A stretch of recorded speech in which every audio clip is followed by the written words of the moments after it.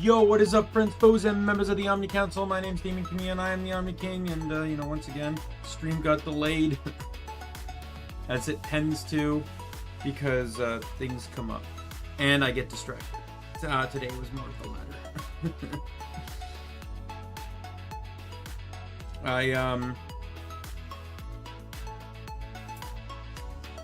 Yeah, it was a combination, so, I'll be honest with what happened. So I went grocery shopping. That wasn't part of the problem. I made food, and for once, that wasn't part of the problem. What ended up happening was I was re-looking over my Pokemon teams, because specifically for the Hoenn games was where I was uncomfortable, because I'll just, like, I can say it now because I reworked them, but Emerald had 3 water types. I wasn't particularly happy with that. And then, so I kind of worked it around with Omega Ruby. So what happened was Emerald booted 2 Pokemon from the 2 games, and then stole 2 from Omega Ruby. But then Omega Ruby also stole 2. Emerald and Omega Ruby swapped 2 Pokemon. And then I just added in 2 new ones back into Emerald. So the teams I feel like are a lot more balanced now. But yeah, that took a lot of time. I think that's when I pushed the stream back to 3:30. And then I wanted to just quickly get in and do my Genshin dailies. Not realizing the banners had changed over, and I was still able to do the dailies and stuff, but then I'm like, let me try out the new characters since I got a little bit of time, and boom, there is I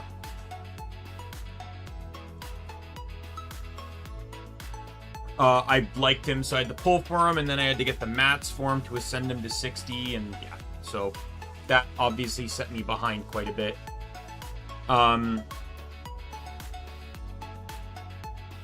Yeah, and there's still more I could have done, and there is more content per se, but if you remember when I did Malawi, her name is, I did her kind of like tribes story thing on stream. There was the other 2 tribes that I did off stream, and it just added in the 3rd chapter to one of them. So I'm not really, and since I already did the other 2 off stream, I don't see a reason to stream just for that. If I do another Genshin stream without story, it's either going to be exploration based, which I'm really holding off on because I'm praying to God they update the fucking compasses. If the compasses can include puzzles that you've not completed, then I'll actually push towards completion. The problem is the compasses only show open air chests that are like actually there, but it doesn't show you chests that require you to kill a group of enemies first before it spawns. It'll show you the chests that are locked until you kill enemies, but not the ones that spawn when you do. It doesn't show you any chests that are not on the map when you complete the puzzle or objective to spawn them. And I really want that to happen. I've basically been reporting that as a feedback for the game for some time, like really hoping they push for that, because they did it during the summer event. The summer event basically had a compass that did that exact thing. It showed 2 icons on the map. One was for chests and one was for puzzles. And if they just did that, and I even emphasized that in the last time I sent in feedback. The last 2 times actually. One was in one in the user polls, and one was in like an actual feedback message. But I told them, I said, it's like, look, your game managed to do this during the summer event. Just do what that thing could do in the base game. Then the other would probably be TCG, because like I wouldn't mind having at least like 1 streamer or so dedicated to TCG. All I really want is just one deck that can kind of just like, I don't want to say like an insta-win deck, but in all honesty, like I don't really want to spend a lot of time playing TCG. So I would like, it's one thing for a match to take some time and for you to win, but if it takes some time and then you lose and you still have to win again, it's exhausting. If I'm gonna spend time on that, I want it to be so I can win at least like 9 times out of 10. So, but I'd need to put some time into it. But yeah, outside of that, nothing else changed in the teams, in the Pokemon teams. Both games are still running their starters. Originally Emerald wasn't going to, but I ended up correcting that. Basically, I kept a Pokemon in the Emerald team that was originally there, but after some of the changes that were made to the team, I realized that Pokemon pretty much didn't really add anything to it.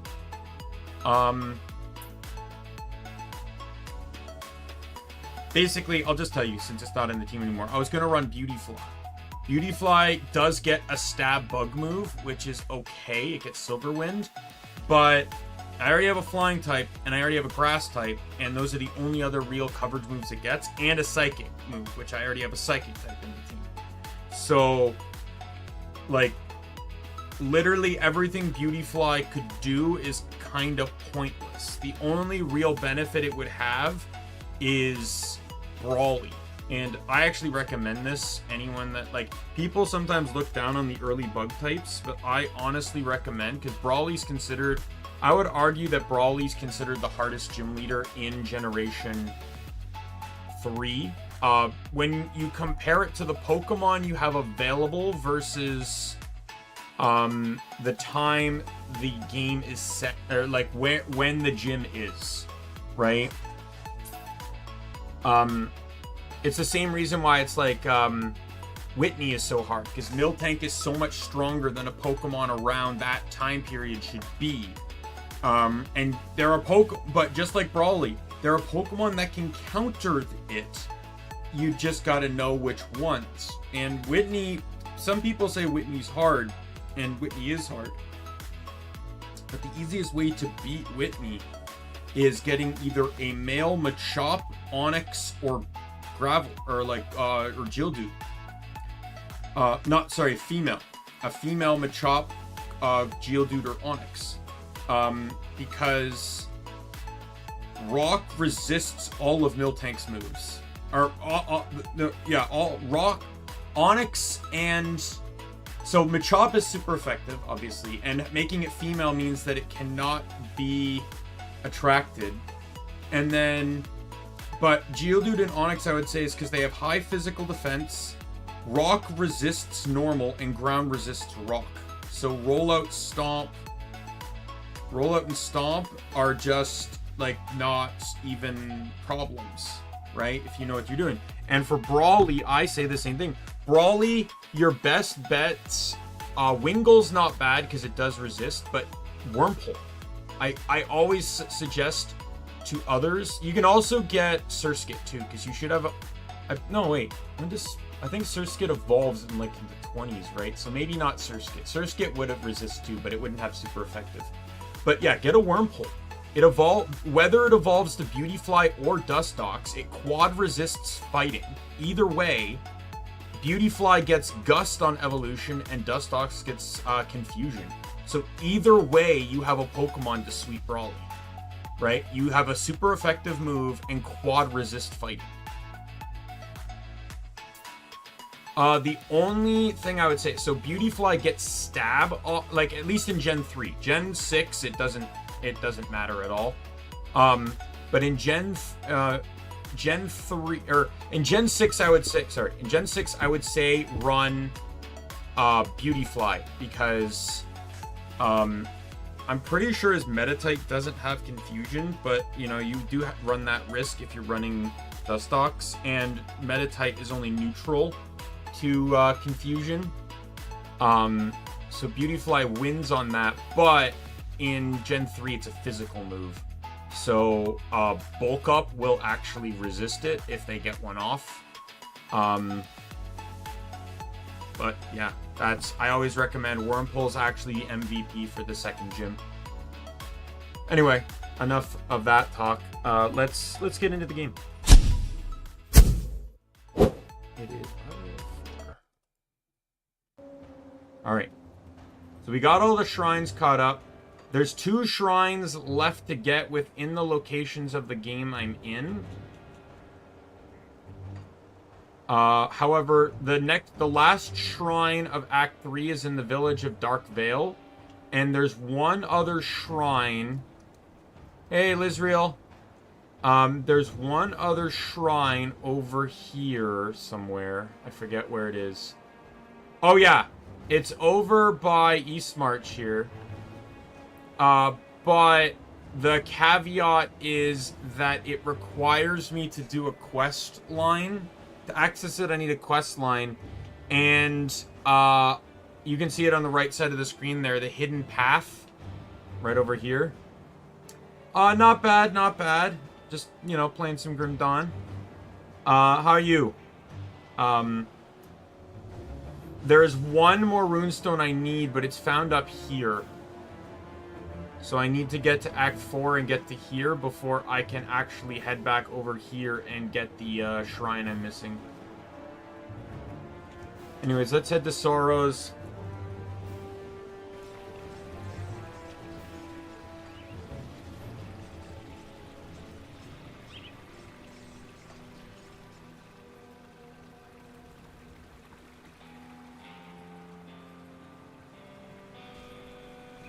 Oh, take your time, man.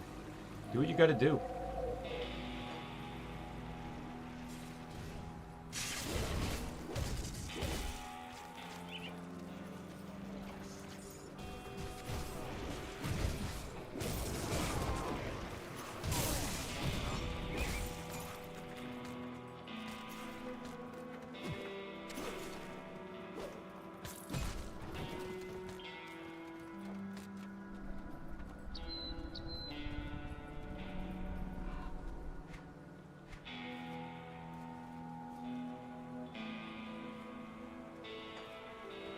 I want to hit that brine thing again. Oh wait, those are my guys. Goodbye.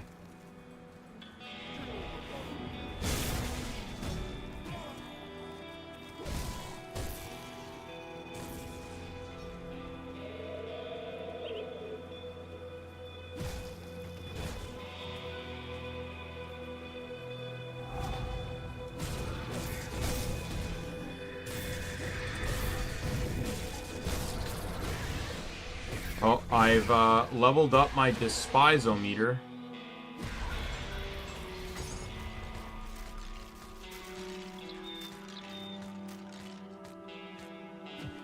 Well, not necessarily. Like, so, yeah, it doesn't, but people did reach 99 legitimately before New Game Plus.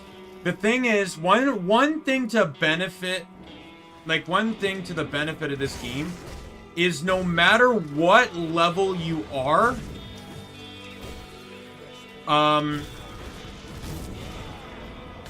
you only ever need 1,000 EXP to hit the next level. It's just the enemies eventually begin to outlevel you. You start to outlevel the enemies, dropping the experience they give. However, also keep in mind, too, that the people hit 99 was before they buffed S rank, too. So you didn't know this, Lizriel, probably, but when you enter S rank, enemy spawn levels, or the spawn rate of enemies is drastically increased. Yeah, that didn't used to happen. It used to be immensely difficult to maintain an S rank.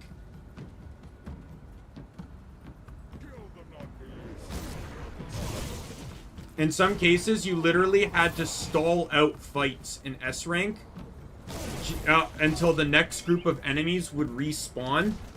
So you just had to keep getting into combat for the next group to respawn, kill your current group, go to the next group, stall them out till the next one respawns, and like it was really hard to maintain S rank.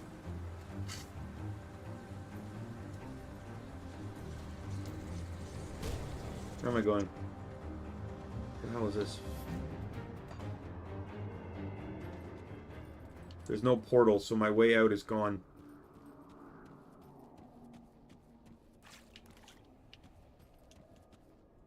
I also can't spawn a map or my own portal. What's slow resistance? Yeah, that's manageable. Yeah, I can't spawn a portal to get out, and my entrance disappeared.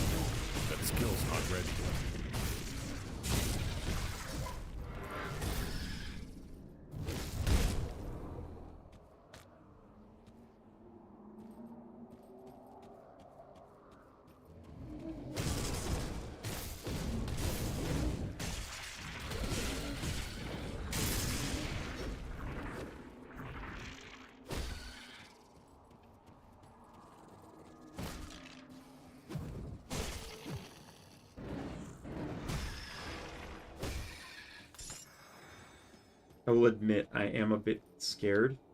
Because, like, I have no way out of this. Like, I know death doesn't really cost me anything outside of maybe a couple thousand experience, which is negligible in the long run, but, like... I would like to find... And to be honest, the weakness... the domain effect isn't really actually that bad. Just 500% resistant, or resistance boost to slow. That's actually way better because I don't even have slow on this build.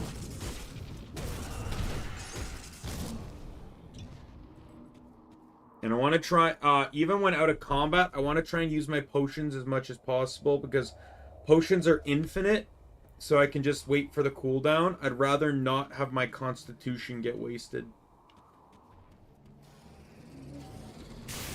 Because I don't know when it can respawn, because the only way it's respawning here is from drops.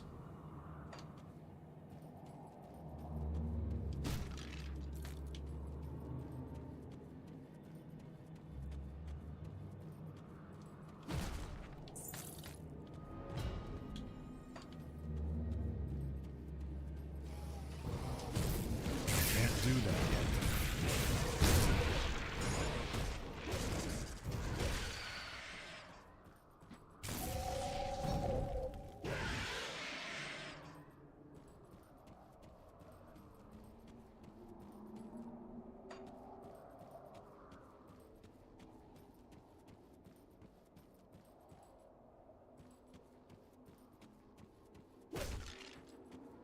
I will say I never got to 99 legitimately. My 99 was through a file save editor. But again, that was before New Game Plus was out, and my goal was to see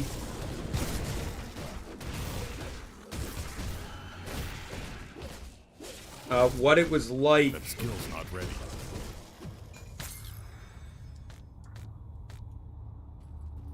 I wanted to know what it would be like to play through the game at max level.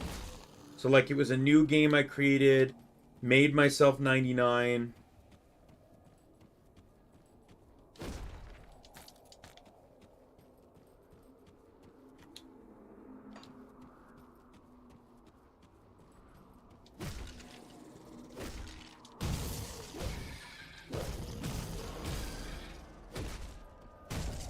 I'm also not against being in here anyway, because being in here, the enemies count as Chthonics or whatever they're fucking called, and killing these enemies gives me friend experience with the group I'm with, which I really need to get that belt recipe.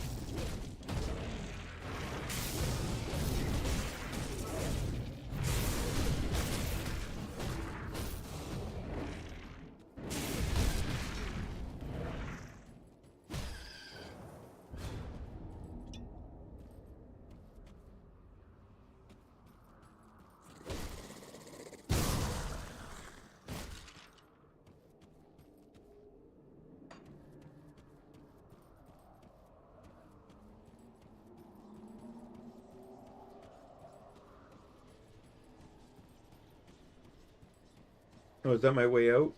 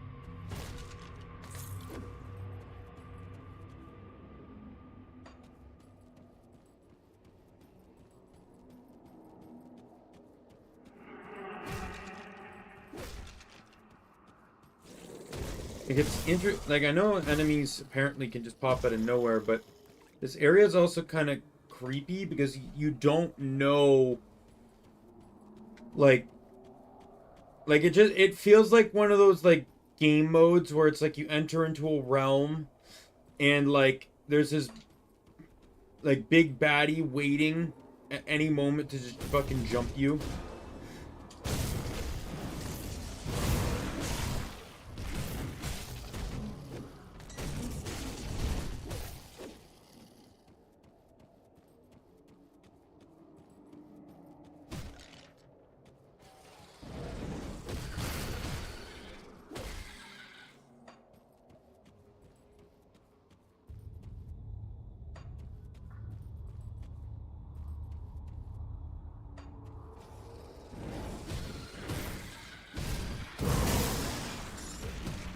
Oh, I do not regret ever buying the or getting the grenade skill, I'm telling you.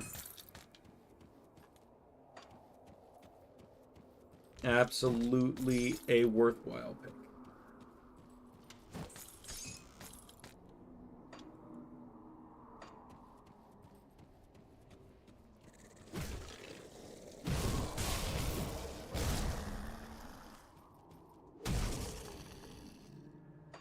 I almost have the area, I think, completely uncovered.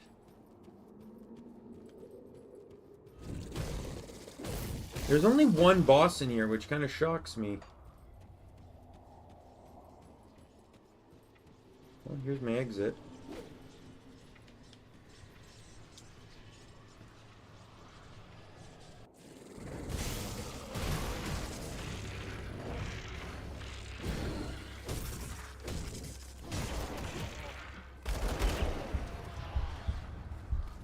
Fuck you.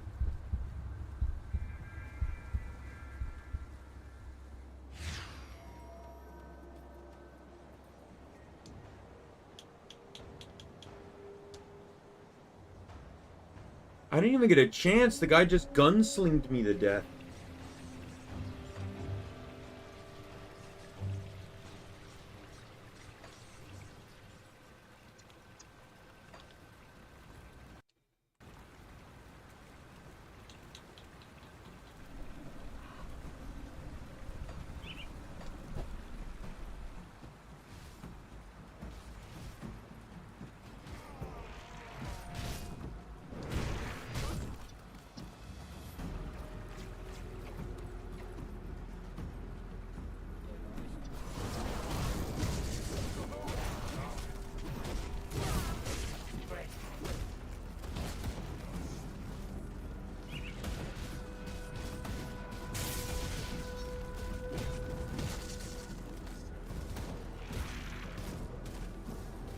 Kind of sucks that there's like two organizations that want to stop the same group of enemies, but because they don't like each other, one automatically wants to kill you on sight for siding with the other.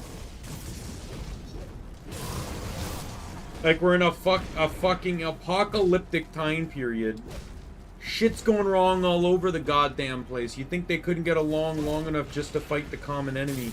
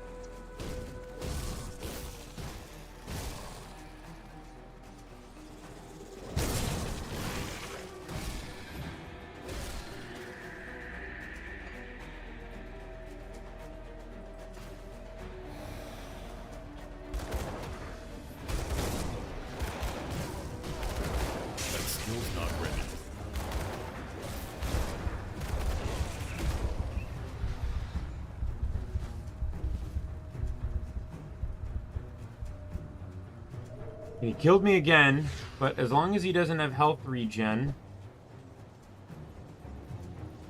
I did get a portal up this time.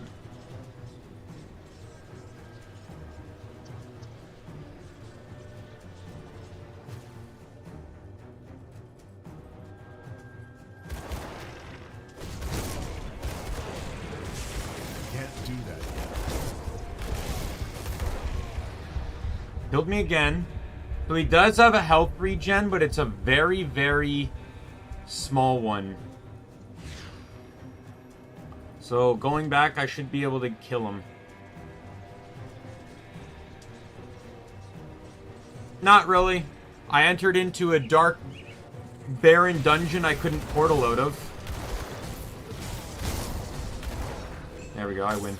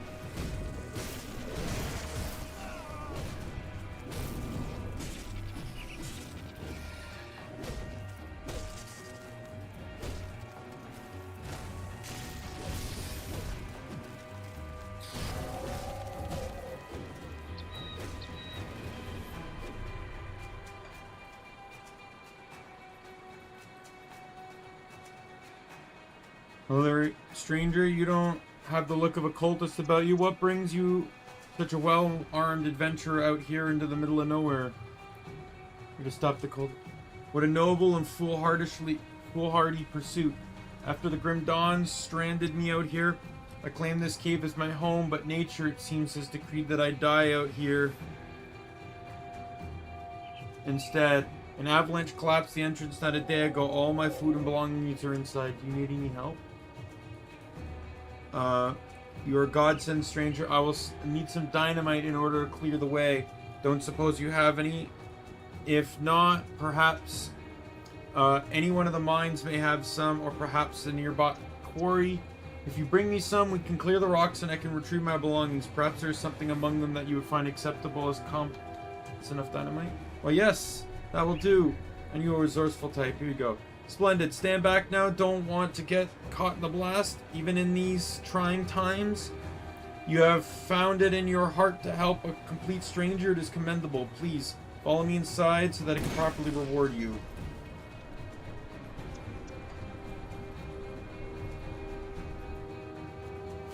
One thing about this game that really gets to me is this is one of those games where a quest doesn't mean shit. Like, this guy, you literally don't know whether you can trust anyone.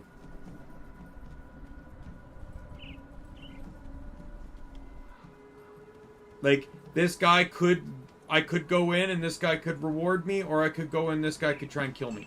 It's literally a 50-50.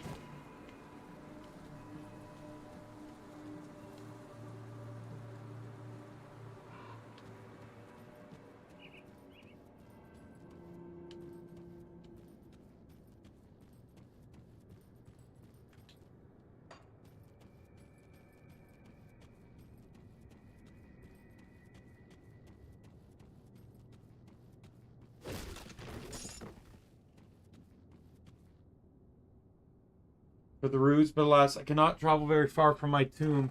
You may die knowing that I will savor you as I drain the life from your breath.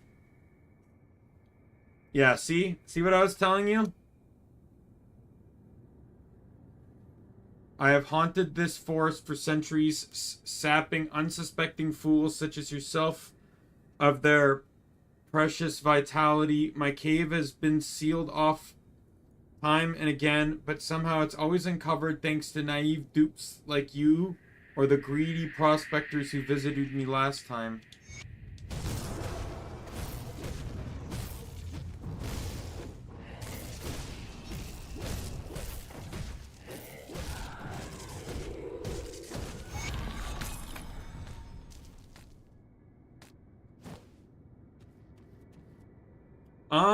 What do you mean? I'm not entirely sure, to be honest.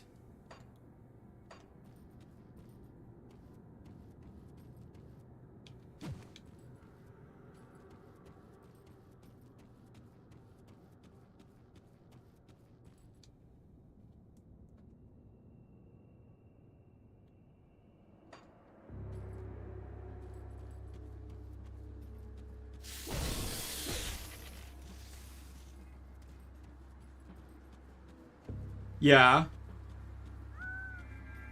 I've never fully understood if that, like, because there's nothing to allude to the fact that the world has advanced enough technology that they're actually on another planet.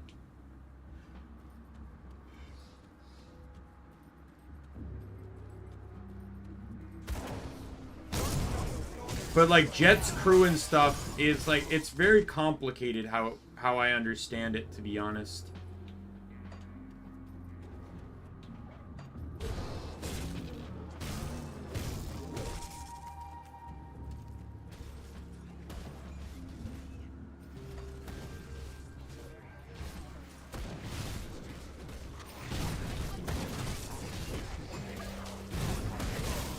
Honestly, I don't really know. That's one... It's not that, like, I didn't look into it or anything. It's just something that's confused me about an aspect of the game is all.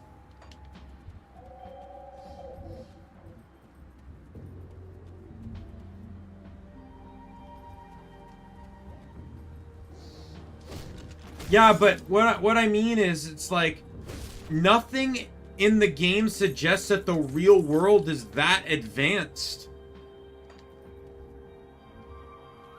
Even Radical Fish, you know, who developed Crosscode, have gone on record saying that Cross Worlds is a virtual MMO, but not one that's easily accessible by everyone.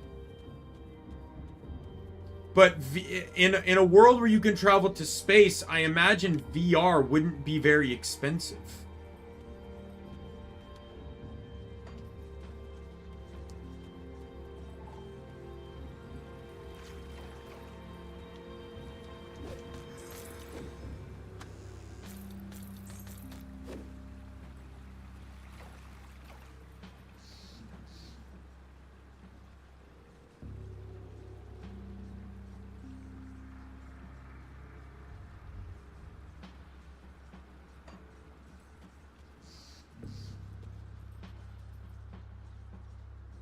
I don't know, but you'd think more people would be playing Crosscode than they are. And none of the players talk about the technology like it's anything advanced.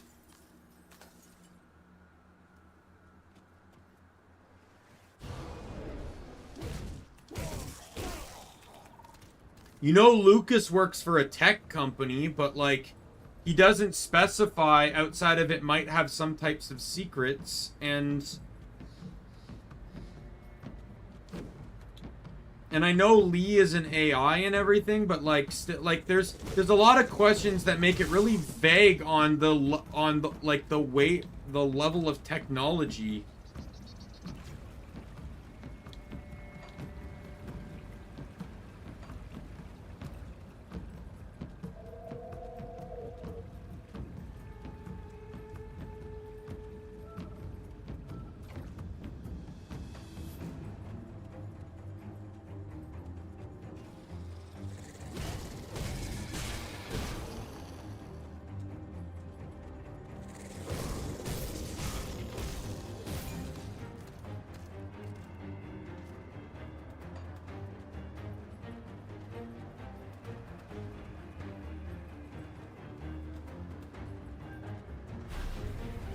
That skill's not ready.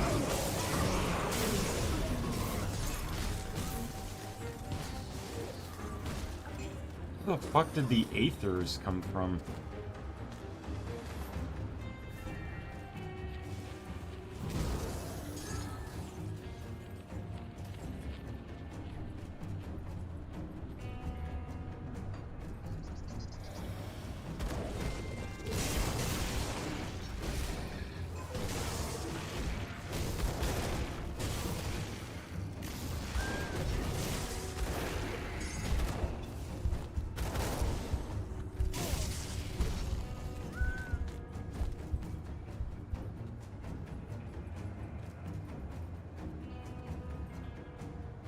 That top part looks like it leads to an optional area.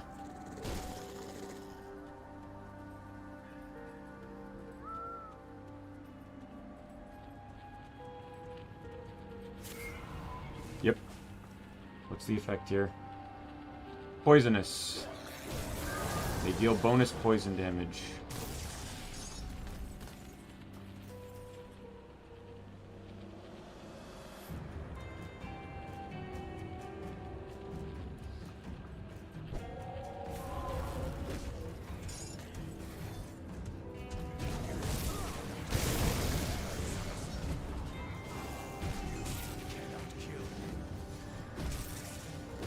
Oh. I left it.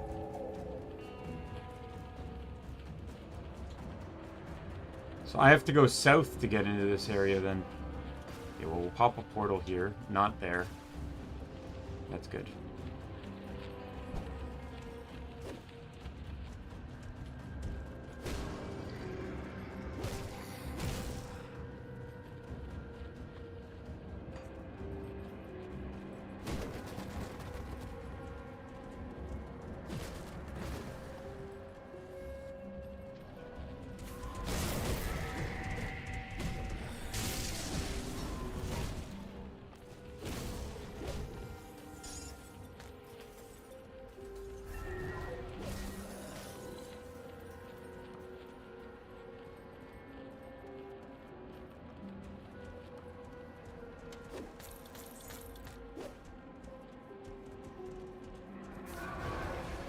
I get, okay, but what does that have to do with anything, with, like, crosscodes plot? That skill's not ready.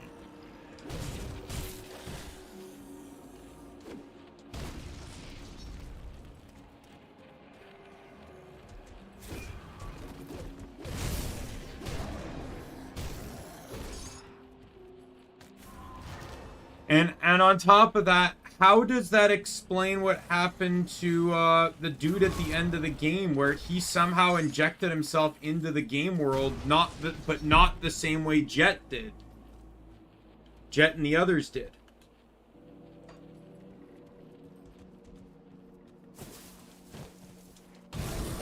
Because he was deemed a foreign entity that was corrupting the game sphere. My inventory is full.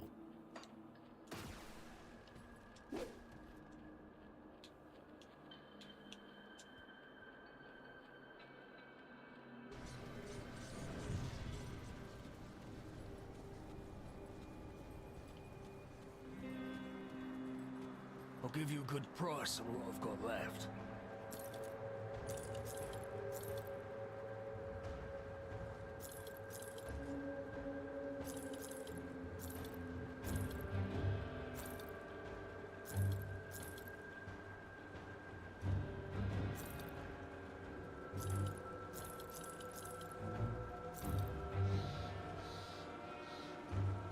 Oh my god. Okay, so that does boost lightning damage. I lose 5% cunning, though. But look at the fucking... my defense more than doubles! My armor... the armor on my boots.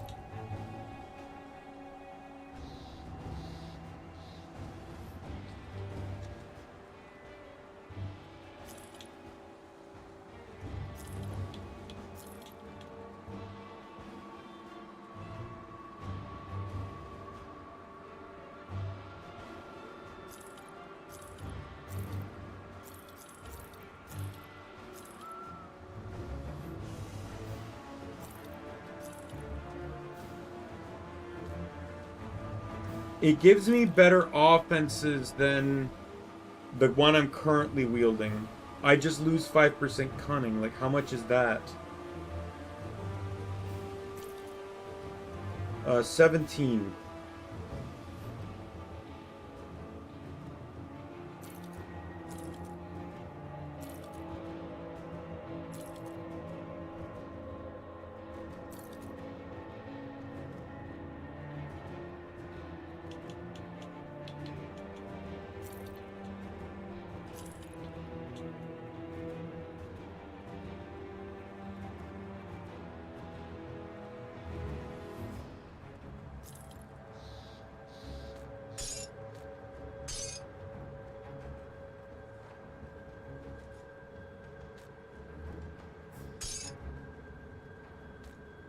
Okay.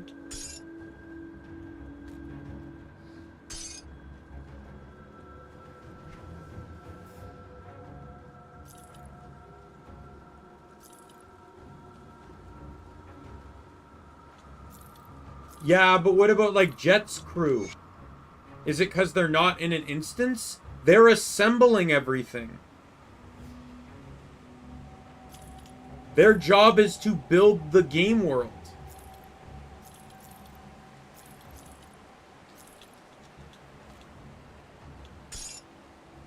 Or repair it, or anything.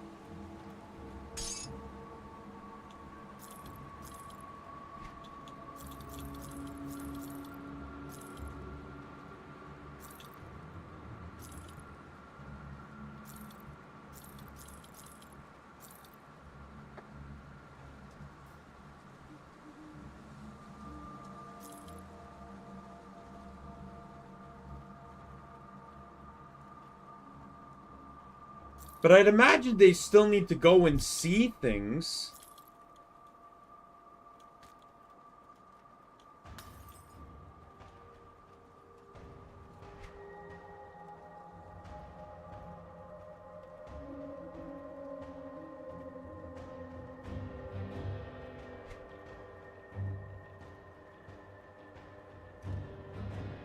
Oh my god. I sold this without realizing. That's 32% to all damage. That's 100% better than the gloves I have on right now. But it would cost me like, it's like 38 defense or something.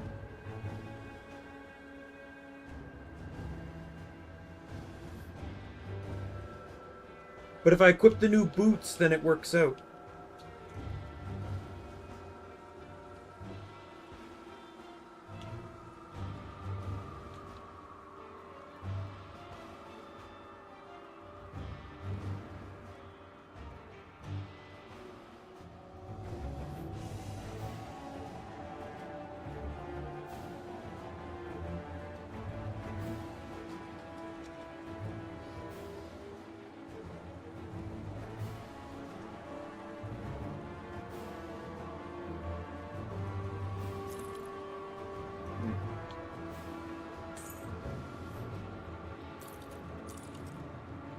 Iron well spent.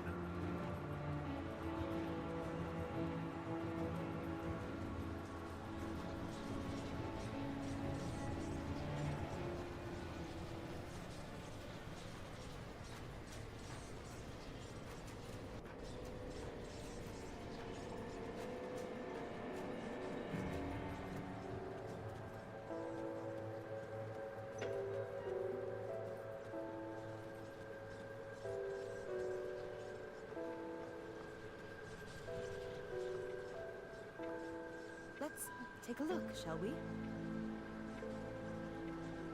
Not really, no.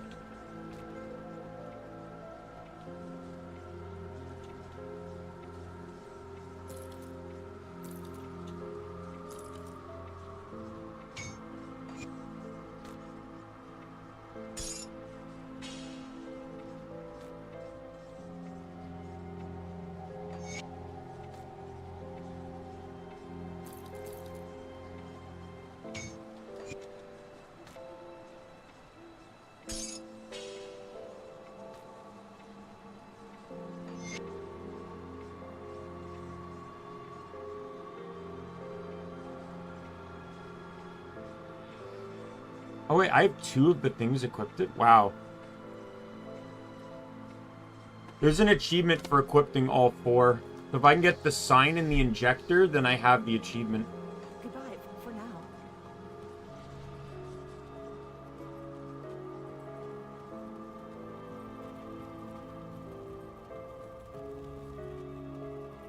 I'll keep your stash safe.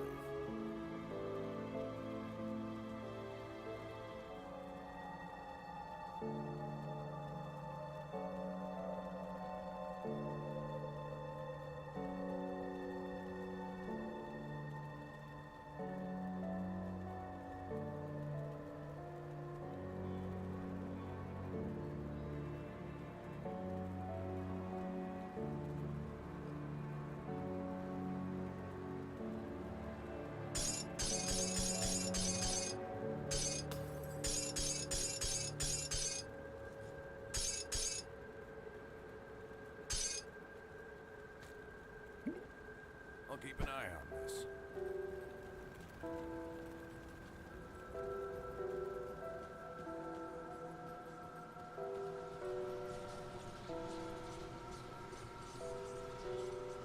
Alright, so I just got a shit ton of the... Can I please, game?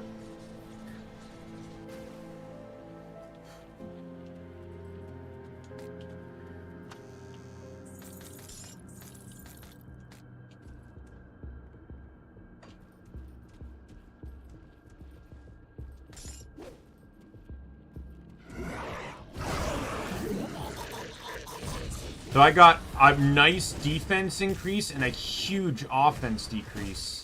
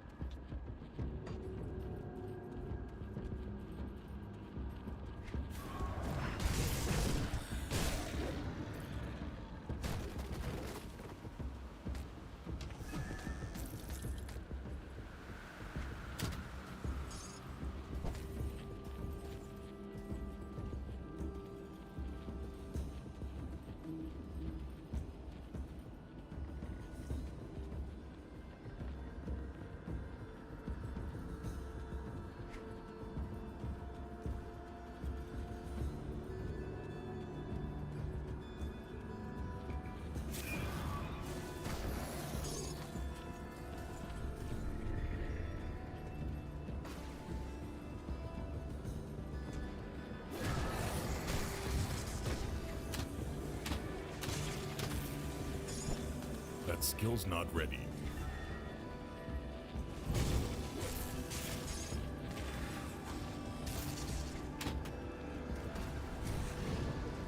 Oh, come on. No!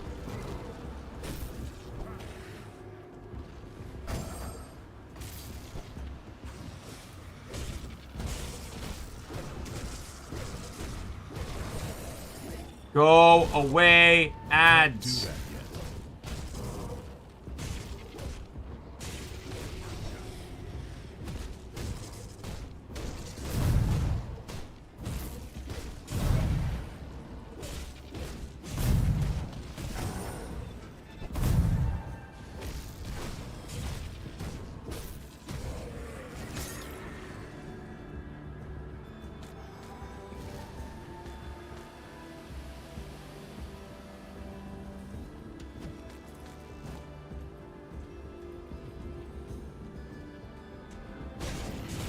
Yeah, I'm not going to think too much into that because I don't really think it matters. Radical Fish already said that as it stands right now, they don't have any plans to make a Crosscode 2 to make a sequel or anything.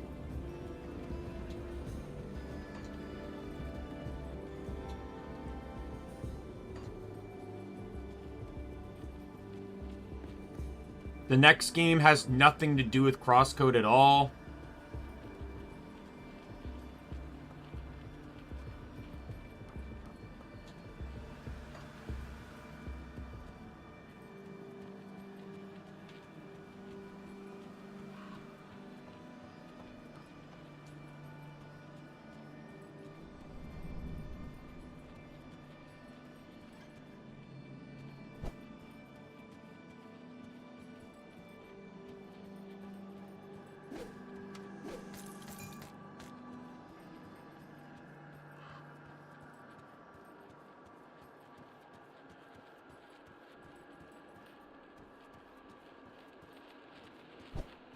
I can't do that yet. Well, that was a nice short bonus area.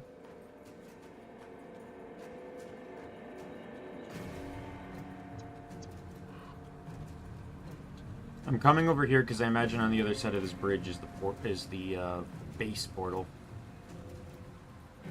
for the next zone. I already see it on the map, so I'm correct.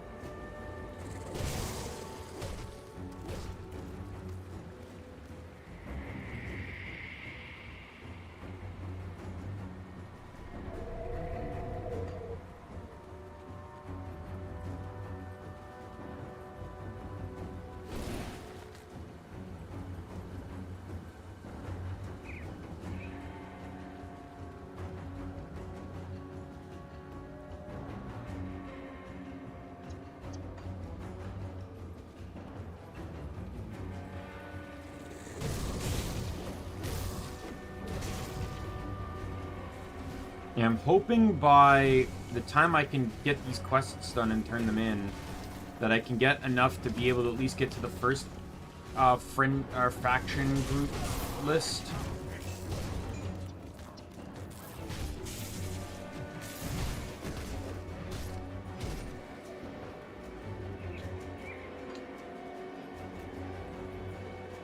Because basically, unless I find something really, really good, I don't see myself, like, this group, I see myself using that belt and its upgraded versions for the rest of the game because they give +1 to all demolition skills. And I am pretty much all in on demolition.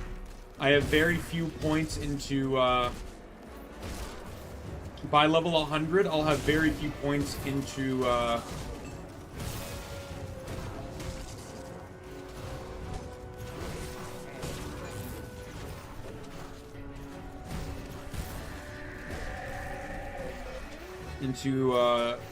shaman, so it actually immensely benefits me to get a +1 into everything.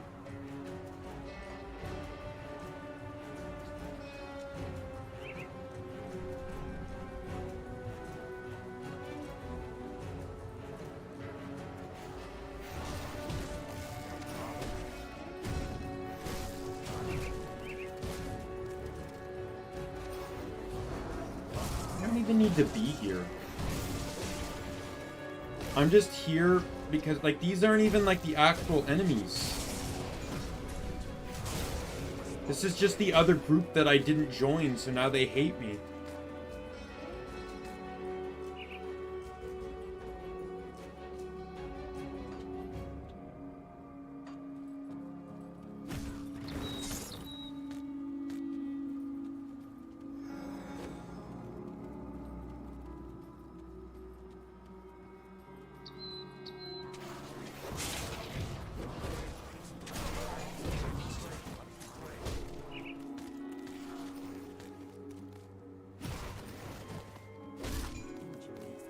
But these guys also killing members of Death's Vigils also gives me friendly points with the group I'm with, so...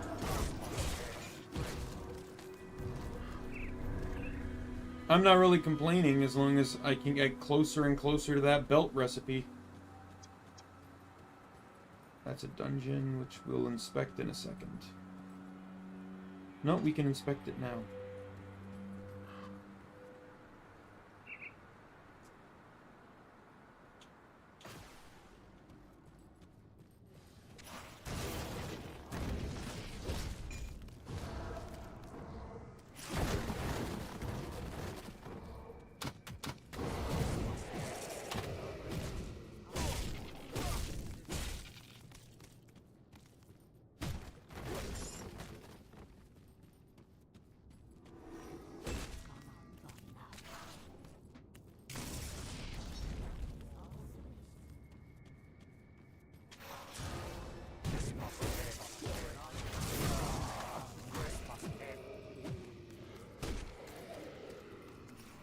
In the end, I like Crosscode because of the gameplay and the characters. So the like lore, like the whole lore behind everything doesn't really matter much to me.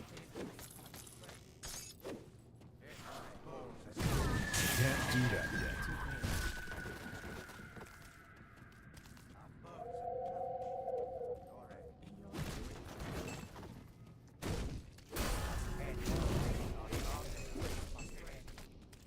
Level 44.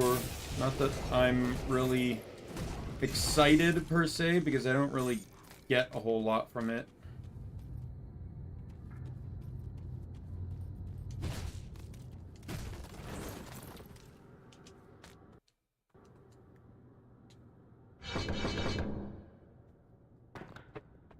I need to be 47 before I can do anything, before I get what I want, so...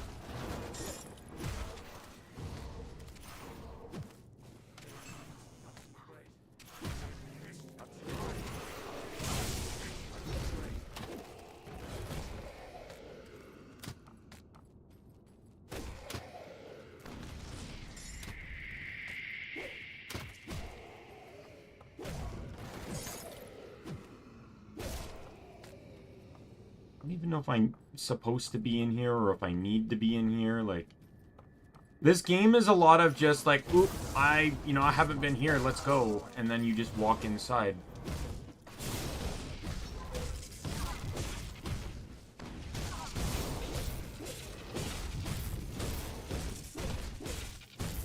Can't do that yet.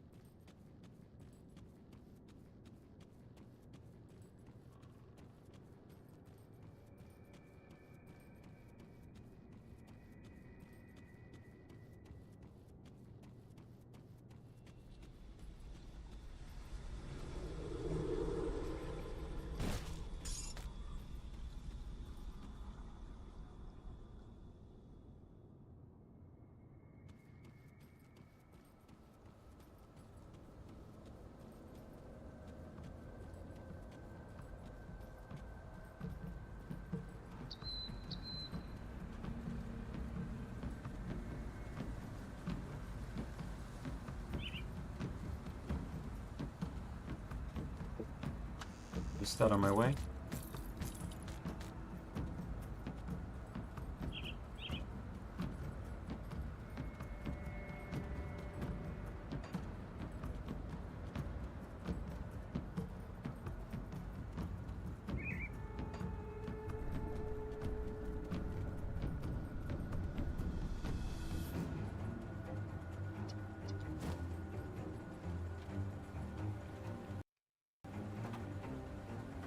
Alright, well, see you later, Lizriel. Have a good one.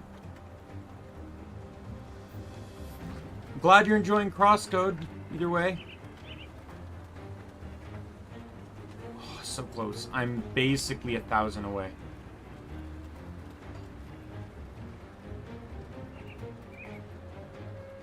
Yeah, it was a fully optional place to go, but 100% worth it just to get the faction experience.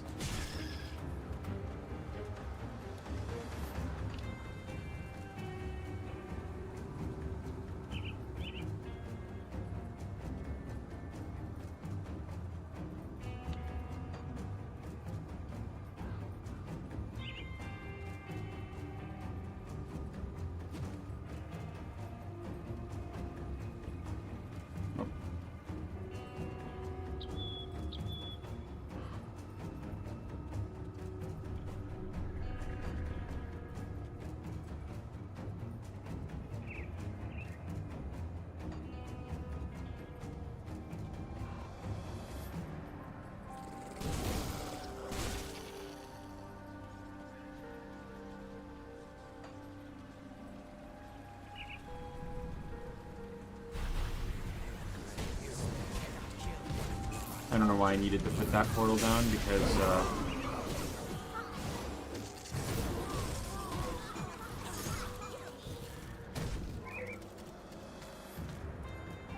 My inventory is full. I can't carry anymore. well, I know why I put it down now. My inventory is full. So then go and sell stuff.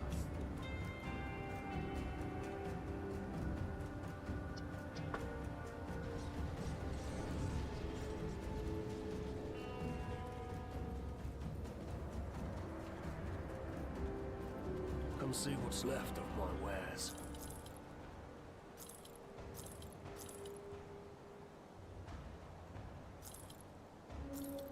I'm not finding anything to outbeat those boots for a while. I'm just saying that now. Even the top, like, I'm sure I'll find stuff that'll have better damage than the top, but I just...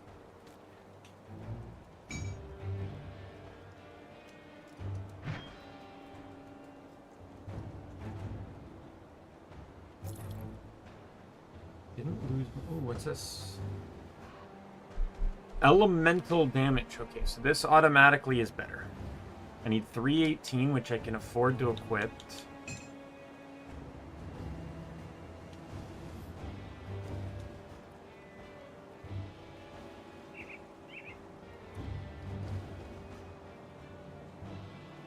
Yeah, even the mouse is showing it's better. Oh, looks like that's... I'm switching to that.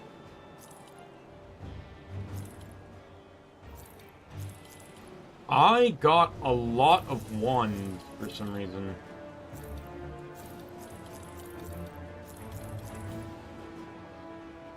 Yeah, finding something better than those gloves is going to be really hard too.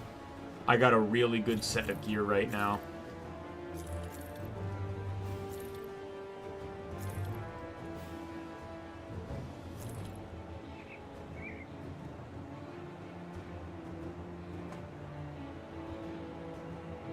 I'm going to keep that. No, 47, but 19% to all damage and 50% chaos damage. If for a chaos damage build, that's huge, especially if it has multiple elements to it.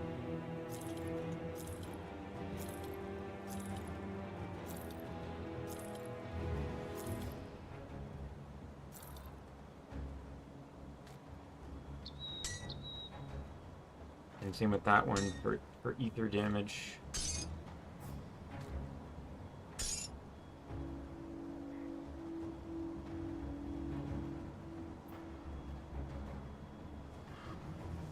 And that one, that's an amulet though, so I'll keep that one as well. 14% damage, 31% ether damage, 24% chaos damage.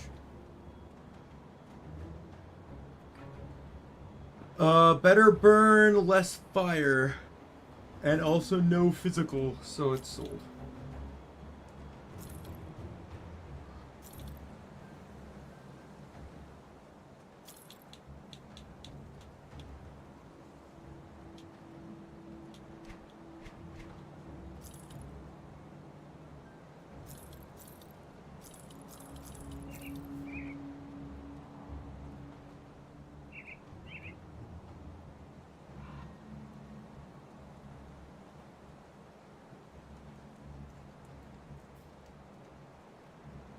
That it's a huge drop. It's 136 armor drop, but it's actually way more offensive.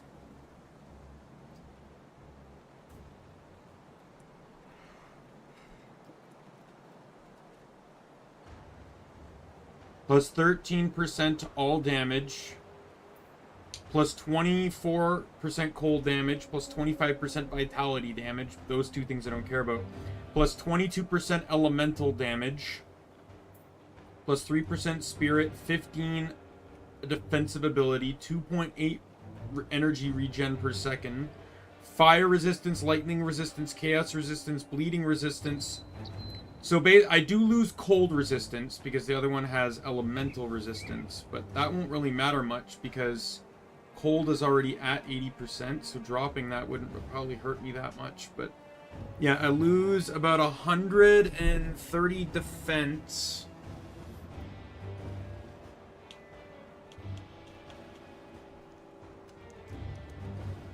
20% energy. Do I need that?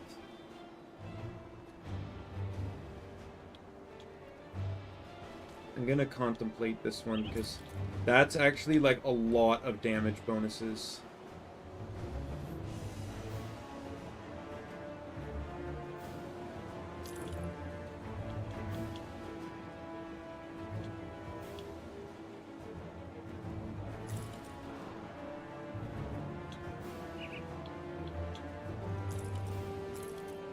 DPS goes up by basically 300 a second.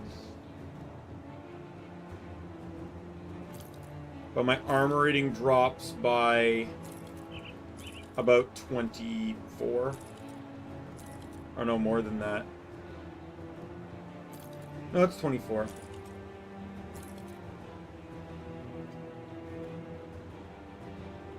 I might be able to mitigate that. If I don't need the 20% energy, I lose... Fuck. I lose 350 energy. Not that I really use energy for anything, though.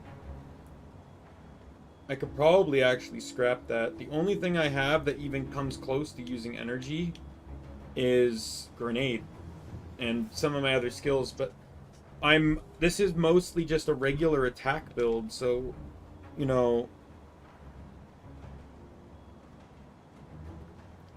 my energy's high enough that I don't think I need that anymore. So what I could do is run something on here that adds more armor, just to try and compensate for the fact that I'd be losing some.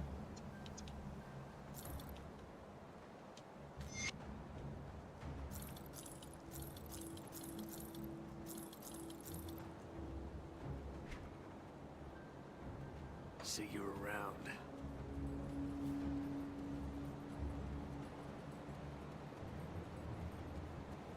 I'll keep your stash safe.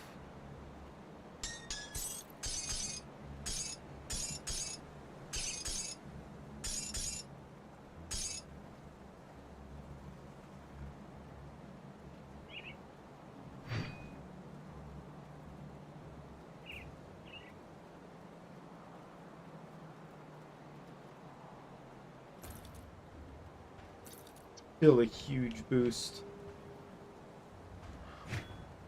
So this one is running Devil Touched Ammunition.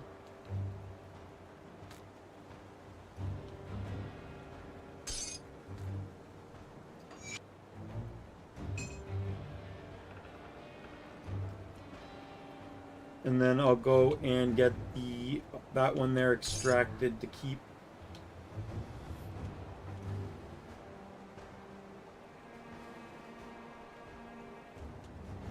That's a huge boost. That got me from about 8,000 damage per second to 10. It actually put me over the 5-digit threshold.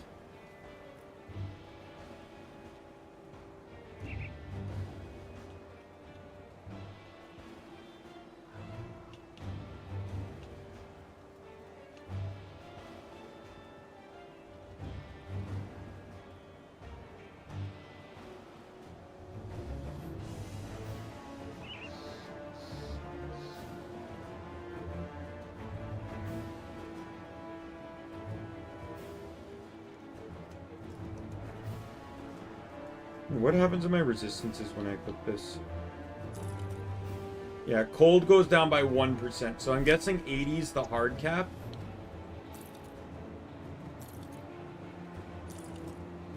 Piercing goes down by 9. Bleed shoots up by, what was that, 19. And then, what is that, chaos goes up to 30. So I feel like I absolutely gain more than I lose.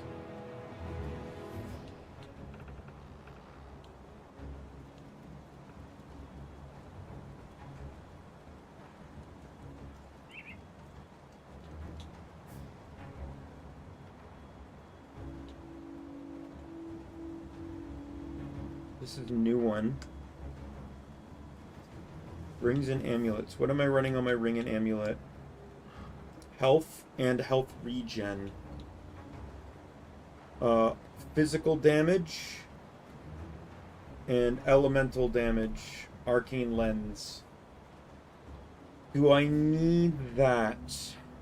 Is the question. What is my current health regeneration?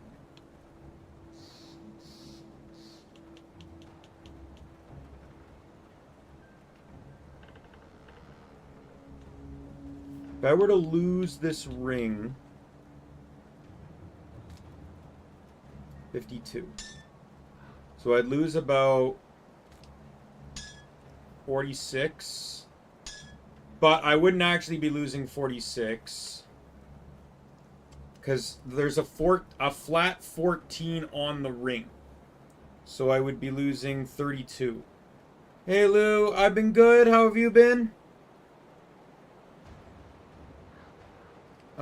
Yeah, so I'd lose about 30. I don't think that's bad considering the damage I gained from it. Yeah, we'll absolutely equip that.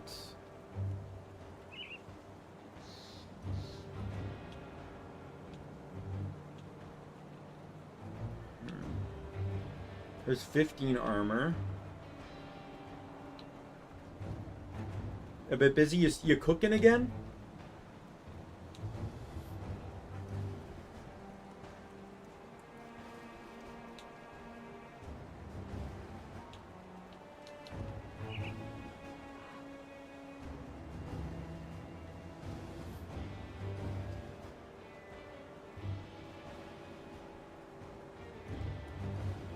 There we go, this one.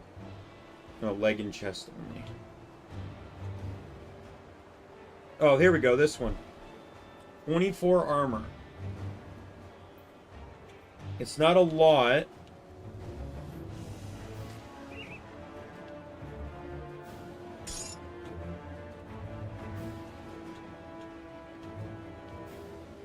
Considering what I'm losing to get it, but...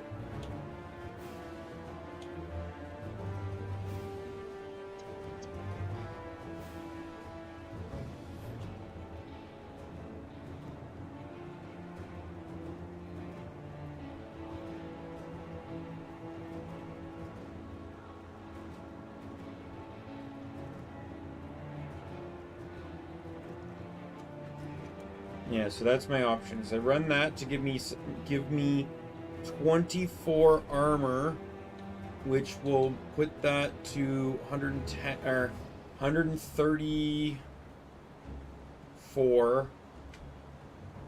which means that I'm only be losing 112 armor instead.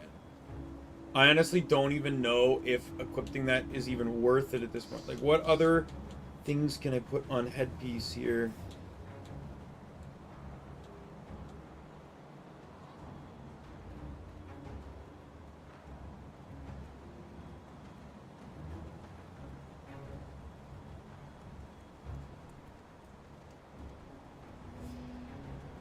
That one's plus 15 armor. This one, which is plus 8 to all, which is kind of garbage at this point in time.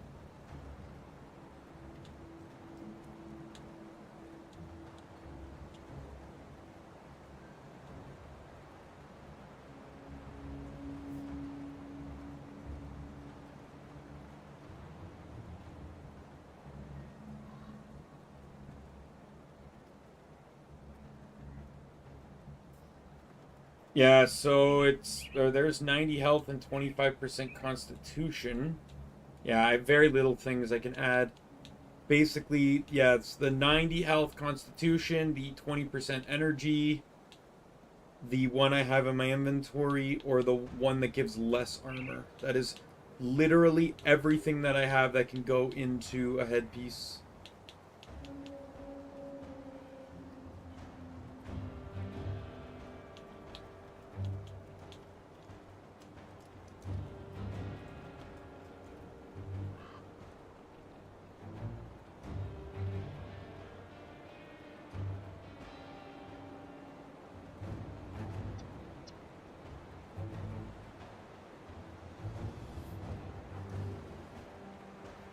Constitution's... I don't know if Constitution's really needed, per se. I don't think so. So it really comes down to that 20% energy or the armor. And I'm thinking the armor is more worth it to me. The damage increase is just too large to ignore on this one.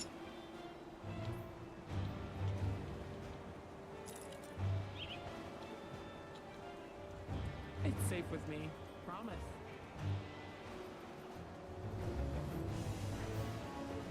Where am I going? Come on.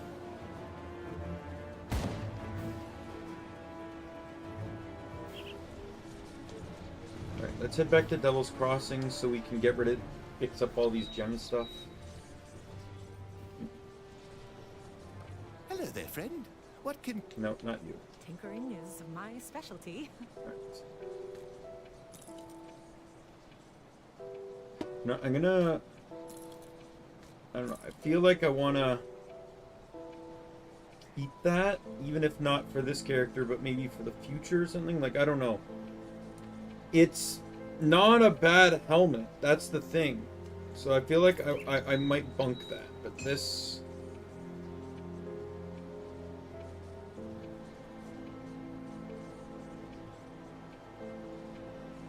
I'll keep that too, because it's a blue. Blues are rare. Keep item. And like, I imagine this will probably be good on another character someday.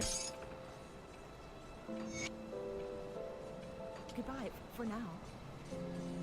And at least keeping the helmet allows me to return to it if I want to.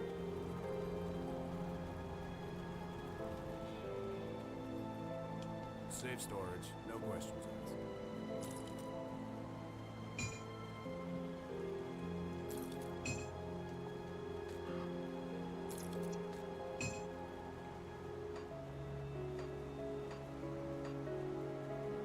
I'll keep an eye out, miss.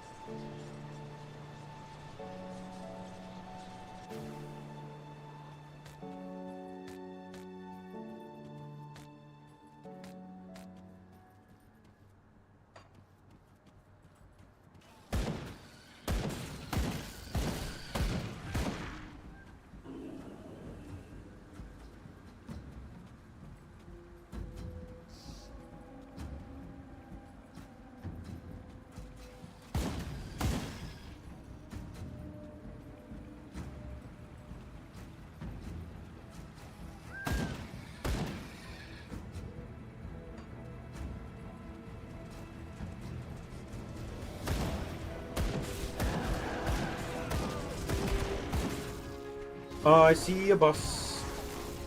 Well, not a boss, but he's dead anyway.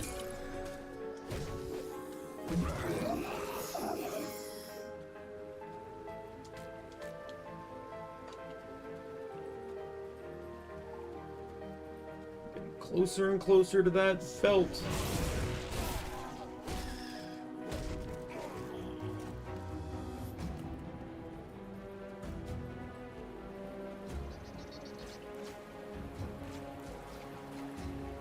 Wait, what?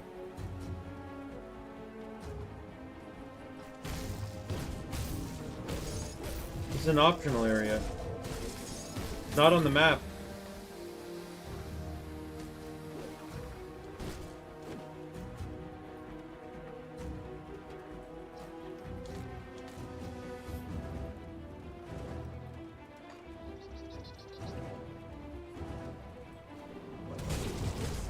It's not a dangerous area, though, so I don't really feel like I have much to lose being here.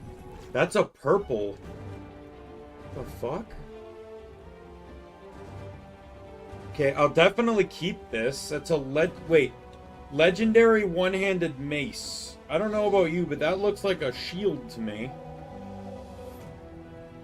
That's good for a chaos build, it looks like.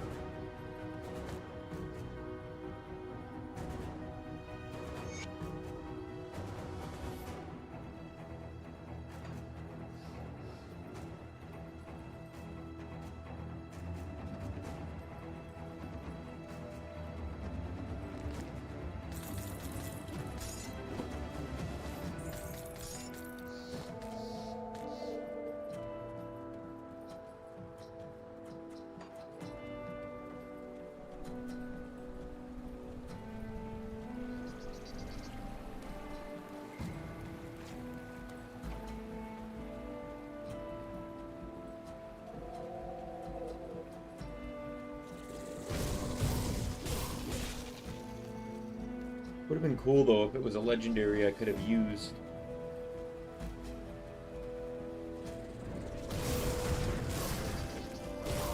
And by that, I mean almost any piece of armor that buffs the stats I use, or a two-handed weapon that does the same.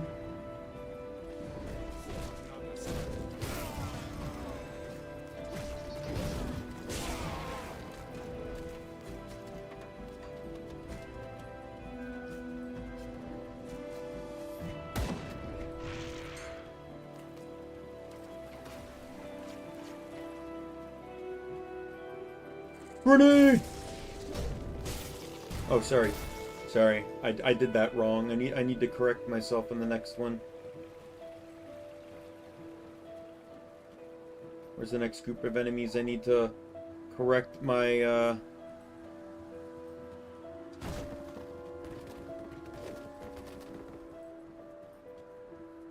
There's more of them. Grenado! There we go, I corrected it. Grenado! Grenado!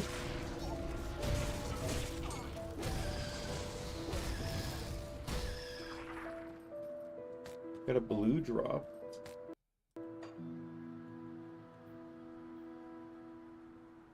Useless.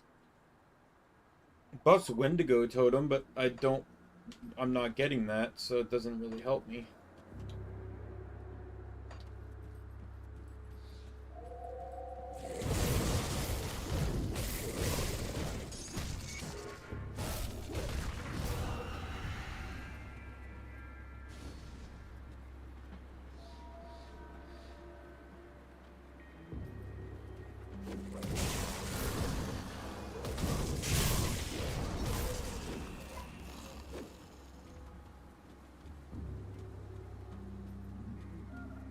Oh, got one of the quests done.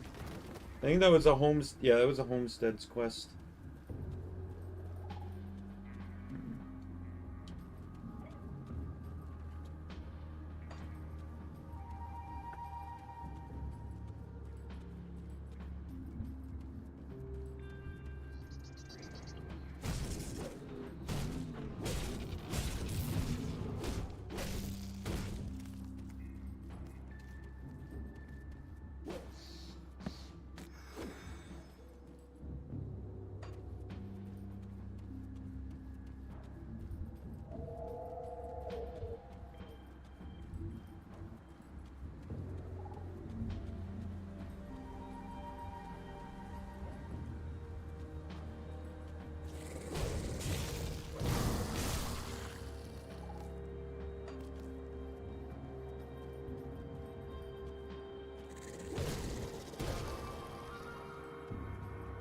I know I can return to to hand in the quest, but if I'm kind of trying not to.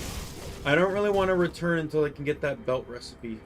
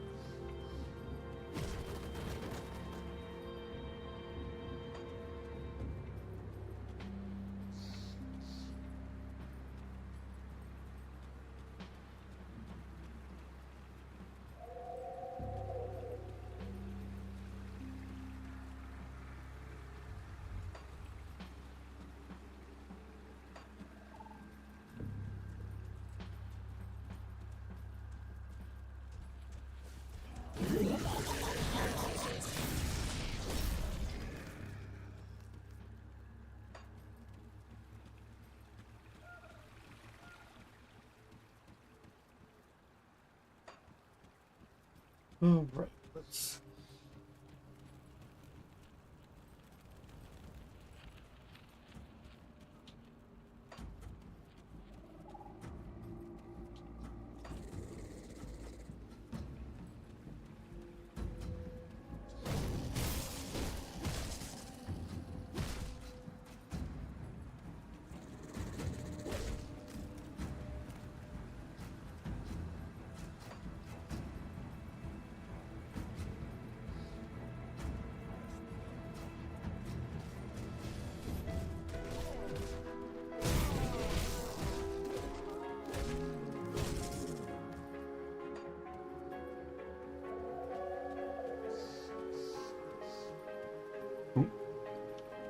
Let me get rid of these guys here first.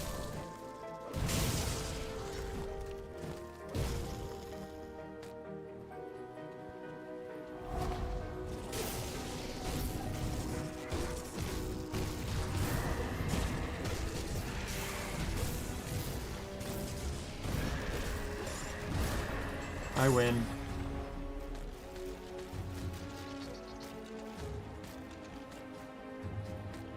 What do I got? I got some blues here. Another torch.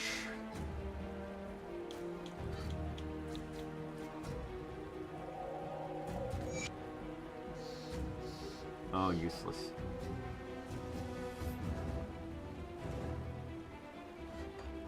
Well, that's good. That's kind of what I do. Outside of, like, Twitch streams. If I'm... Now, I rarely ever go to Twitch. If I go to Twitch, it's to watch a friend. Like, that's it. If I have time to, I'll go to Twitch to watch a friend. I use a different browser for my personal account and my streaming account. And I have access to that browser on my website, or on my laptop. Like, but I just, I'm generally not on it. So most often, if I'm watching a friend's live stream, I'm watching it on my desktop. But other than that, YouTube or whatever, it's all on my laptop usually.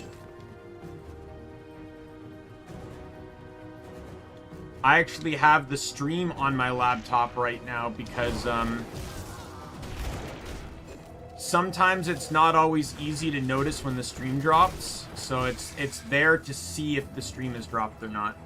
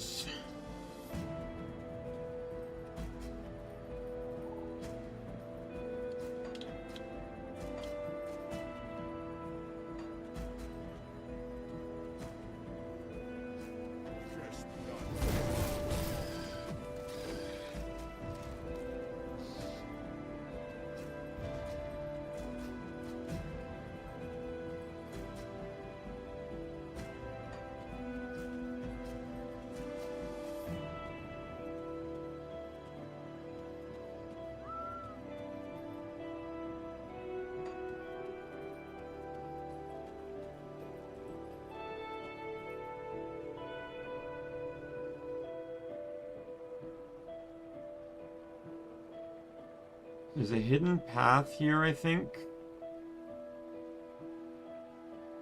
I don't know where I get to it from, though, but it's probably either here or here.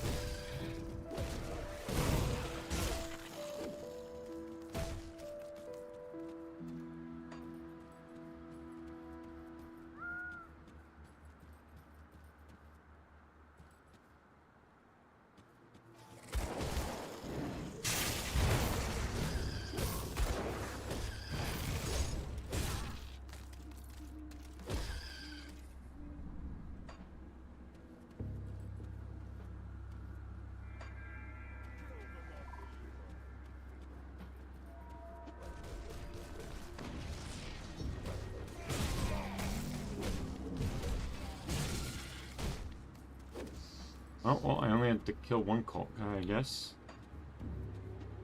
Whoops.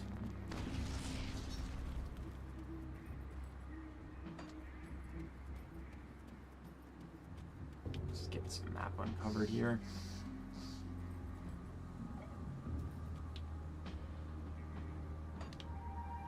But you can see down here, like right here, there's something there.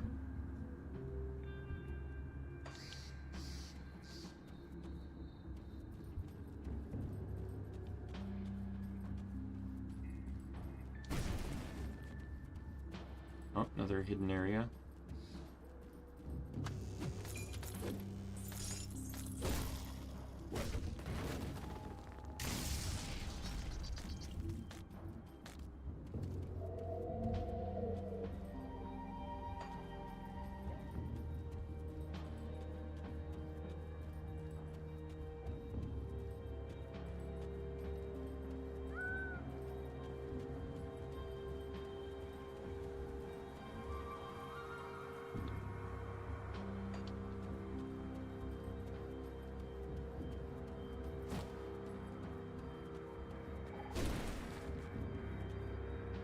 That was a smaller one.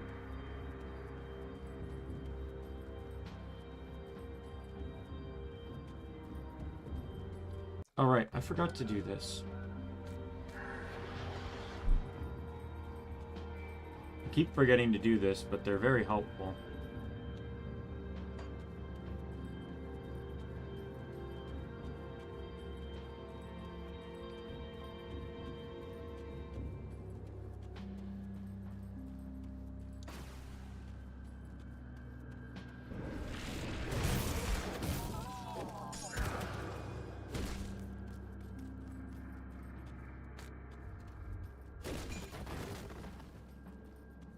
I got Trevor's notes, whatever. What did dear Trevor leave behind? Another sacrifice.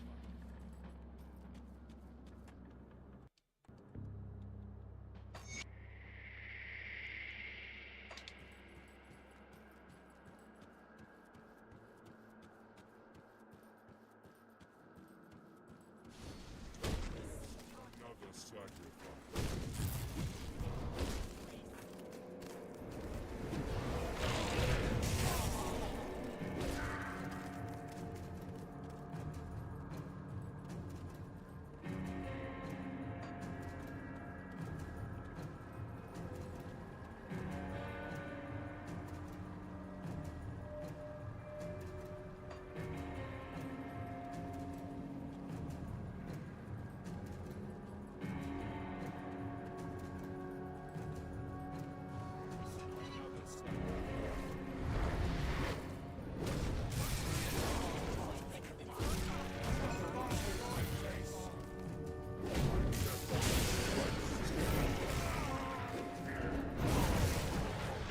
Get rid of all the ads before I focus on this guy.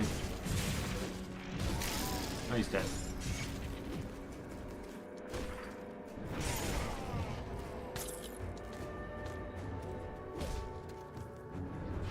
Hi, bye. Like, I don't know about you, but if I was in a group fighting a guy, sure, I'd be pretty cocky. You know, it's one versus a group.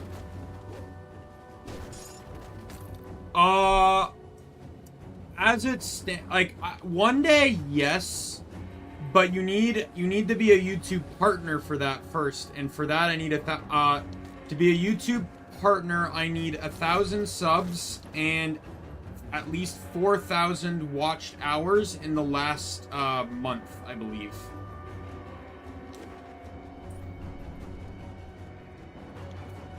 I'd love to, though. But I'd have to get there, so... Like, right now, if the best anyone can do to support me...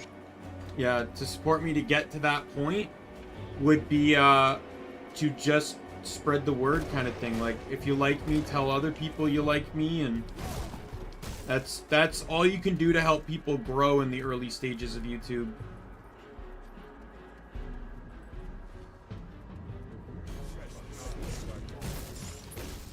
I don't write it down anymore because it would deter people, but I've said that my content is like PG-13-ish, but like really what my content is just maturity. I'm not a sexual person, so that outside of maybe a joke here or there, with context generally, within context will be said. Most of the time it's just going to be anger and swearing. But yeah, for me it's like I'm not so to me it just comes down to maturity. I had some fans in the past that were, you know, under 15. Some that were even 12, but they were mature. So I had no issues with them in my chat. Because they, you know, they conversed, we had fun, we chatted, and like that was it.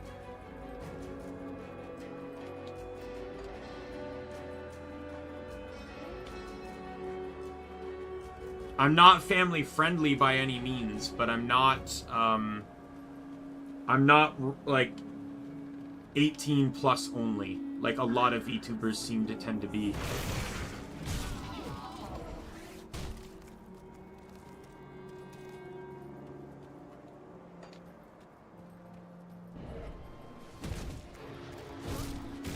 Let me get rid of all these guys so I can activate the totem.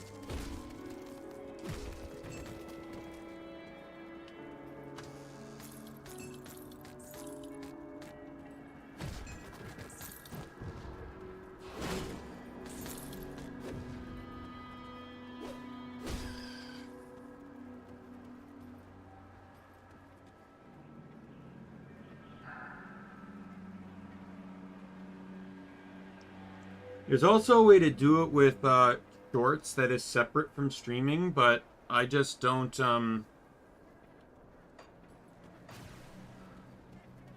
I don't really know how shorts work. Like how to make them, much less how the actual aspect of it works on the platform. Skill's not ready. Well, that's why I set up the portal. Oh, I'm back here. I couldn't have even gone back to Homestead to get the fucking...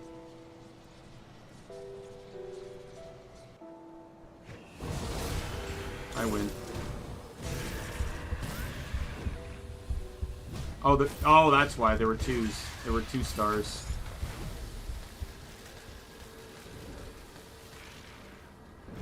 Rude.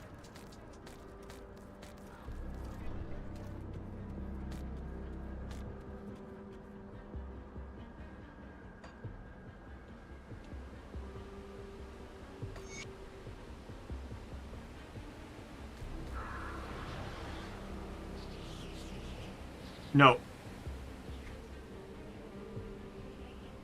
I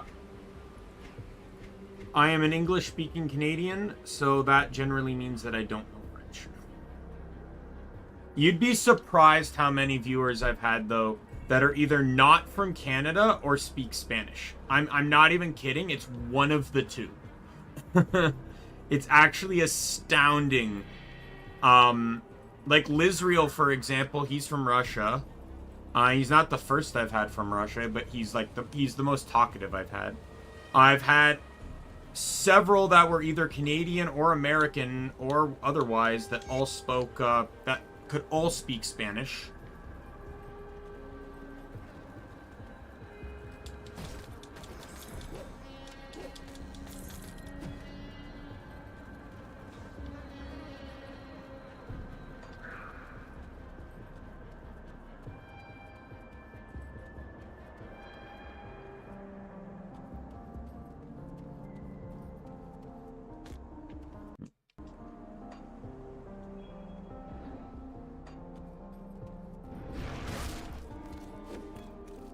Yeah, a lot of them, though, haven't shown up in a while, though. If you were watching, in my Pokemon playthrough, Audrey and Lo, two of the characters I named, the people I named the Nido King and Nido Queen after, they're two of them.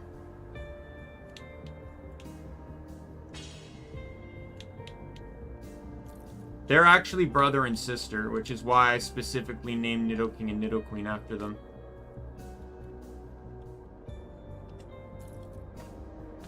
Can I use it, please? Thank you. I gotta go sell.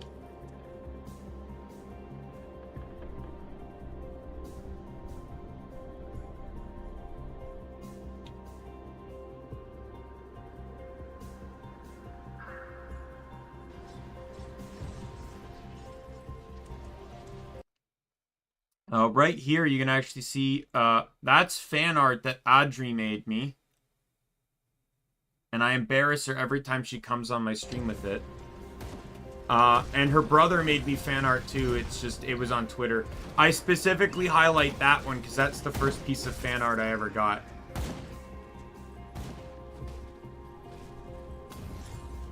Come see what's left of my wares.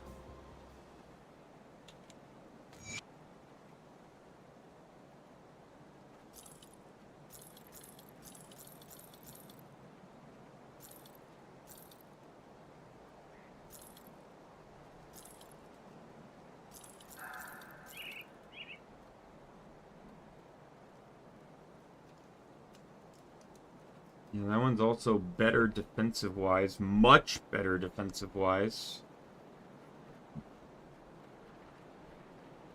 But it's only 15% elemental damage.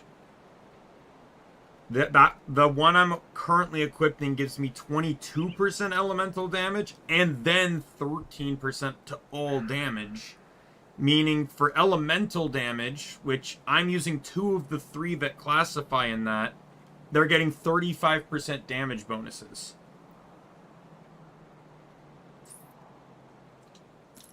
It's, yeah. Oh, whoops. I'm just keeping that.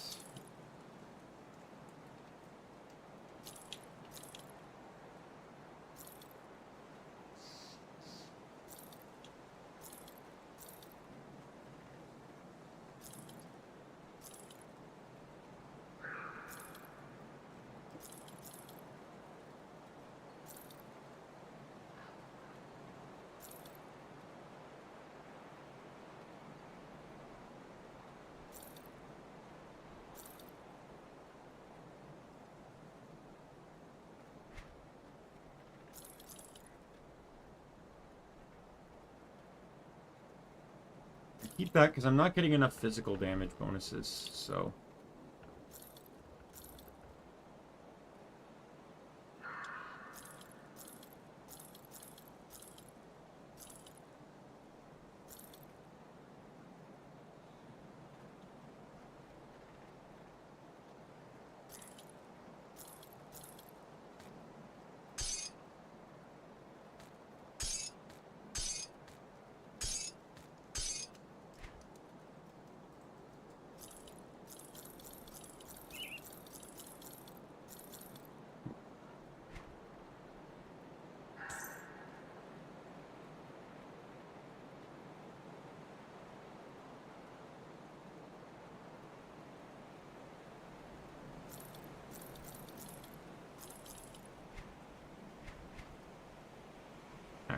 I'm gonna go bunk and turn in the quest that I completed. That is somewhere here.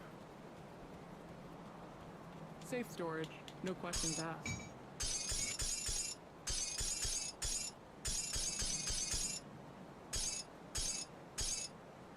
I'll keep an eye on this. There you are.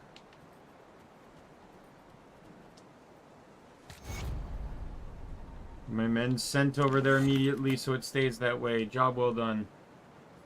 Excellent.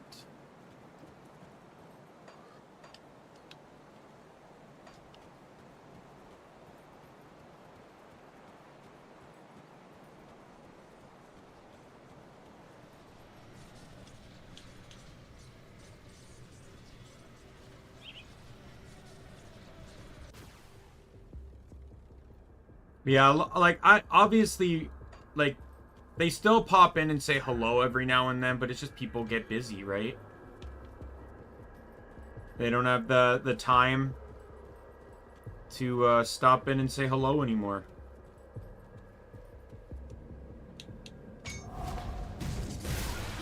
So this is the last shrine of Act 3.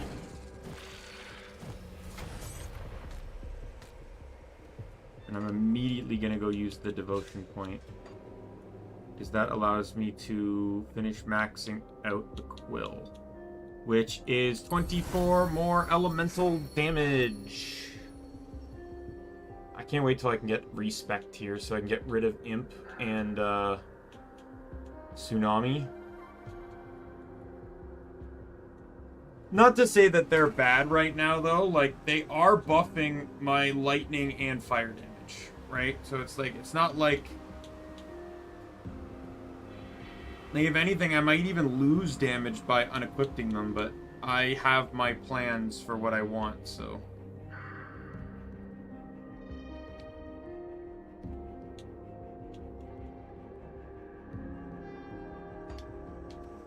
Okay, let me go to my,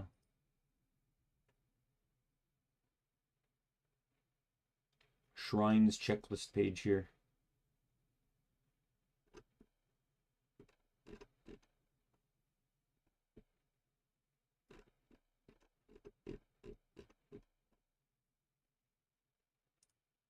Oops.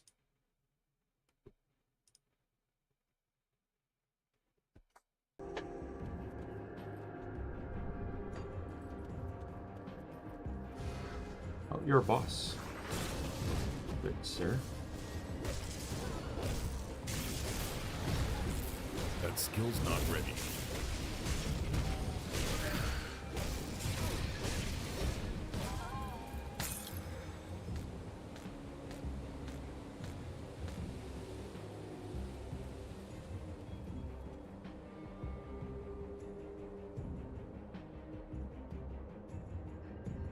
You know, when you look back at a map this large and you realize, damn, I explored all of that, it makes you kind of feel a bit exhausting, doesn't it? Like, this is one of the reasons why I like to map complete a little bit here, because you look at all this and you realize, damn, I actually went everywhere to uncover all of this.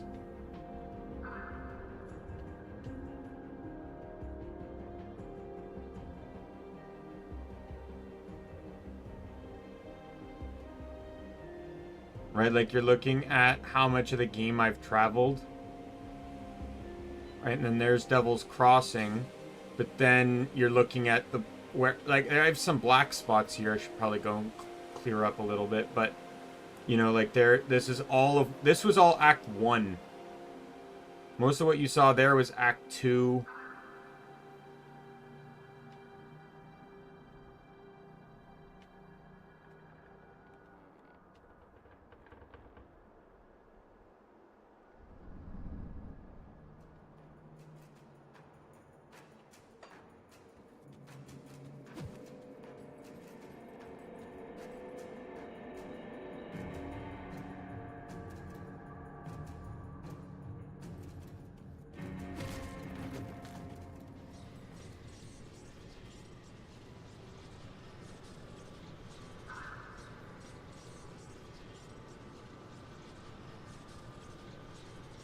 Alright, well, since I'm here, might as well go back here and turn in the one quest I have.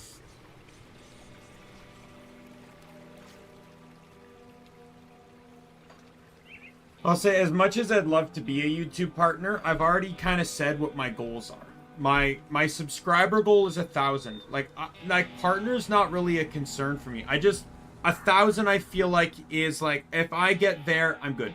All right? Like I feel like I don't need more than that to feel like I have accomplished anything. I don't need a silver play button or a gold one. If they come, they come. But I'll just say 1,000 is perfectly fine for me, right? And then the other thing is just like basically 1, maybe 2 viewers a stream, like just in a consistent degree that I always feel like I'm talking with someone, because a stream with someone versus a stream without someone are 2 entirely different experiences.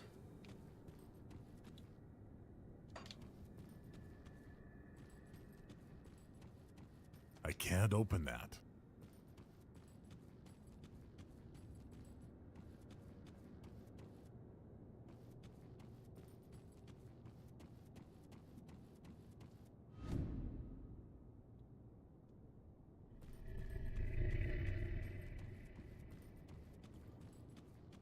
Those are pretty much my only 2 things.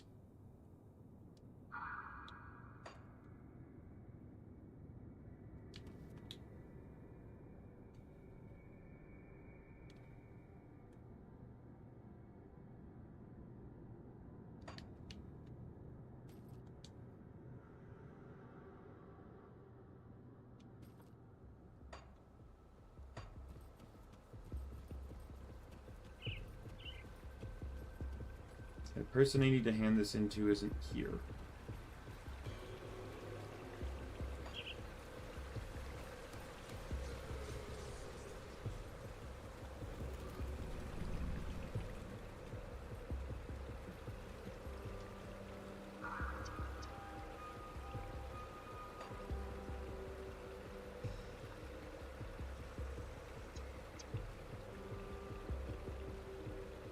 Where is this person?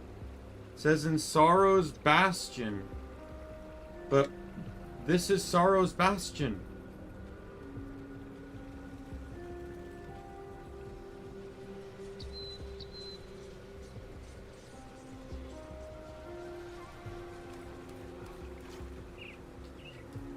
I feel like I lost 2 seals, by the way.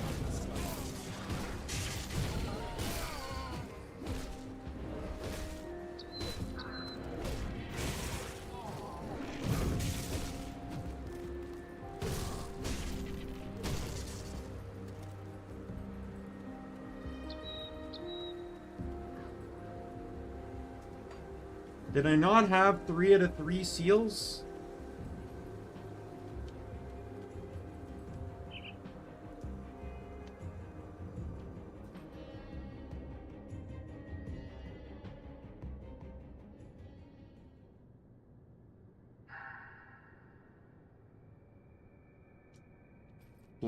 Bloodgrove and beyond, so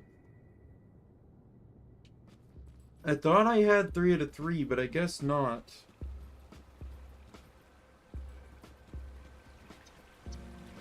Says only 1 of 3. Oh well.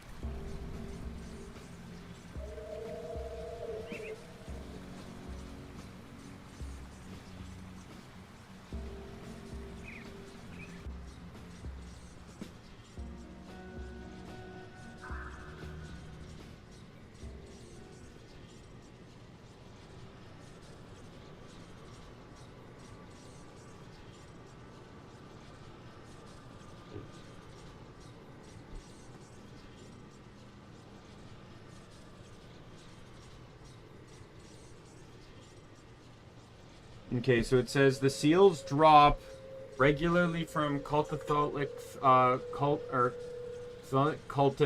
in the Blood Grove and throughout the game. When you have collected 3, return to him.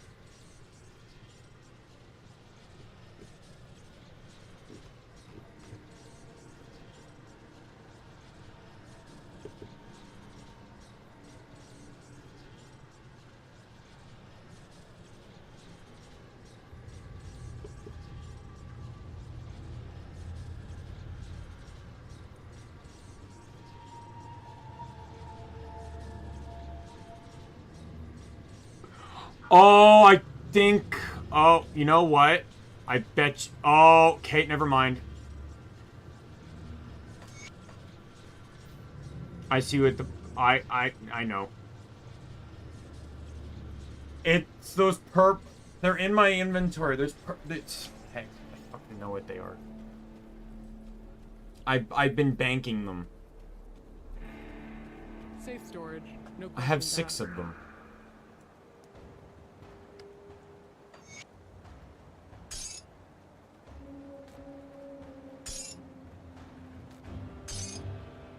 I'll hold on to that for you.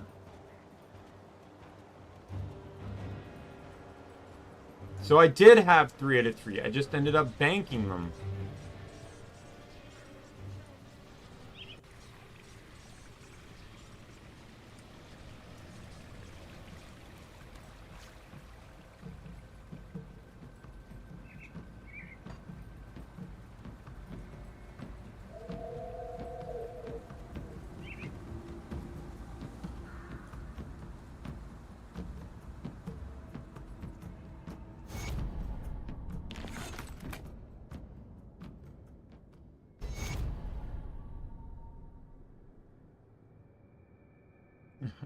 So the next quest he asked me to do is something I already did, evidently.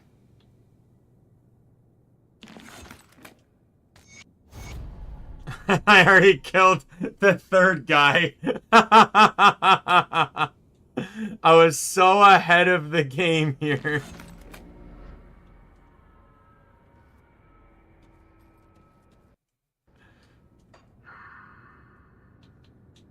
I'm respected now. Give me my thing.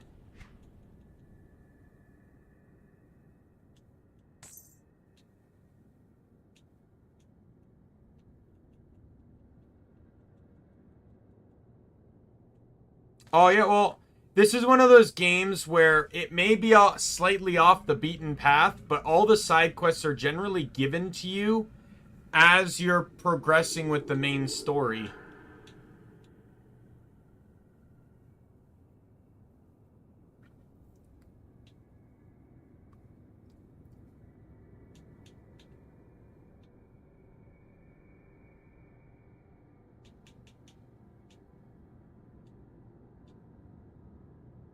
Like, I'm looking at some of this gear, and it just seems, like, pretty terrifying, like, how, powerful some of it is. But I wouldn't... I'd probably wait... If I were to do it, I'd probably wait until, like, here. The thing is, you can get the reputation just by killing enemies. So, you could literally just farm the cult enemies until you get enough experience, and then can just straight up buy this gear.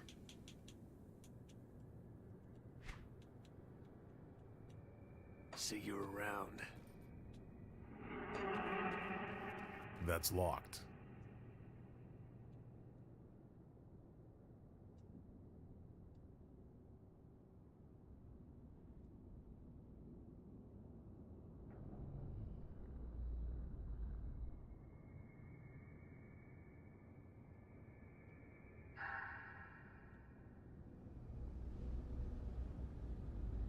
Yeah, it seems awfully convenient. That's exactly what I say.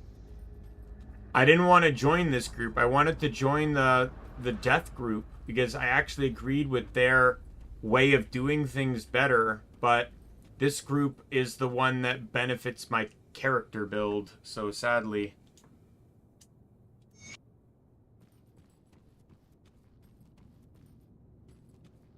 Slay the necromancer guarding the ashes.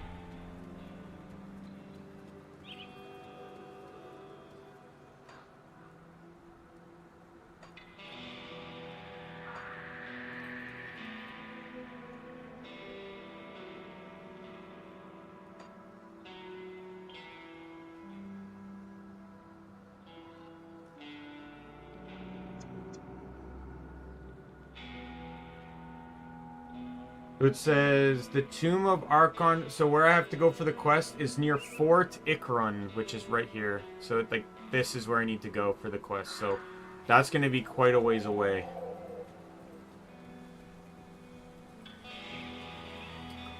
Anyways, I'm teleporting. I don't know if Homestead has it, but I know Devil's Crossing does. We're going to go make this belt.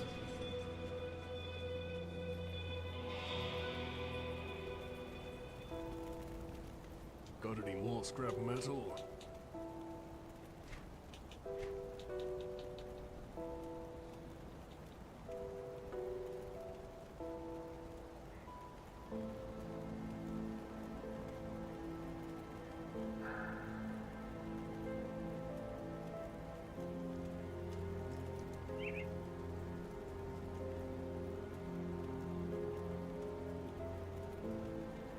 This one here, what do I need?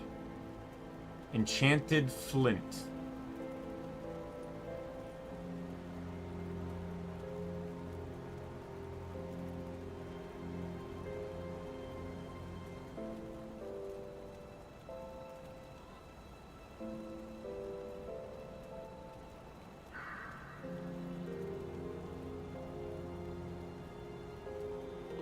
Alright, it can be retrieved as...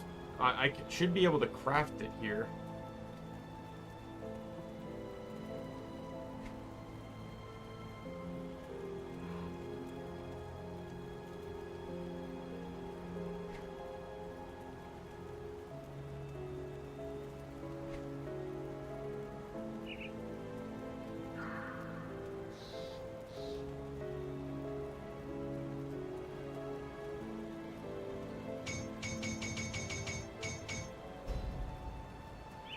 Craft 10 items. I just got an achievement.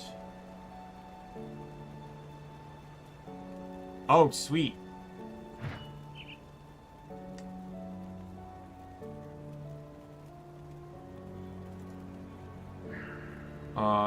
What's the one that does the shock one then?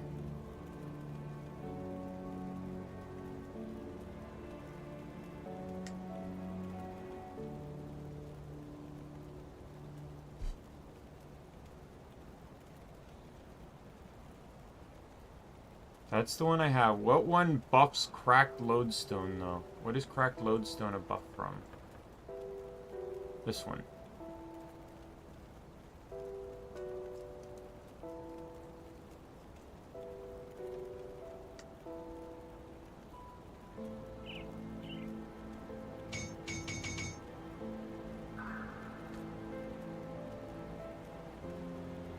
If you find any blueprints, bring them back here. Alright, I gotta go strip this, because this will put more lightning damage on my, My specialty.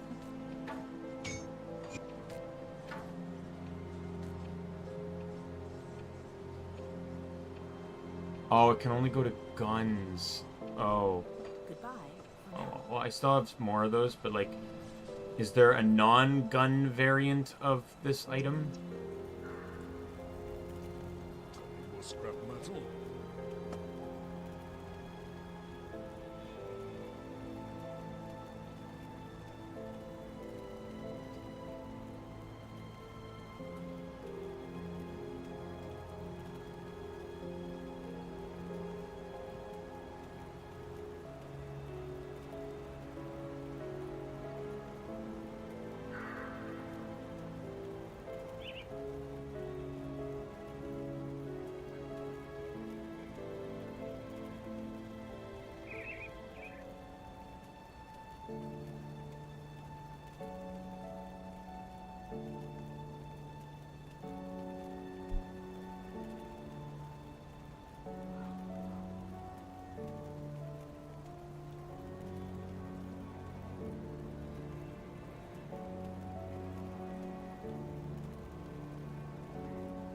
I was hoping that by searching that it would...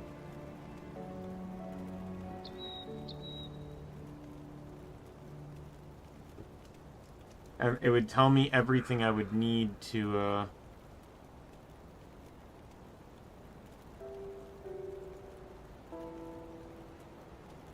Oh, here we go, this one.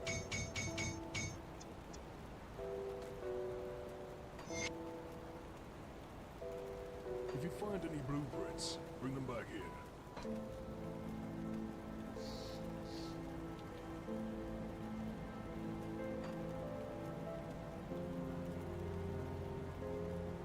Apparently I have Apothecary's Touch, which seems to be a healing ability. Where did I get that from?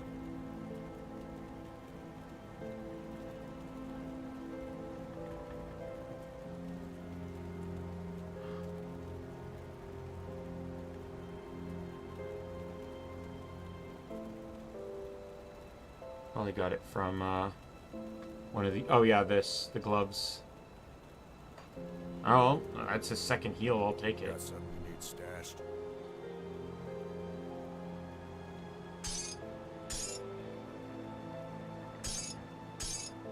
So the reason I made so many of these things is because I want to try and see if I can roll for a good belt.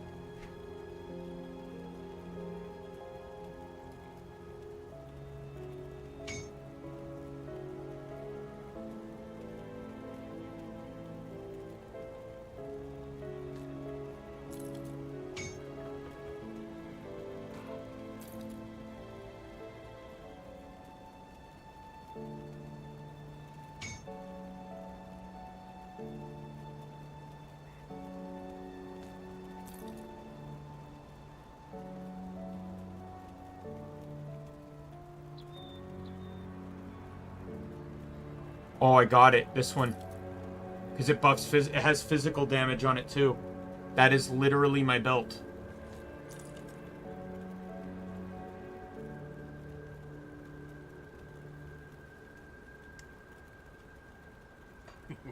Don't get killed out there. Got something you need stashed? I'll hold on to that for you. What brings you to my forge?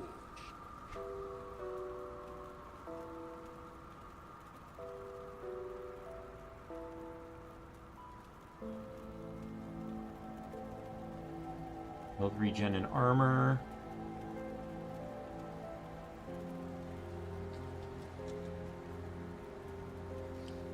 And it's 24% fire, 27% lightning, which makes it equal to or better than the elemental bonuses that I have on there.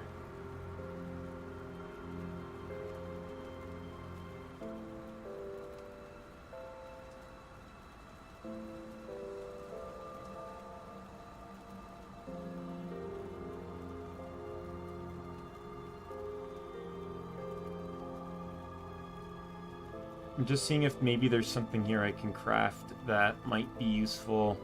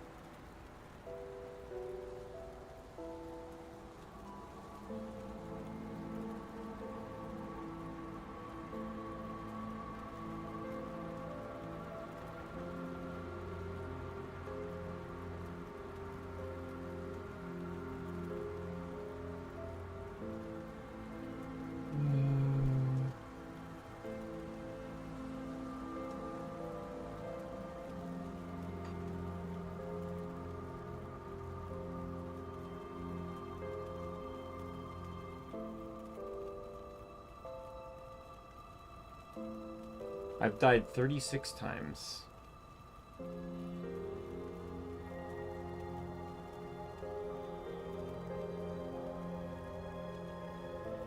Average item level is 39. What's my lowest level thing that's bringing me down here? Oh, probably this. Yeah, that brings me up 2 levels.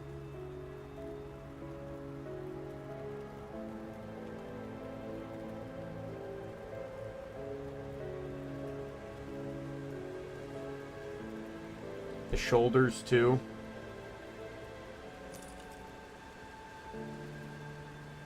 Being level 30.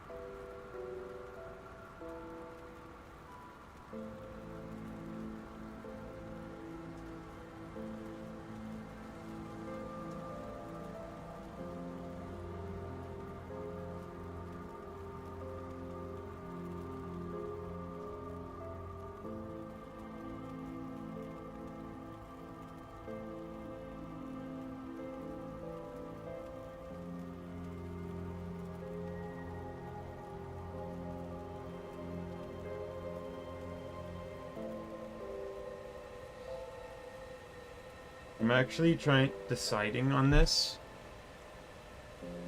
because I'm looking at this one here, which buffs physical damage, which in all honesty is what this weapon is running. The thing I put on it makes it have 10%, converts 10% of physical damage into lightning damage, which is all well and good, but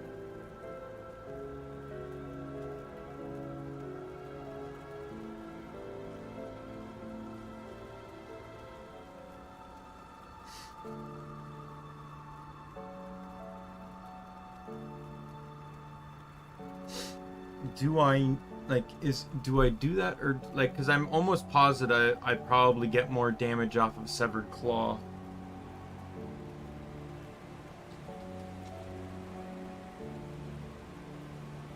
Just because the weapon has high physical damage.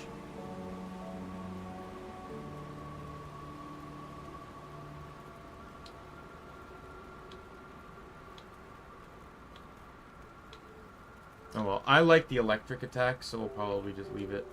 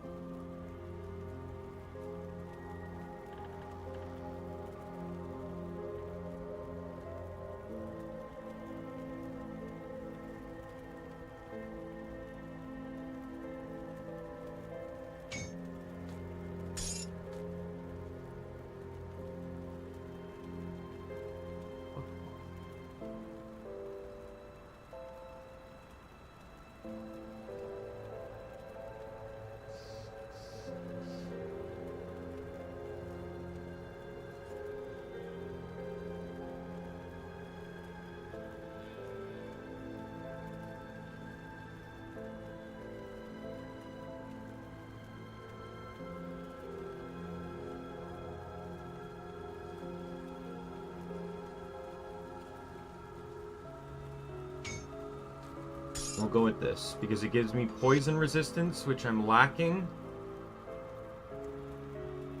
more armor, and health regeneration.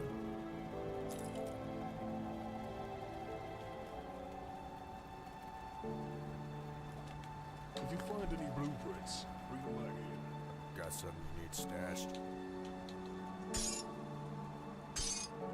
I'll keep an eye on this. Now if we go into skills, everything's at +1. Oh, interestingly, it doesn't buff these ones.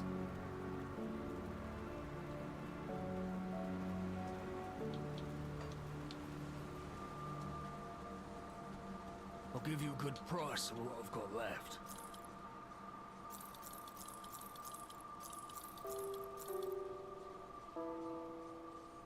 Oh, sorry, I missed your comment there, Lou.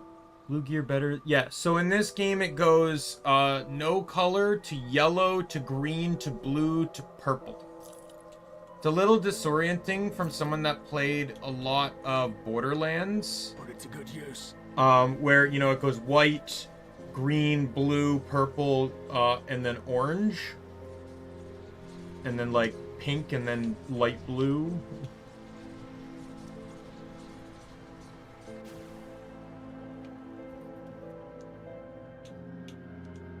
Oh, whoops, wrong portal.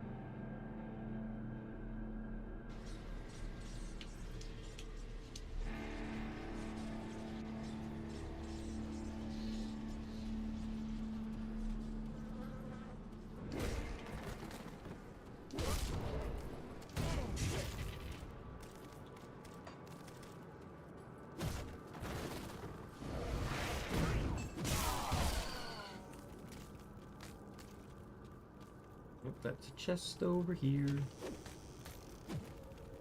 Where's my, where did you go? I need you. You're gonna light the way.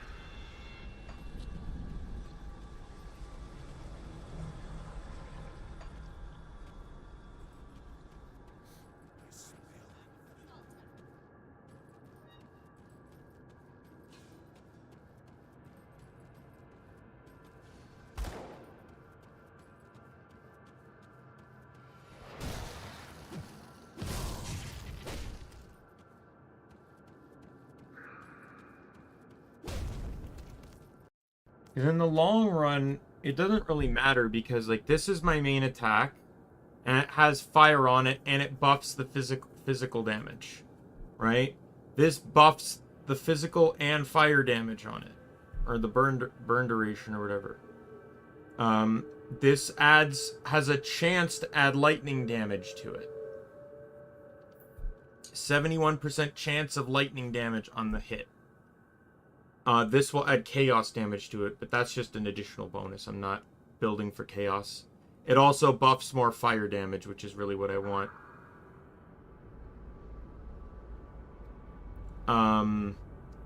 This boosts fire, light, and lightning damage I deal. This boosts physical damage that I deal.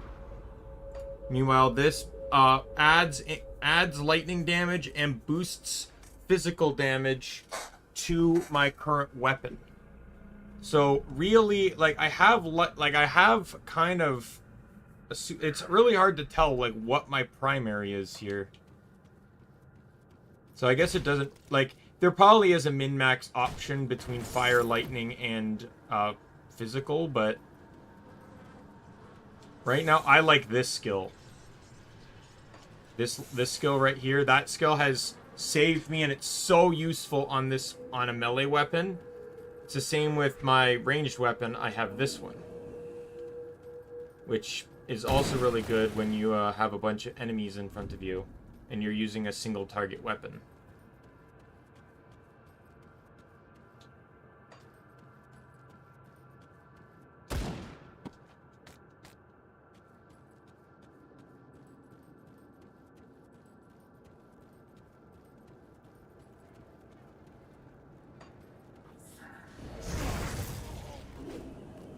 can't do that yet.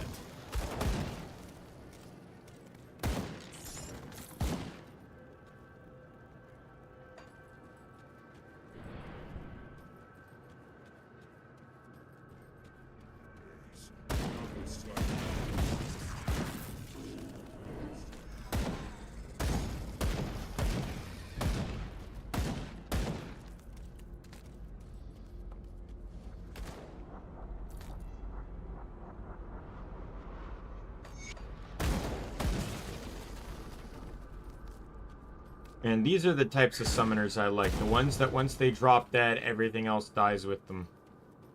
We need more of those in the game, please.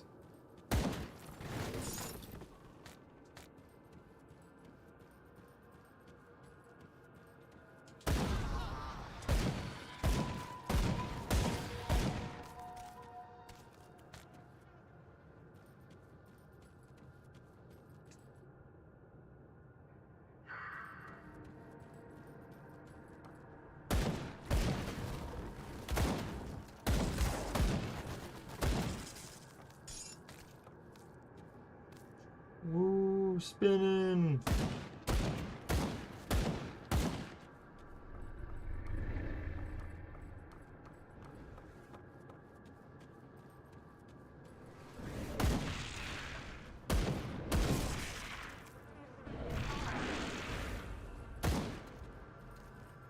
The reason I'm running the effect I'm running on gun adds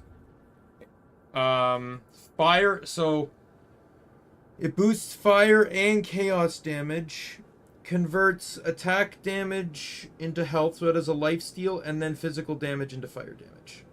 So the idea is that it's mostly to help boost it boosts fire damage, and it boosts chaos damage when I eventually get it in a few more levels.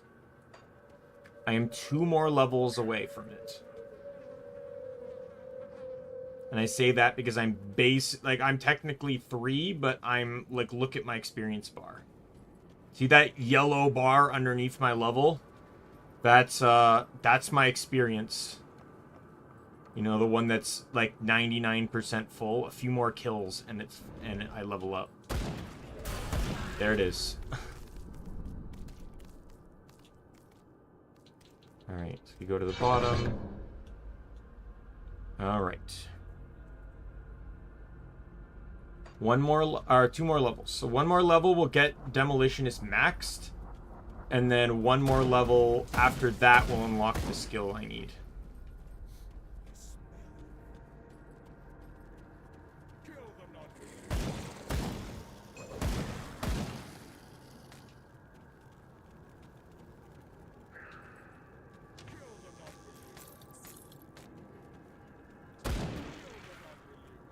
Kill the non-believer as he puts a bullet through you. Dynamite.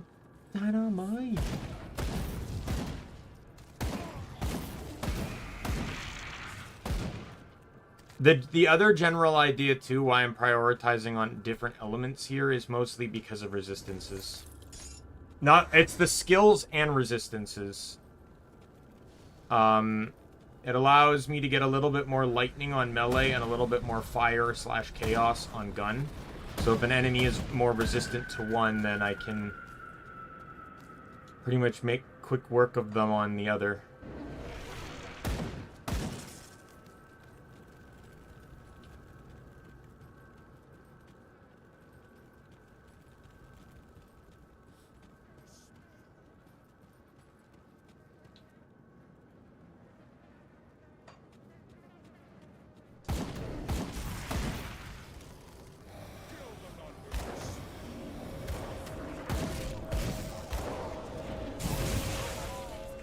Oh, do you know how satisfying it is to see that move actually doing damage? It's been kind of outdated for so long because I didn't know I could make a stronger one. Okay, so that's the next floor, which we won't be going to yet until I finish exploring this one.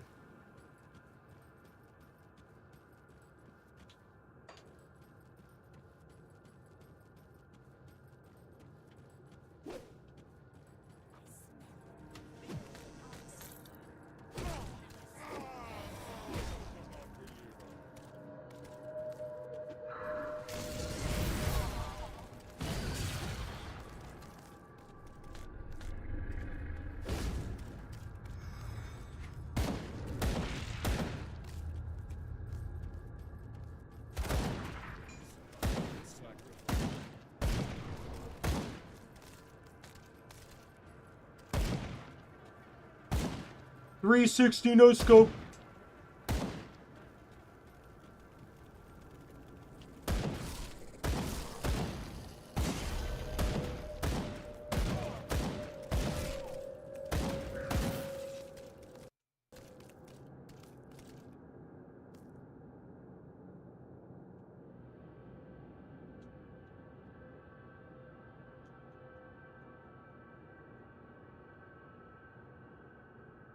It says something about Ether Fire reputation rank? What?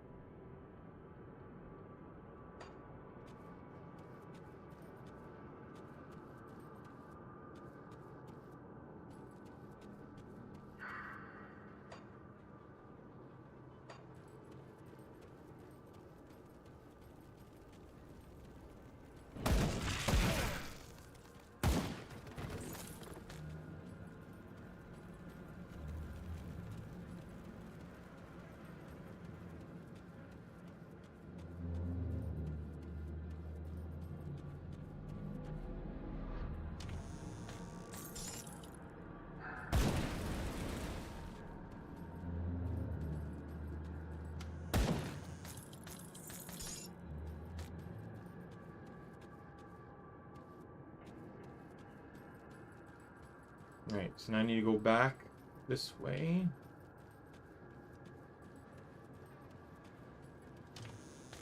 I missed this. Oop. Oh, that's on the other side. Alright, we need to go back up. Because I still got stuff to explore in the top there. Before we head to the next floor.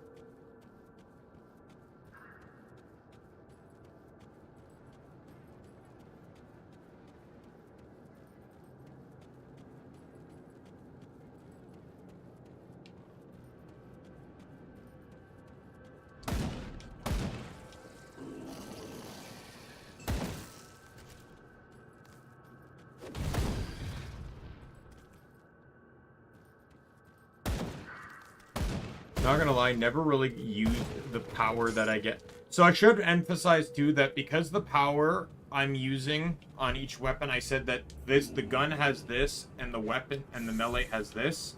It's because of the gem that is equipped to them, and because of that they can only use what is equipped to them. So I can't use the Y skill on my mace, and I can't use the X skill on my gun.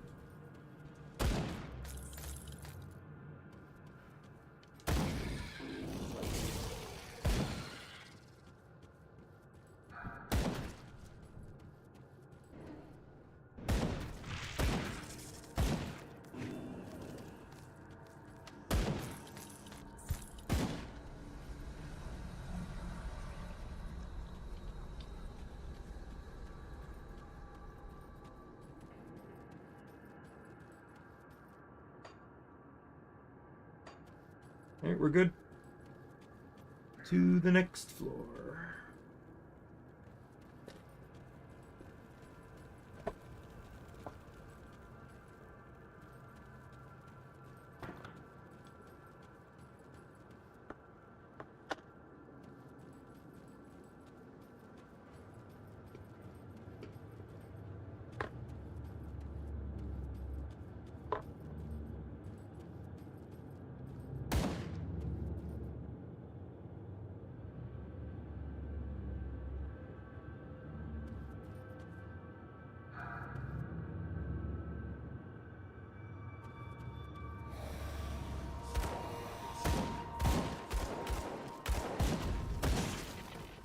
Every time I look up like a Reddit post or forum post or whatever about this game,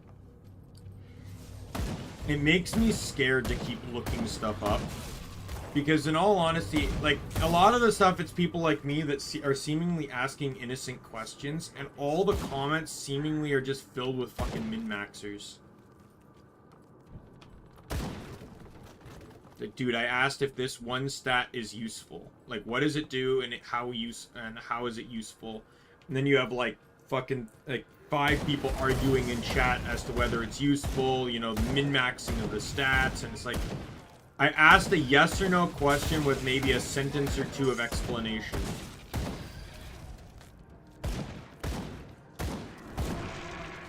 It's that, and like, sometimes I feel like every other comment mentions hardcore mode. Which I'm not playing, as you've been able to, if you've been able to tell.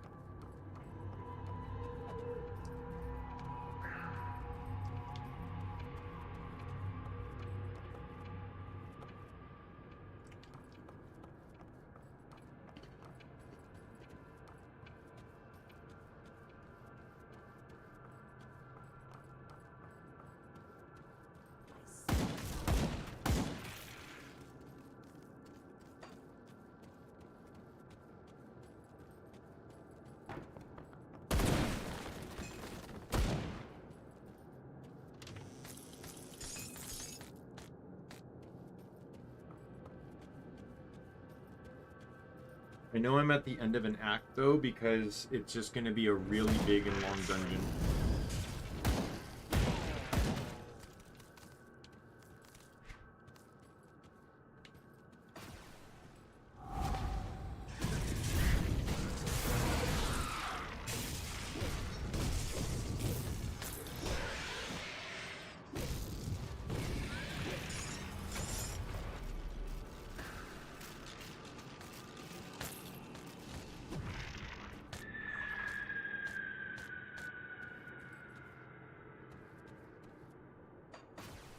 Oops. Oh.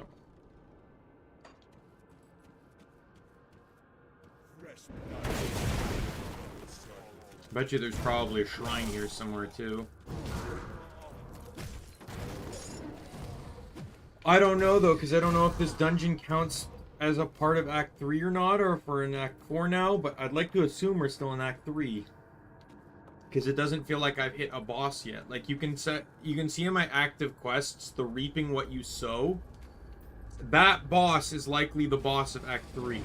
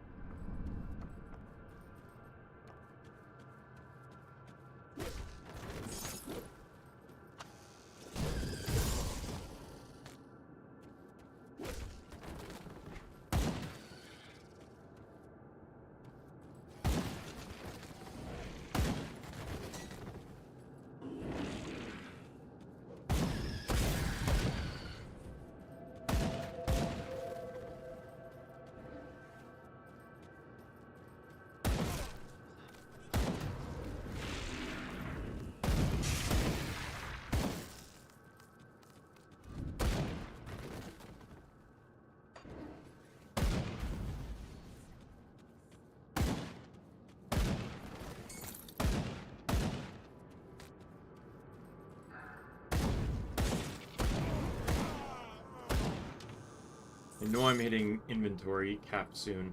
Like, I already know it.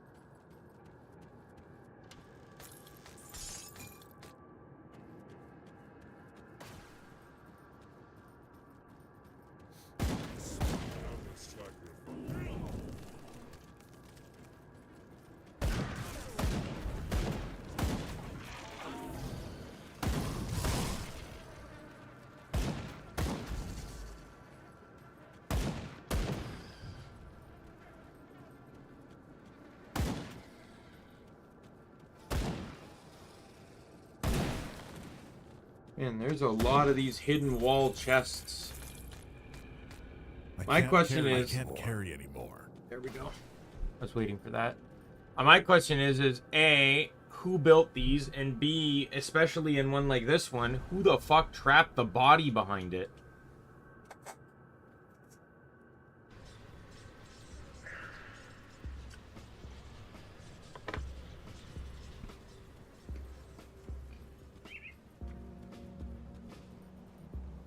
I'll give you a good price on what I've got left.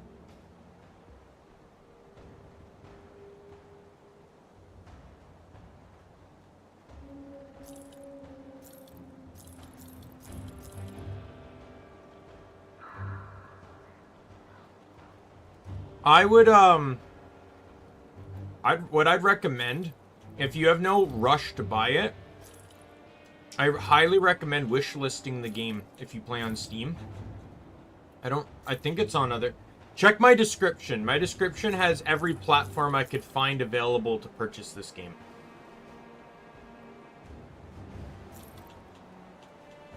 I do that with every game I play.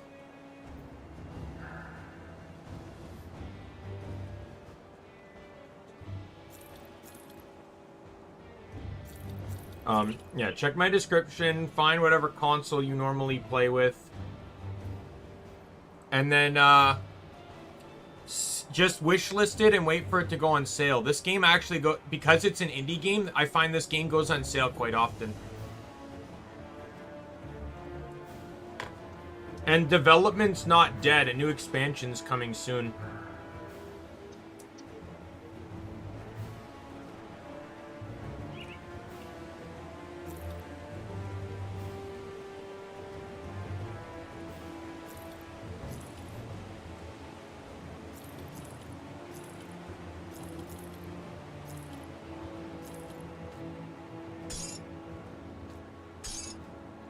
Apparently it was supposed to come out relatively sometime around now, but it got delayed till next year.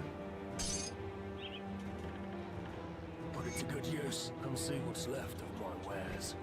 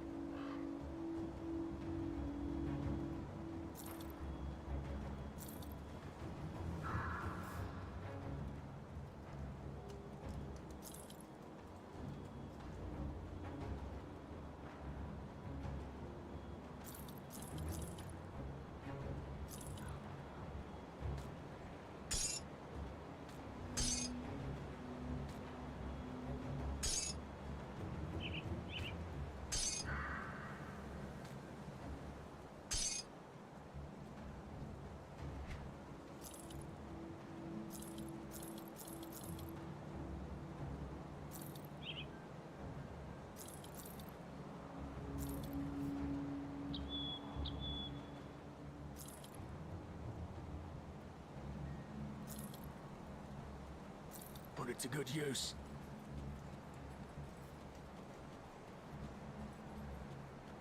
But this game can have a lot of replayability. Safe storage. Like I said, there's it's like 12 classes. The next expansion's adding one in too.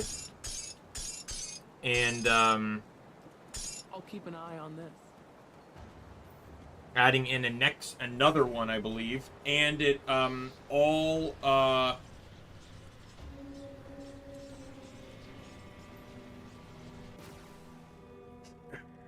and what else was I gonna say?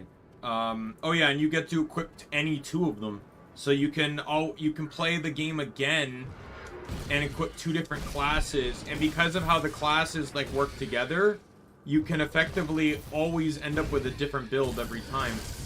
Like the build I'm running is mostly just because of what Shaman provides to Demolitionist.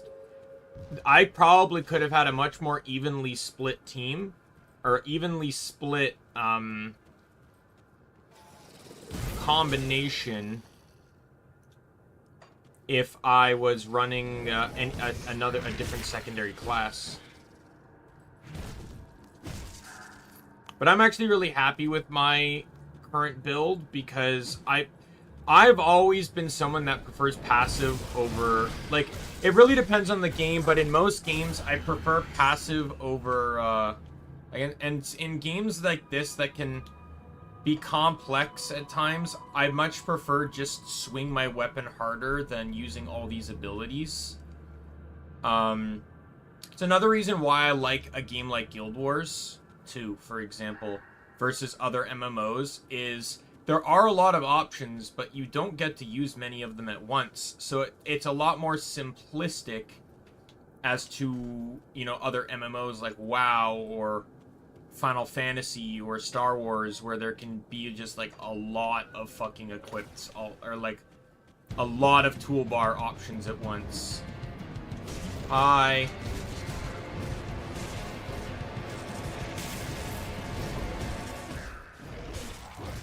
I appreciate the rock and music, my dude, but you did not stand a chance.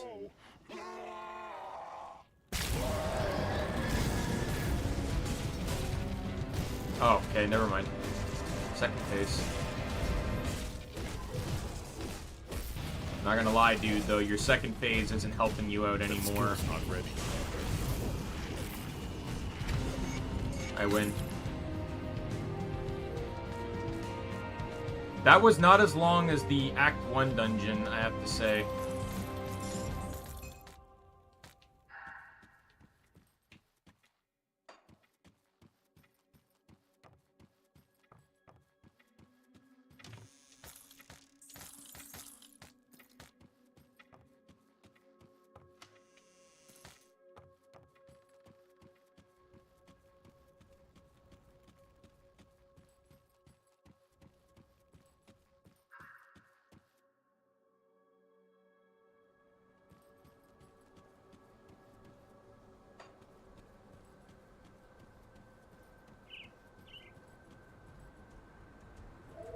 I'm just going until I get another warp point. The only problem is passives suck in the early game. Like, I'll admit it too. And statistically it makes sense because most passives are generally percentage oriented. So in the early game, they really suck. Because you could have a skill that can give a flat 15 fire damage boost, or a 15% fire damage boost, which obviously isn't going to do a whole lot early game. When, you know, when if you only by naturally have like 40 fire, then obviously the 15 is going to be higher than the percentage.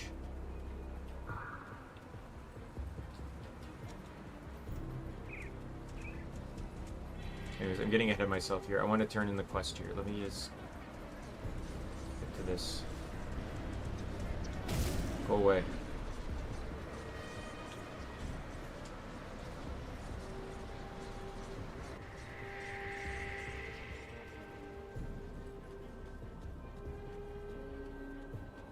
I bring good news. Why do you have such a grim look on your face? What happened out there? Karaz lies dead, but I found some disturbing information Let's on see him. it. I'll be damned. If the bastards pull this off, Whoops. Sorry. I've already informed Creed of your recent actions. He is most eager to speak with you. I cut her off, and I was actually interested to see what she was going to say.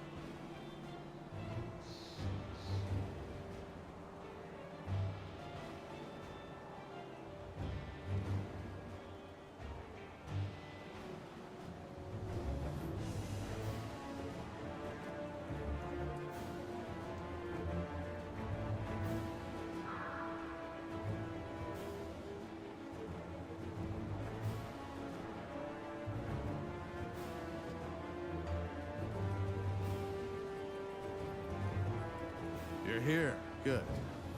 We have much to discuss. On these notes on Karzan. I've heard of this ritual. It has been performed only once before. If my memory serves me, results were, shall we say, not good. The cult must not be allowed to see this through. We must make haste to Fort Icon at once. Will you join us?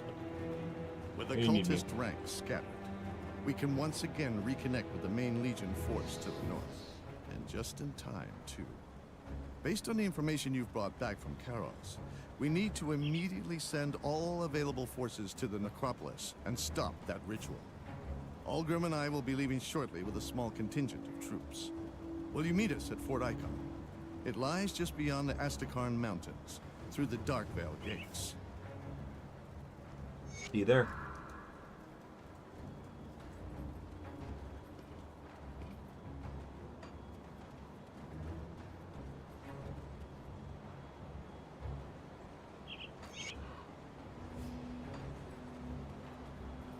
Come see what's left of my wares.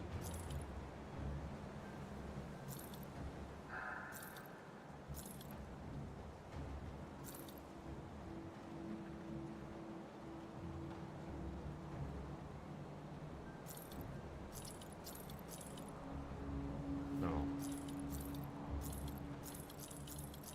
See you around. Iron well spent.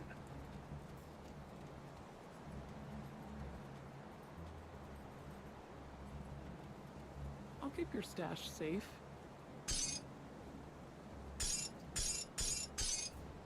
It's safe with me. Promise. I just want to make sure.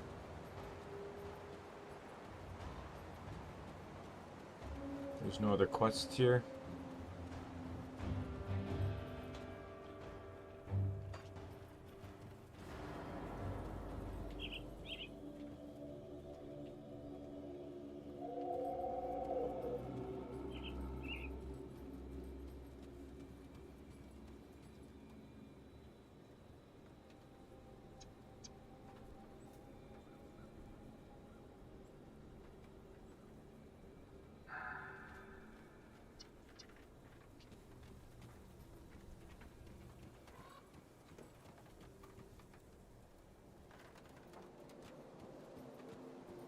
All right. Come see what's left of my wares.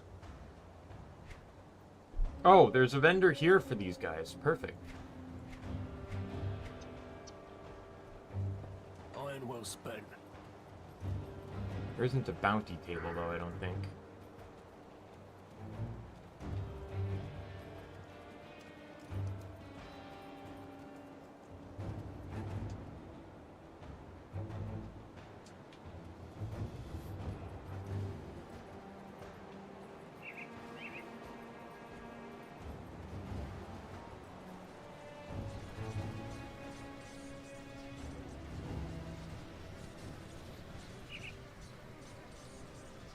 All right, into Act 4.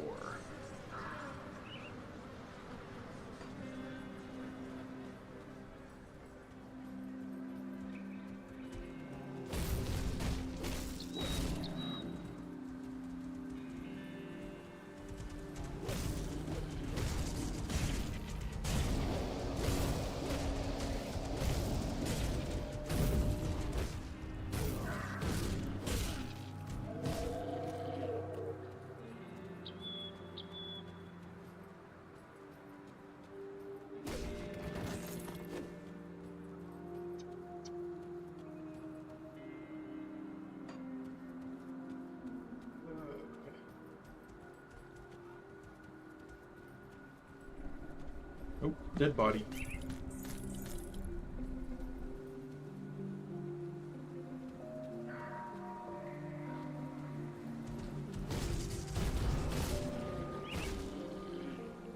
So, I have one general complaint about this game. And it's more of a realism thing that I'm going to nitpick about. But it's that the currency in this game is called iron bits. So here's the thing, to my knowledge, you know, call me out if I'm wrong. But in a world that has a lot of shit going on, and it's basically almost post-apocalyptic, you know, people are going to use whatever resources they can to survive. Iron is a very valuable resource, as it can be used to make weapons and other stuff. There is no possible way iron bits would be an actual currency IRL. Currencies would, in a society like this, it would either be bartering, or it would be something that can be exchanged within, like, one of the reasons why gold is valuable is because it looks valuable. That's pretty much it. The history of gold is just that it looks valuable. But and it's used in jewelry because, again, it looks valuable, it looks shiny, it looks pretty. But like, if you were to compare strength of gold to iron, it's nowhere, you know, there's no comparison. Iron is much stronger than gold. So that also explains as to why gold is a form of currency as well, or at least it used to be in the past. And in some ways it technically is. People buy gold with their money and then basically store their money as gold in places like, you know, Royal Canadian Mint, I think, does an operation like that in Canada, where they will basically securely store your gold for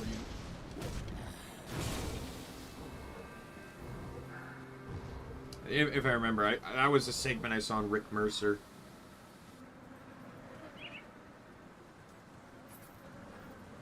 But like, what I'm saying, all I'm saying though is just that iron would not be a currency. Iron would be a resource. No shot. I have almost 800,000 iron bits. Let's say an iron bit, let's estimate an iron bit is the size of, let's say, a quarter. Well, just say a quarter. I was going to say loony, but, you know, like, anyone outside of Canada might not know that. It's slightly bigger than a quarter, but at least most North America will know what a quarter is. But a quarter is a good size to go with anyways. It's about the same size as, say, an arcade token, which I think is a lot more synonymous with what many people might understand. But yeah, so absolutely all that would be melted down to make more equipment and weaponry for people to defend themselves with. Like, I know this is more of a fantasy world, so like you know, it's more medieval fantasy, so you know, you have magic, you don't have technology. The most advanced type of technology they seemingly have is like guns and explosives.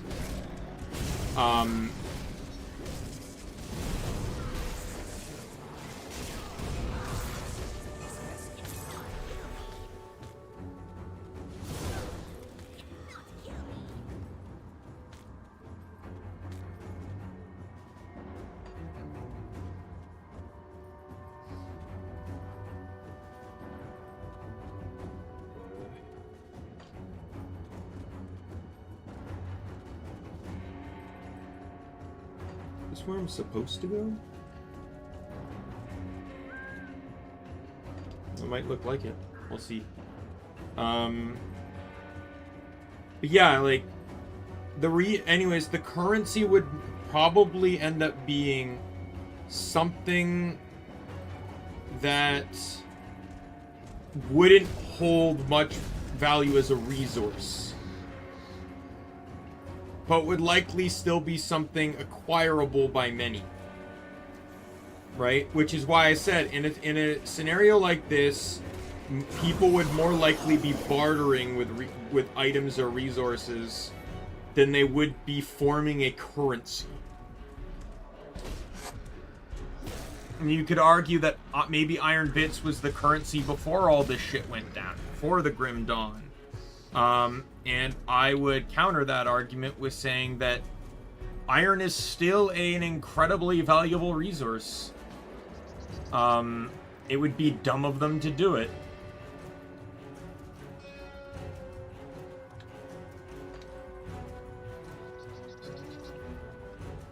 And I want to say I'm not like taking a shot at the developers. I'm nitpicking at the in-game world logic.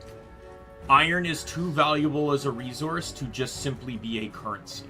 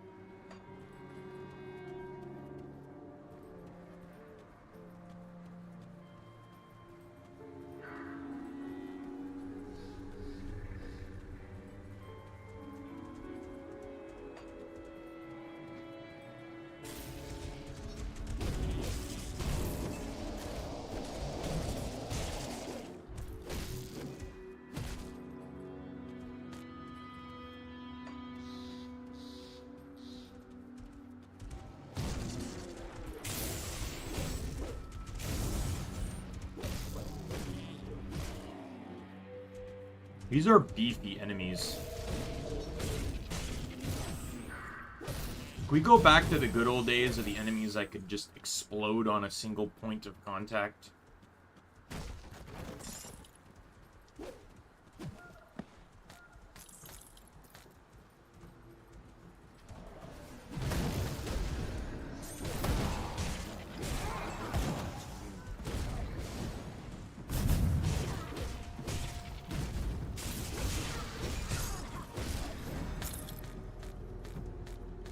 Well, no, I get it. But at least it makes sense. Like, these look like beefy enemies, let's be real here.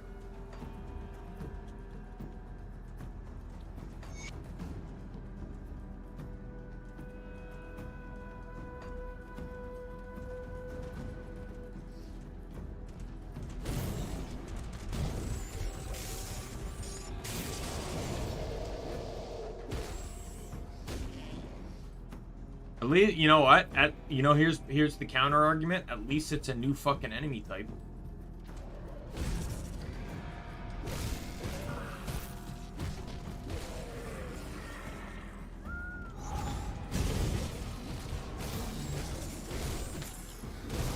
Wow, that was a joke.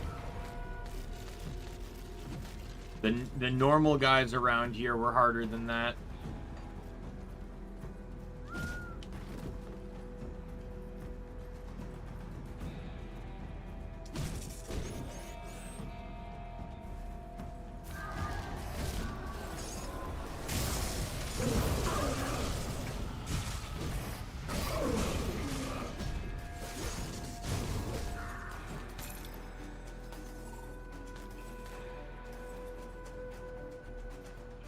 I can't get anything over there.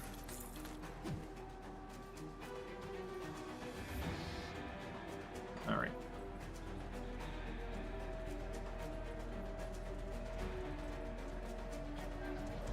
Hi. Goodbye. Grenade! Go!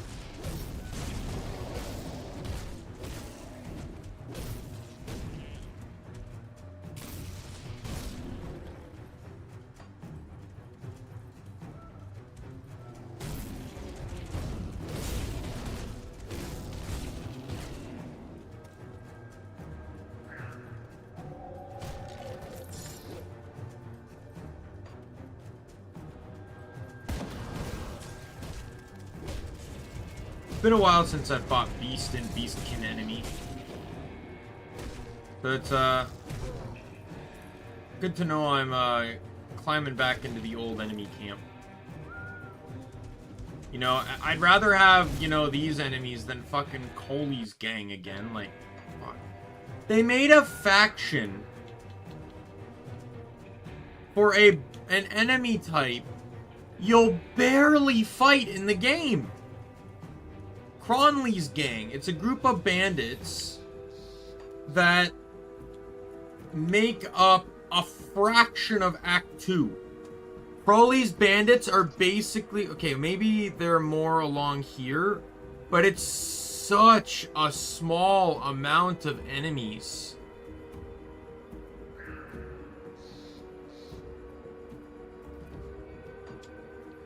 And the thing is, what makes me, like, I'm not necessarily against that per se, but what gets me is that Ethereals, Arcovian Undead, Beasts, Chthonians, all of these, Order of Death's Vigil, all of these will continuously keep showing up, very likely. I don't know about this one per se, but these 4 are constant throughout the game. So even when they disappear for a bit, they will show back up.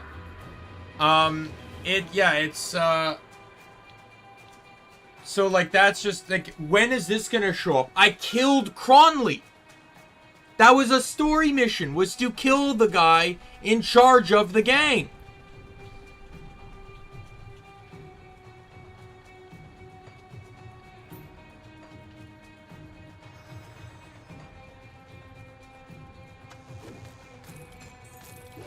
And you know there's an achievement for getting, like, a certain amount of hatred amongst all the groups in a file or something.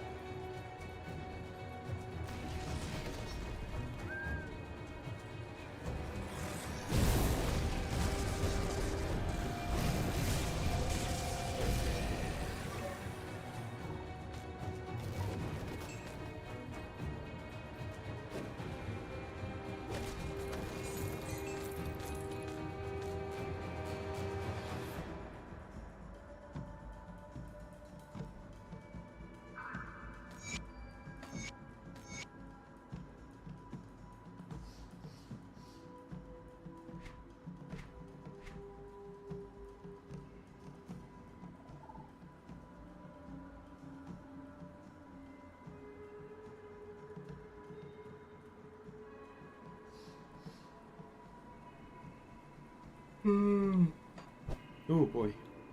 Got hit with a random yawn there.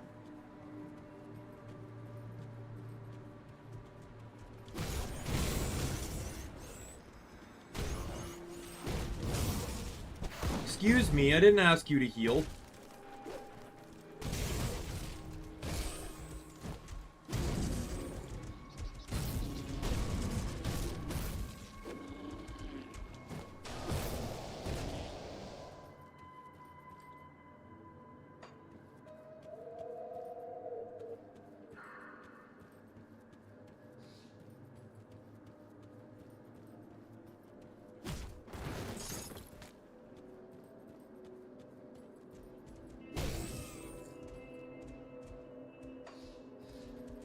You know the statuses are working fine there, where, because when I hit him and it sent him flying away, he still had a split of red HP.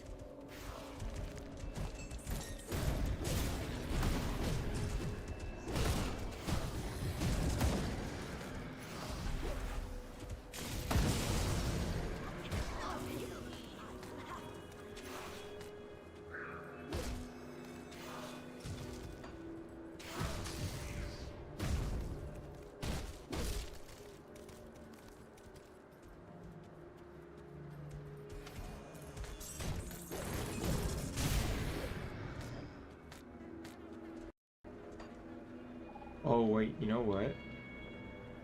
Remember how I said that there was a skill that leveled up?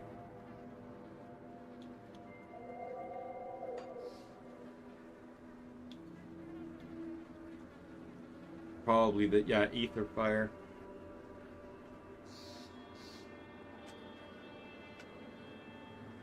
Current level 11 out of 25.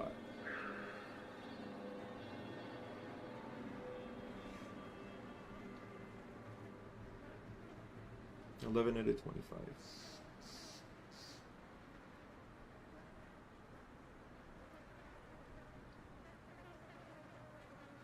Too bad I won't be keeping them. I've already mapped out how this whole thing's gonna go, so...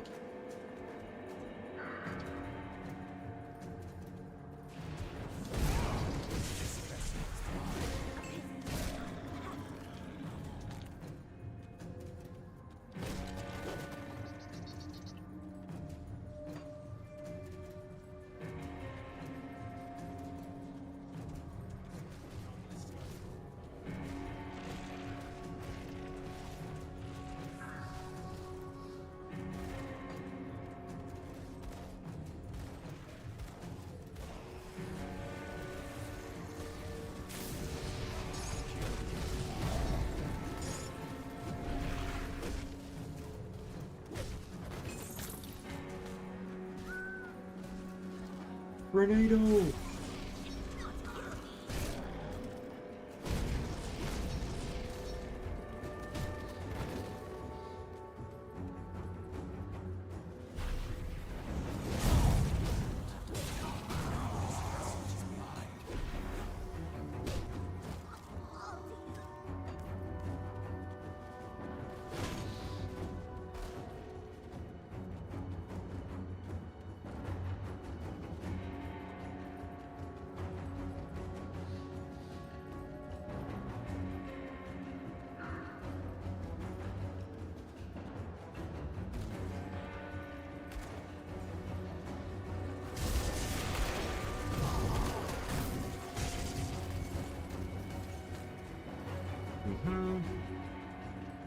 Incoming!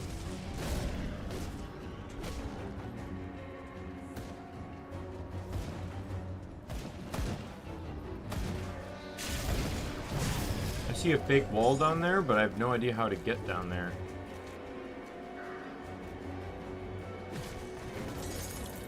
I can't carry any. My inventory is full.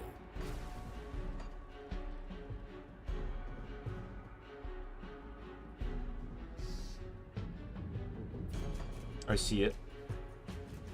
Let's go sell stuff. I think I see it anyways. Oh, this is actually going rather fast. I'm already here.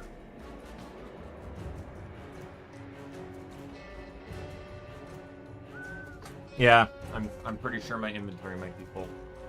I don't know how I got that idea, but...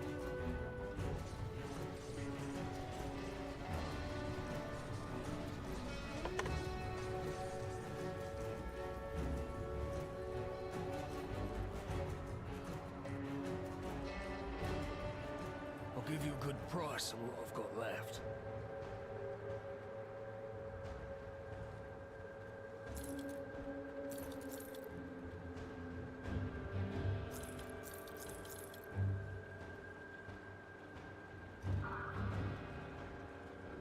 Ooh! It's level 50. Which is quite a few levels away, but that's good. Oh, no, maybe not. Oh, wait. Yeah, it is. Does 28% ethereal damage converted to spiritual damage? Or converted to elemental damage? I don't have ether damage in either way. If I did...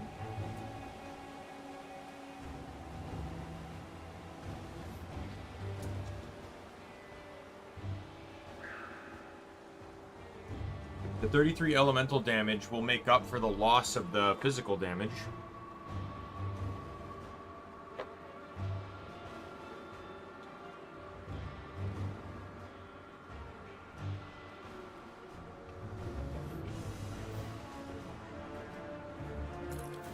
These I can equip right now.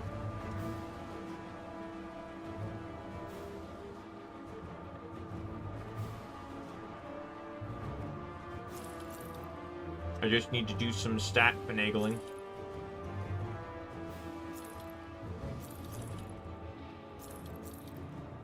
and that'll give me a huge armor boost. Like, oh my god, 390 to 585.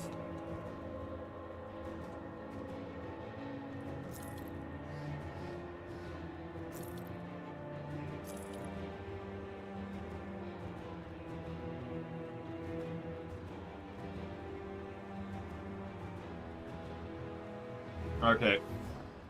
We've hit a conundrum now.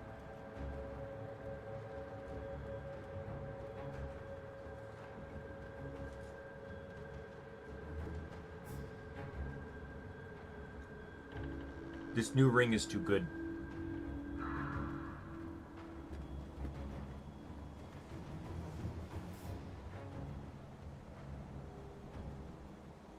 So my old one is 24% elemental damage versus 23% to all damage. So 1% less on fire and lightning. But I would gain 23 on physical. 14 health regen per second versus 43 health regen per second. The resistances is where it gets fucked up. I gain 14% on lightning, but I lose 54 fire and 13 ice. I gain 22 piercing, but lose 15 on bleed. That's a little upsetting.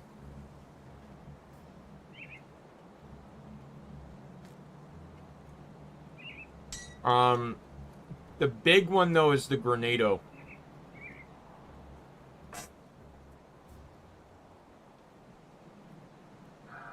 I lose 2 points in grenade.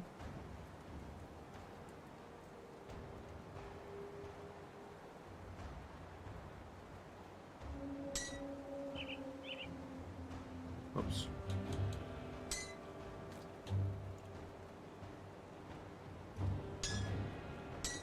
It is a DPS increase. Even over the gem that I'm not even using in this ring. What about resistances? Oh yeah, fire drops to 68. Bleed drops to 53. Piercing goes to 55.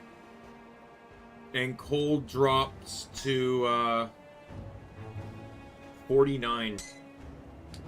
Interestingly enough, the lightning goes back to 80. Gains 1.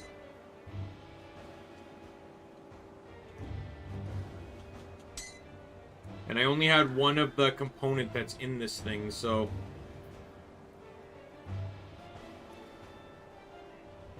I'd be destroying the ring to get it back.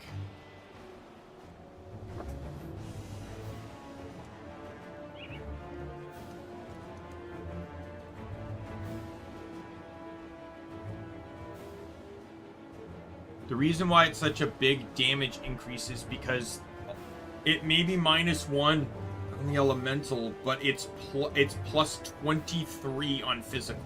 That's the huge part. Additionally, on any type of damage I deal, so that also affects like the DOT. So burn doesn't change. Frost DOT gains 3%, but I don't run that anyways. Electrical loses 3 though.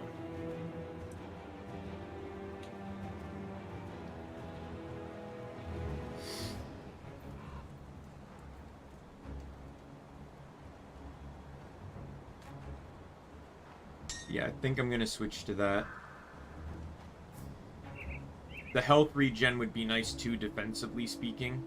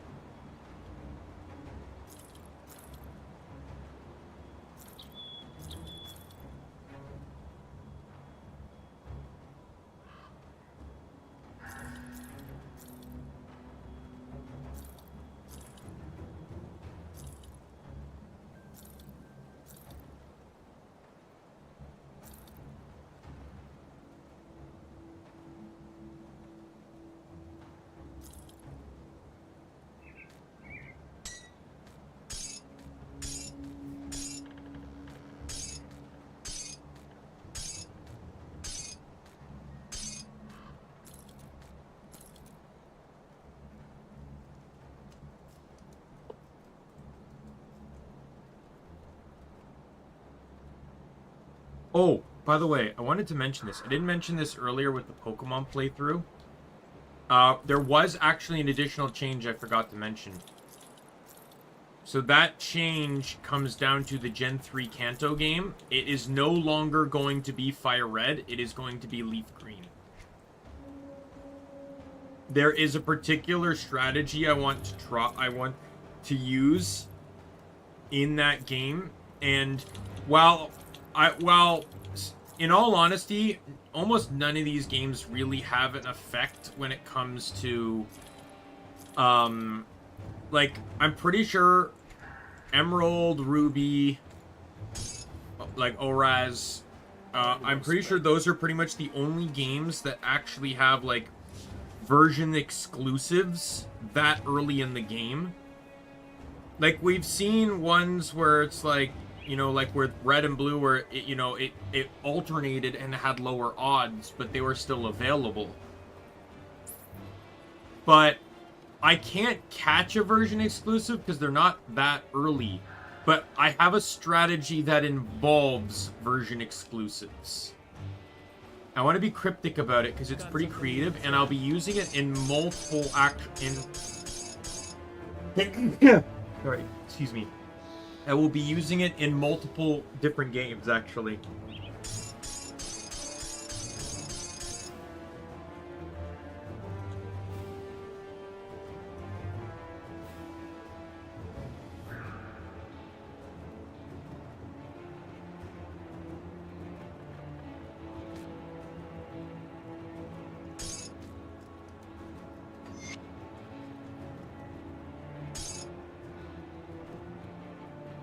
All I gotta do is just buff my physique just a wee bit. I'll put 2 points in there just to be sure. And then I can equip.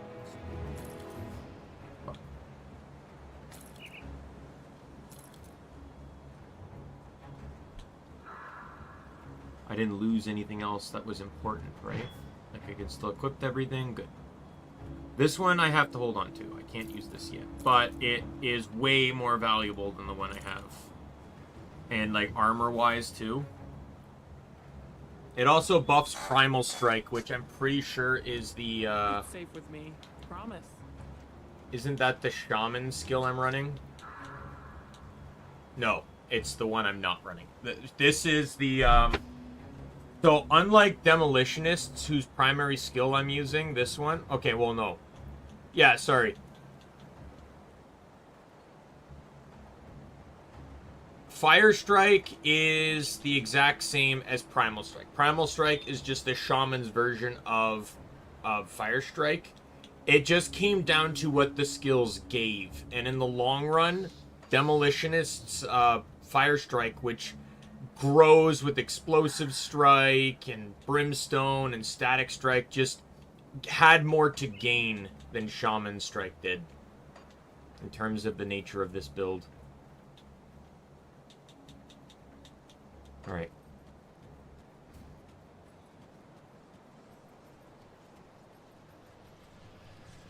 Let's head to Devil's Crossing.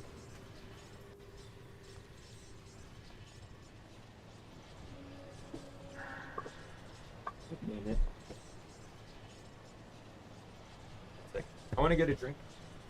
And I'm going to be fancy about it.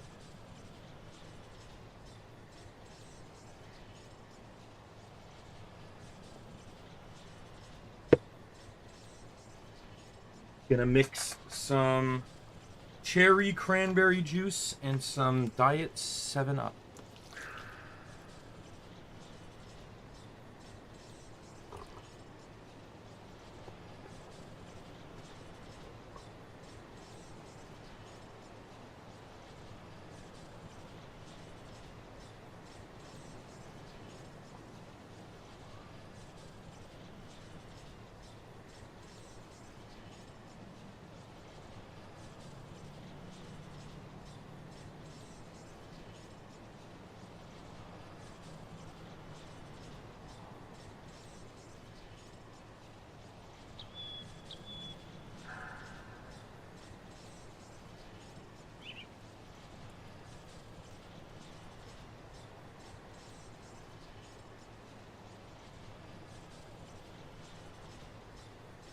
I don't know if I got the balance right, but it's still good.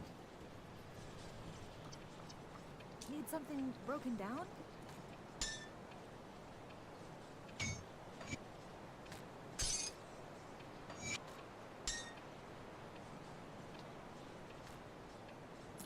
I can just sell that. Goodbye. The component's not so rare that I'll give you a good it's price worth on what I've got left. wasting the money on to separate.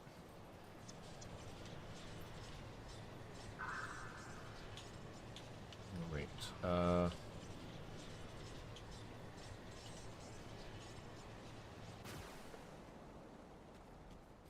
for all I know, I could end up finding something better within the time frame, so... Because I'm still 5 levels away from equipping that. Anyways, I think I know how to get down... Maybe not. I was thinking it was maybe right here. Like, that kind of looked like a ledge I could access, but... Now that I'm looking at it... Because I never actually looked at this lip.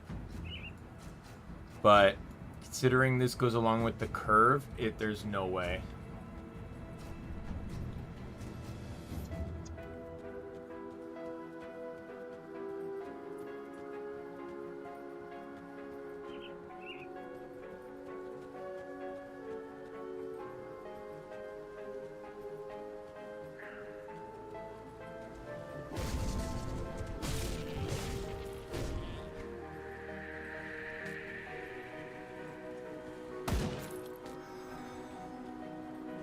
There we go.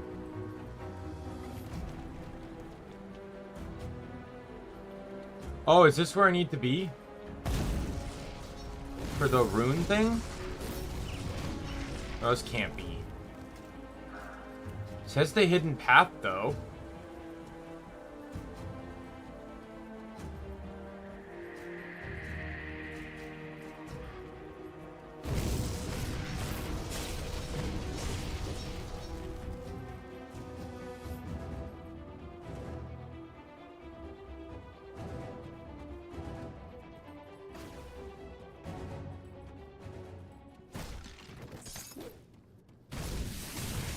After I kill these, what am I looking at here? Cruel. Monsters' attacks cripple the damage of their opponent. So 8% for 1 second. I'll see how that ends up going. Oh, hello.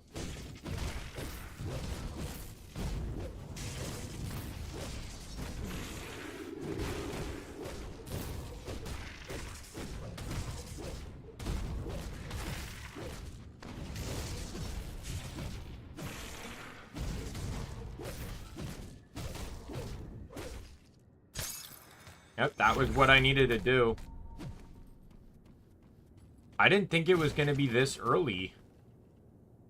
Like, no joke. I thought, like, because I'm here, it said something about the valley, but I'm not at the valley yet.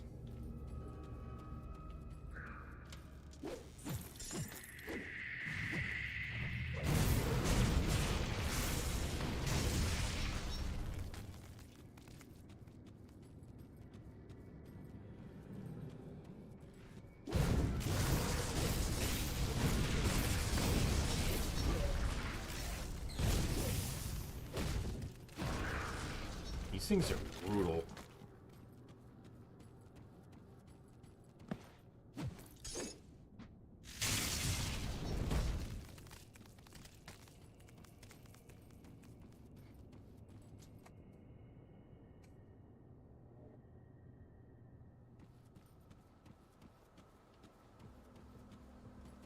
You believe the crate is probably... I'm pretty sure it's the crate that allowed me to see that, because the crate... So the crate's effect...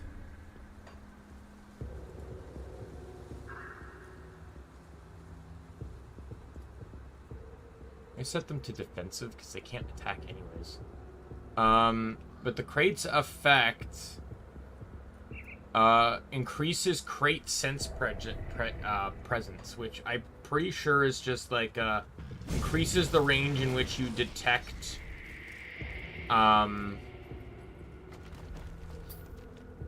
interactables. I don't think I would have seen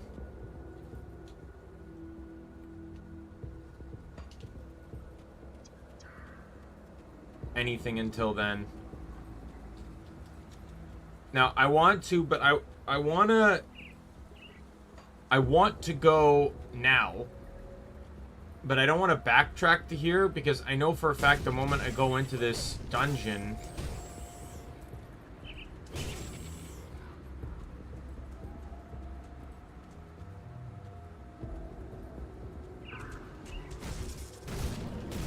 I'm gonna be wanting to use Portal to, like, save my hide, because I assume it's gonna be hard.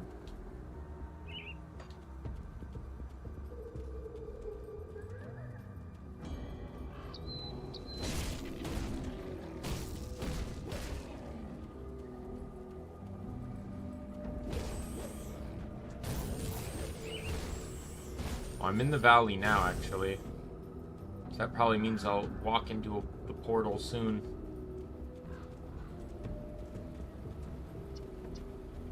Not gonna lie, with how exhausting the area, like, around, like, in how just with how exhausted I felt with doing Chapter 3 because of how big the zones were, I kind of like these skinnier zones.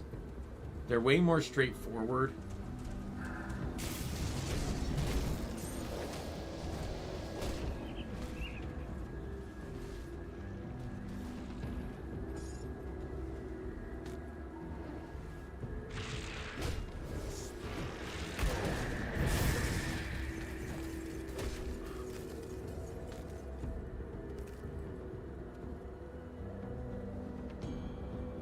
Fueled by Catholic energies. So how do I unlock this one?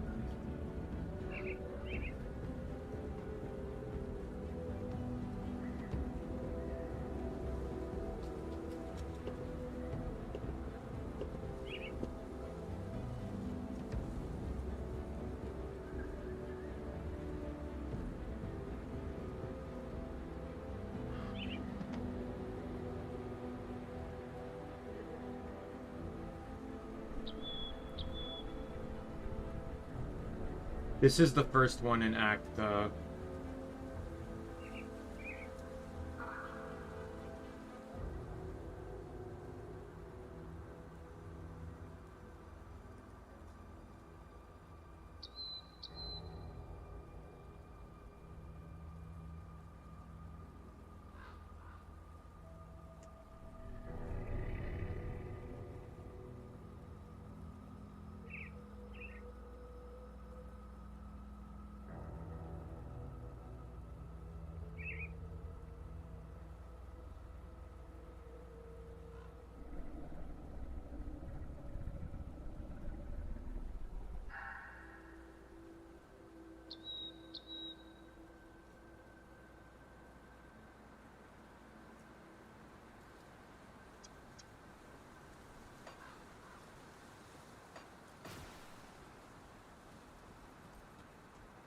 It says I can't do this shrine yet. The items required for it, there's actually like quest items required for this one.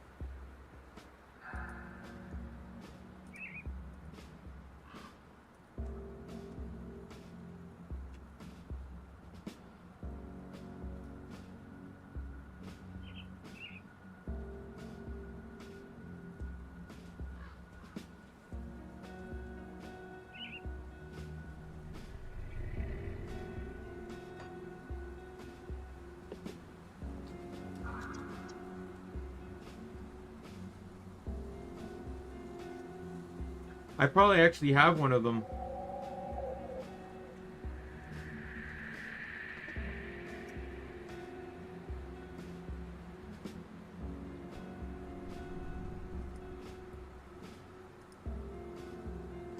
One requires the Forsaken Wastes, which...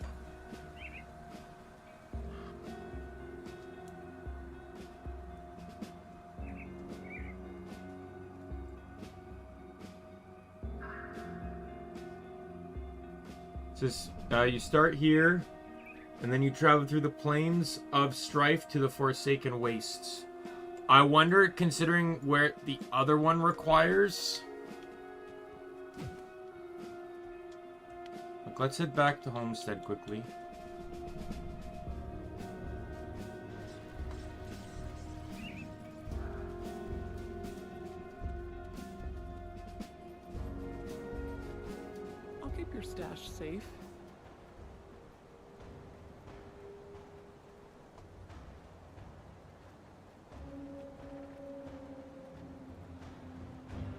do not have it.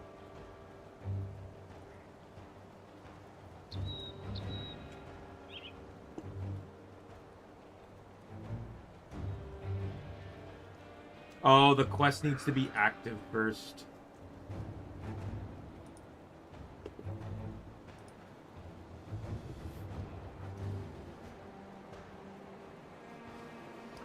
Oh.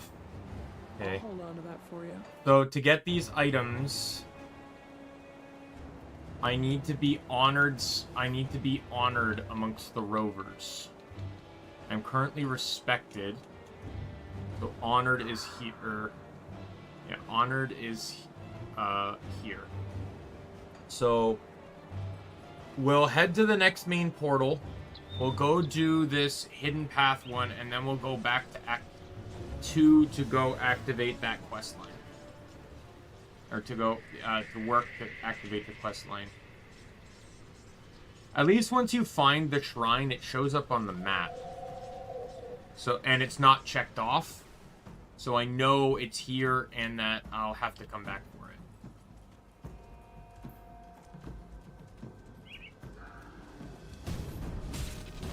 That skill's not ready.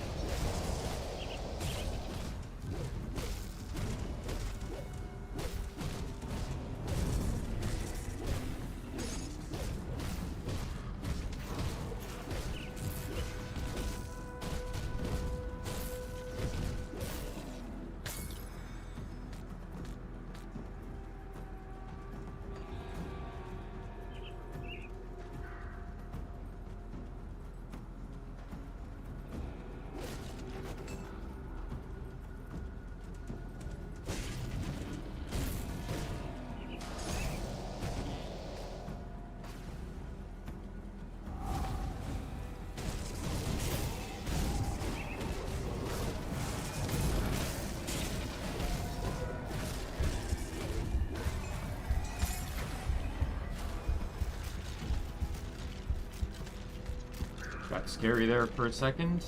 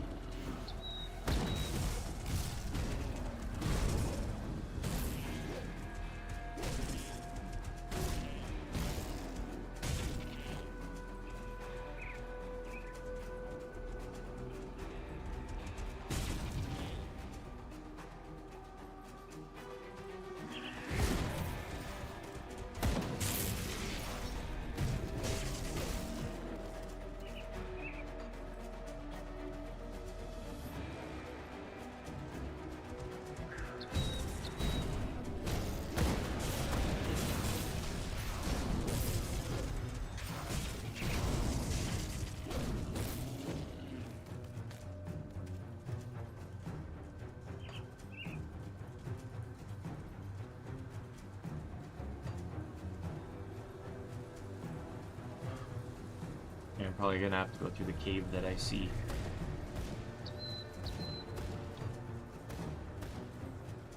Or maybe not.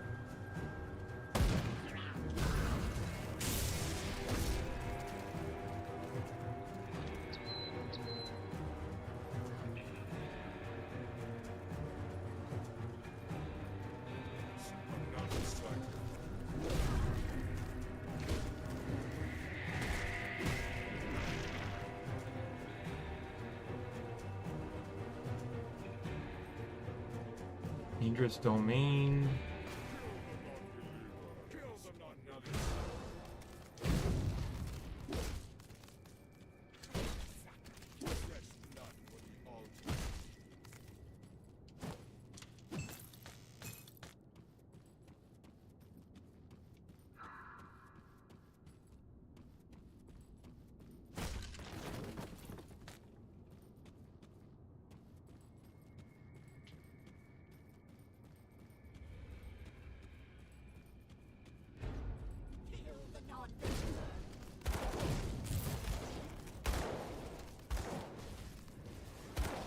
This actually works out well because of all the that ring I just equipped. It gave me some defense.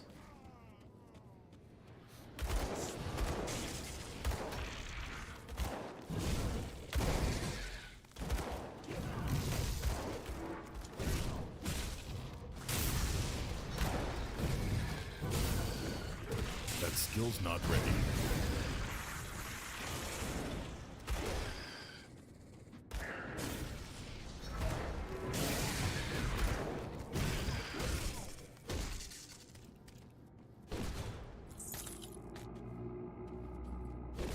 It's a bit irritating. I think there's something in here. There's a shrine in here.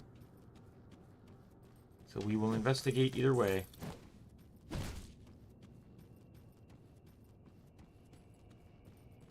I've kind of decided, especially with how that now that I'm actually like geared and stuff way better, that I'm not going to shirk away from these one modifier areas or even the 3 ones now.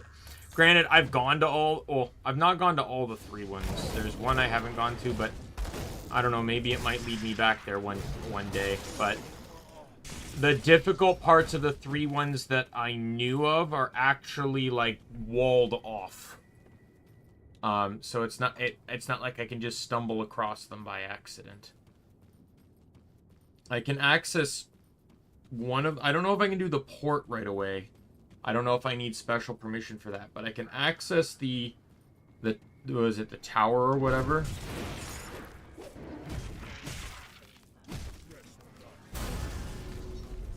46. 1 level away.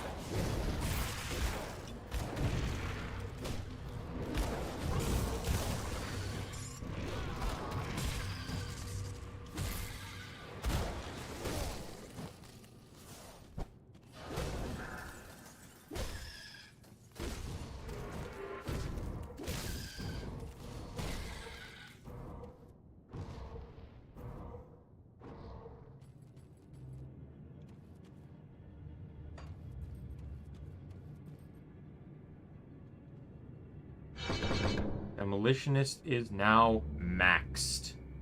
Next level up, I'm going to put 1 point into here, especially since I have a necklace that buffs it. Apparently I have something else that's buffing it too.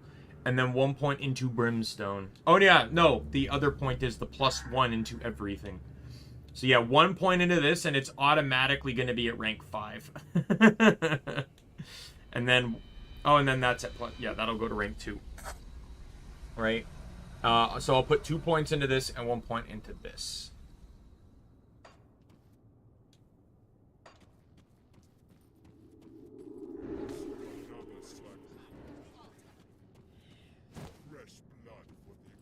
Part of me feels like with how the mini-map looks, that while the map itself is the same in every playthrough, some aspects might be slightly adjusted to change the pathing of the dungeons. I don't know why, but it just feels like it. Which would help with replay value. Sort of like how like Left 4 Dead 2, no, like you're playing the same game every time, but I feel like, based on how you're doing and stuff, the director, as it's called, can alter the path of what the path you take. You know, like a good example is in the final level of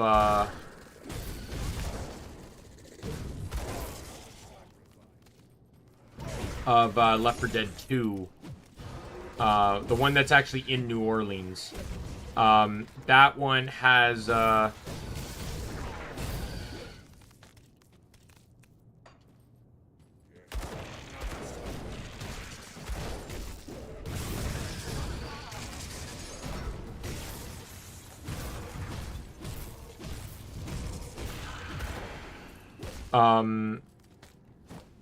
you know, like there's some segments in that one, like with the graveyard.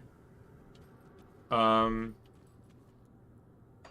graveyard its paths will open and close every playthrough, so you won't necessarily always take the same path through the graveyard.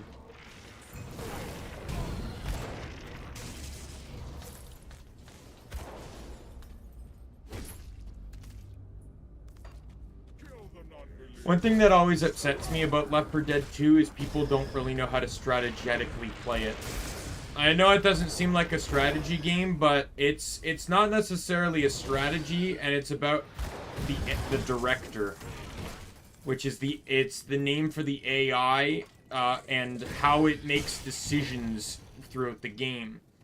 You have pros and cons, and it generally will reward pros and punish cons. If you're taking too long, it'll send a horde of infected at you. If you're going too fast, it'll spawn special infected, like tanks and stuff, to try and slow you down. If you separate, it'll spawn special infected to punish those that, you know, punish those that are by themselves or whatever. But at the same time, and one of the big things is anytime someone needs to heal, don't let them heal themselves. Heal them. The AI director actually not penalizes, the other word, rewards teamwork.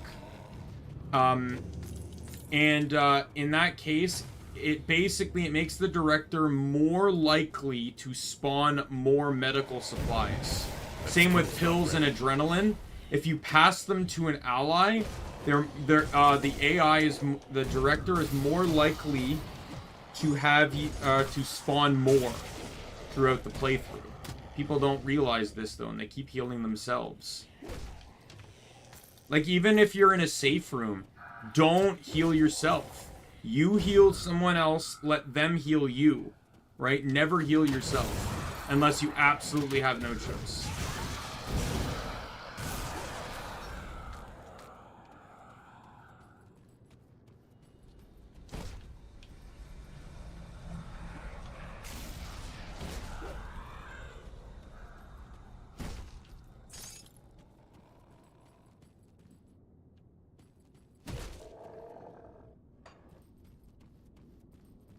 The next level, because there's no actual door icon there.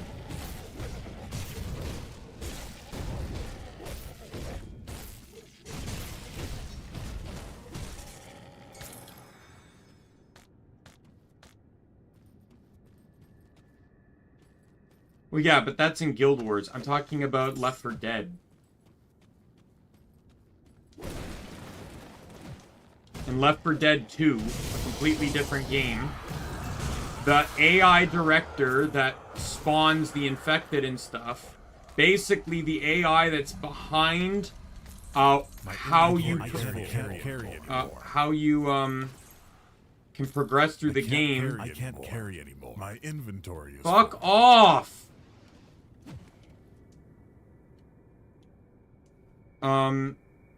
Determines how its actions go about based on the actions you commit when you play.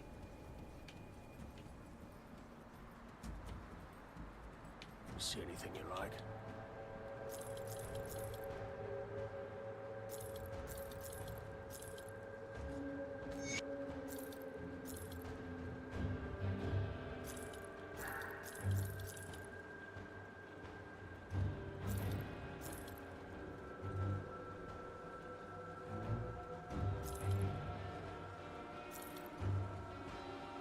Yes. It's a zombie game, but it's way simpler than DayZ. Way simpler.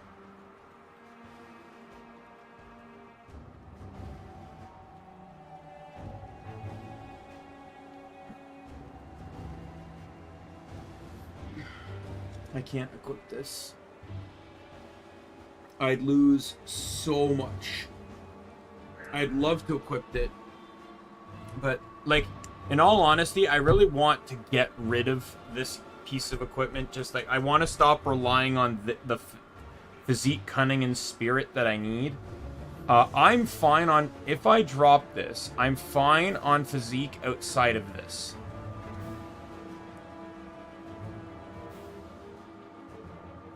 The pants, I wouldn't be able to equip anymore.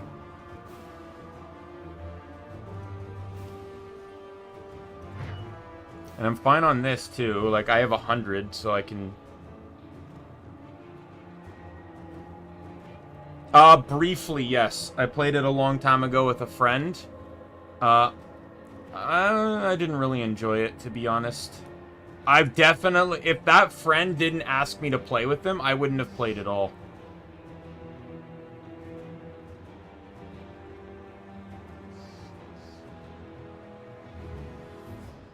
Like, this will buff chaos damage.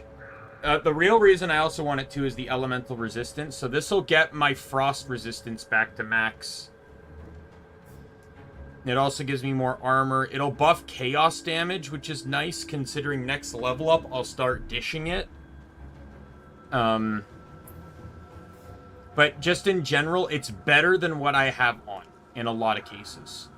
So the only thing I really need to do is just replace the physique.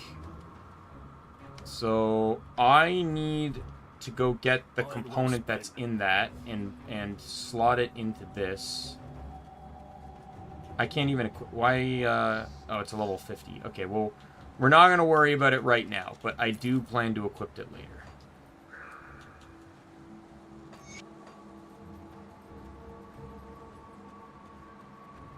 Come see what's left of my wares.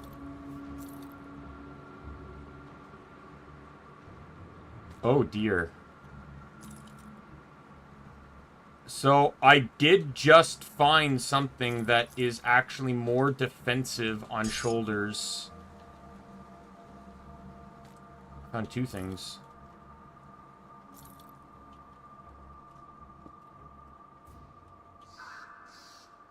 Yeah. I don't know. To me, Daisy just didn't click. I'm not that, like, I'm not someone that's very patient with games a lot of the time, and on top of that, I've said this before on stream, but I have a strong dislike for games that are very fixed on time in strong ways, whether either through time trial mechanics or like Animal Crossing is a good example. I am not really a fan of Animal Crossing because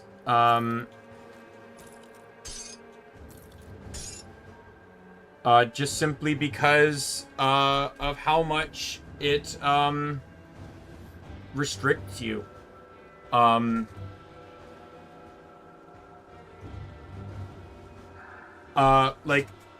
Granted, I only really played the first two on GameCube and DS. I played a tiny bit of the Wii, and I never played the 3DS or the Switch ones.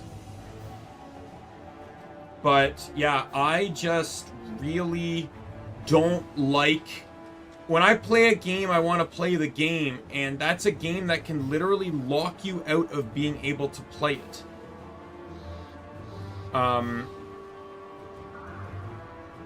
Because it's like, oh, I want to, you know, oh, it's 4 in the morning. Let me play Animal Crossing. I'll just do some fishing. Oh, I can't sell anything because the shop's not open. And, you know, in most games, it's just like, okay, I'll wait till the shop opens. Not in a game that uses real time. Like, DayZ's, I remember one of DayZ's biggest problems was, for me, and I know it's the realism aspect of it, but it's just like, you can't see at nighttime. Because the level of darkness is too properly correct. And then it's also an online game, so people like to be dicks. So this is 116 armor more than this one at 50. This one's going to be way better offensively. This one, though, gives me lightning damage, which is a stat I run. It's just not my best stat. Like, legitimately, like, so it's just health in that thing, okay. So let me see, if I equip this, I actually do lose damage. My armor rating goes up by... Was that 44? I don't think it's worth it, to be honest. I'd rather wait and then equip this.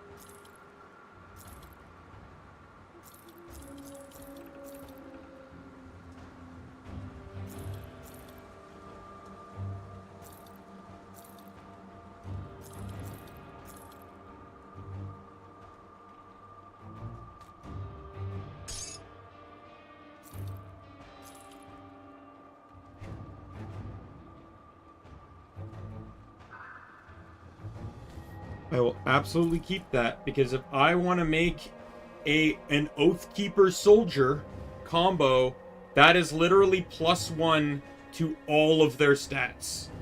I won't have it for very, like, I'd probably end up keeping that for quite some time, even if, even past level 50. Like, the level cap in this is 100, right?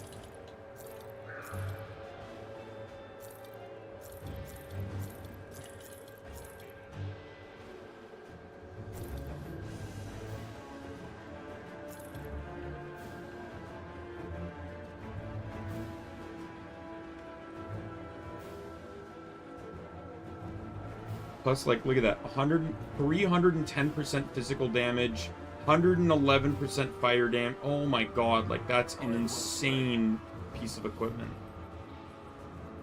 I want to make a soldier Oathkeeper just for that item. Got something you need stashed?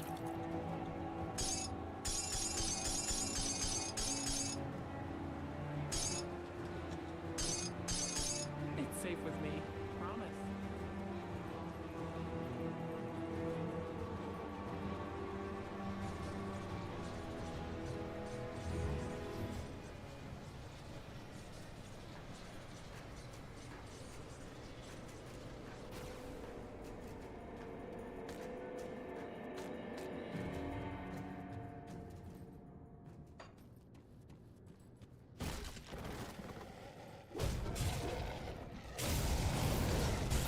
That skill's not ready.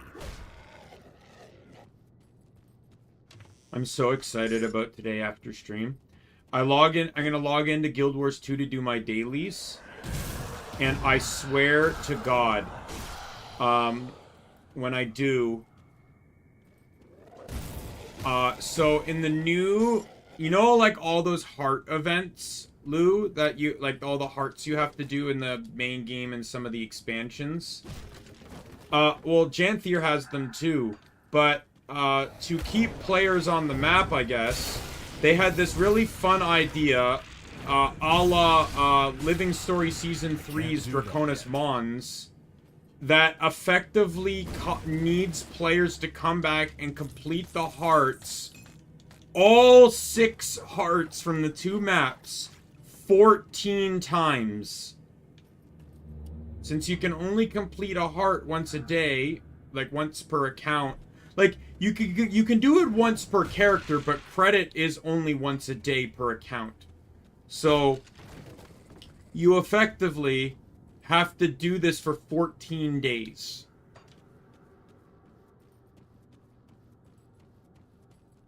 And today we'll finish up the 14th day on the last heart, because I got desynced on the hearts at some point, I guess. I finished 1 heart like 3 days ago. Then I finished 4 of them yesterday. So now I just have 1 heart left, and it finishes tonight.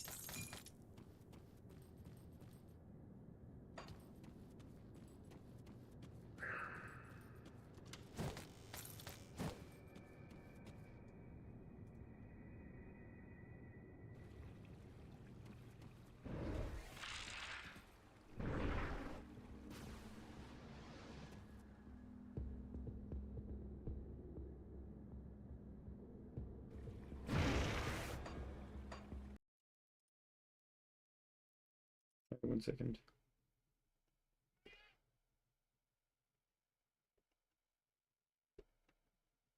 Yeah, there wasn't anything in there.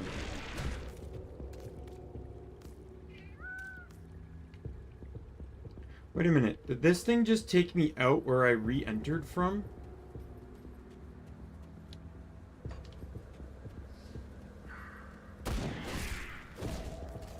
Like, I entered and exited at 2 different points in that crypt, but the game put me in, or put me outside in the same entrance on both.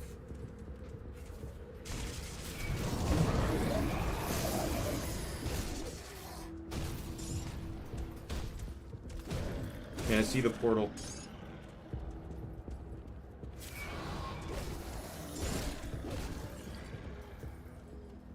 Portal! Alright. Let's, we're gonna head to Devil's Crossing first. We're gonna sell some shit. I'll give you a good price on what I've got left.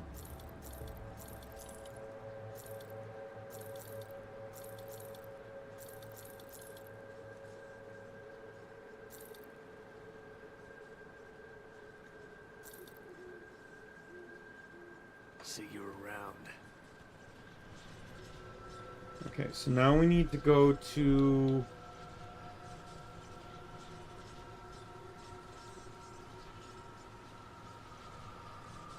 It was East March, right? God damn it! Go to the village!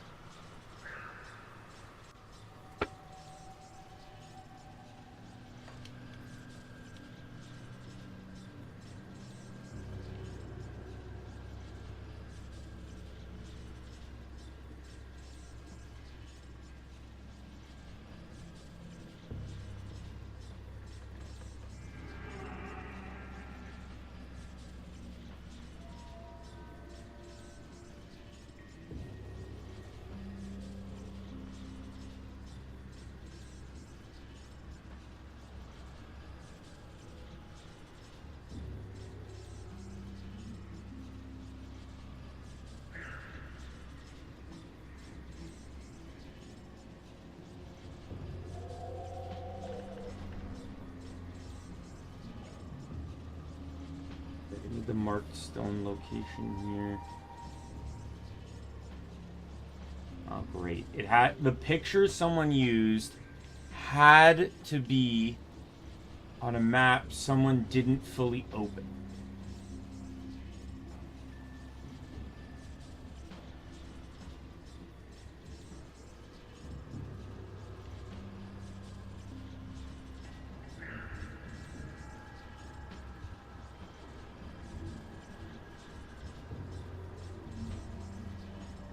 So the path, it should be right here. Right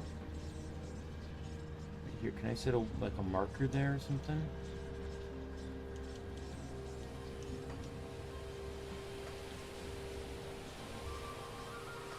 Okay, well, let's head there. None of you are my concern.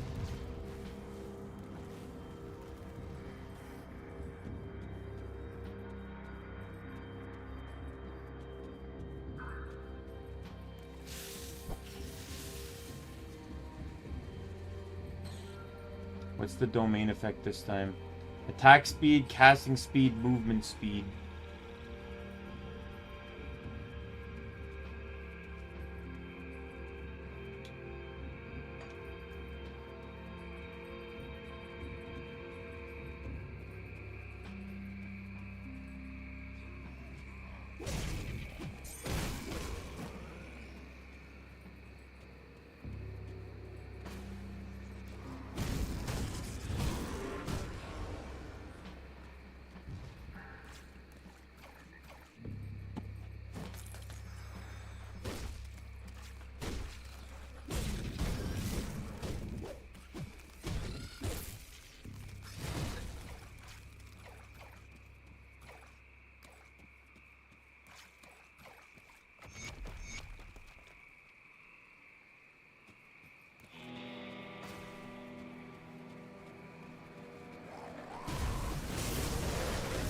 Holy fuck.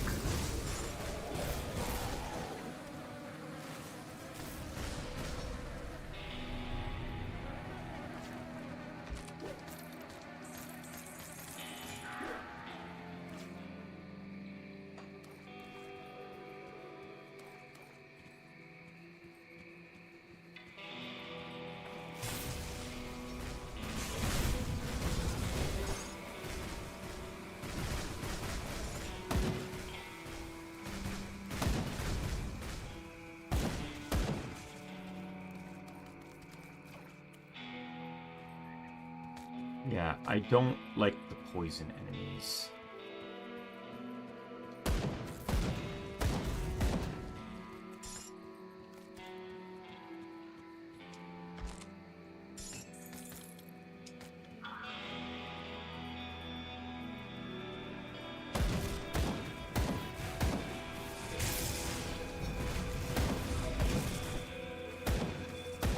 skill's not ready.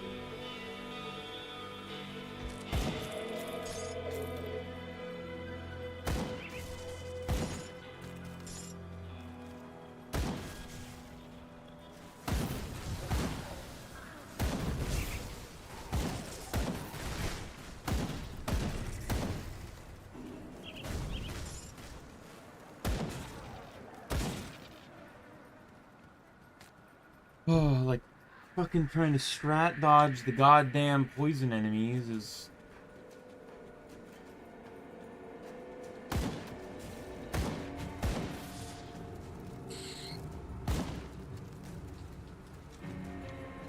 Temple of the Three.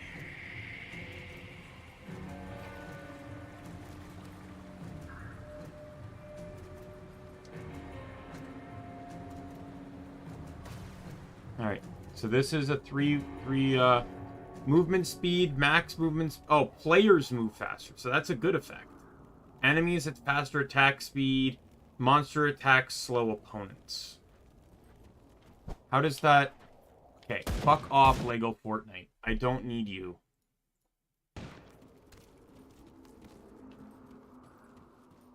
Oh, this is a lot of fucking poison enemies. I don't like it. That skill's not ready.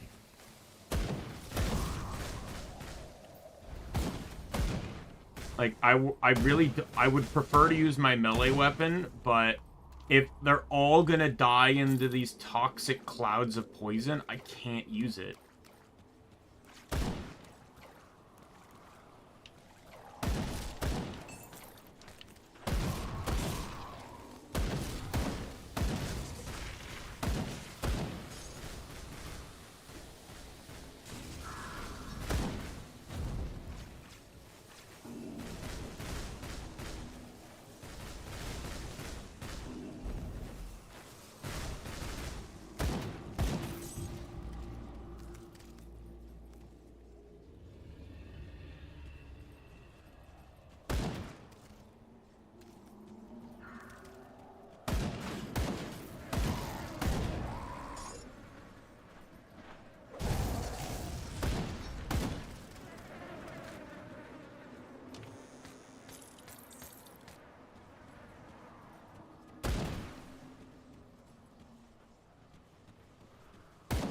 This will get...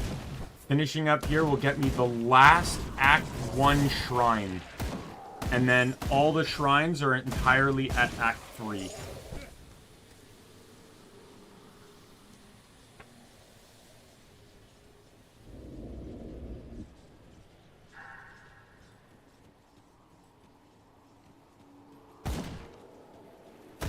Or Act 4, I mean. I'll have all the shrines from Act...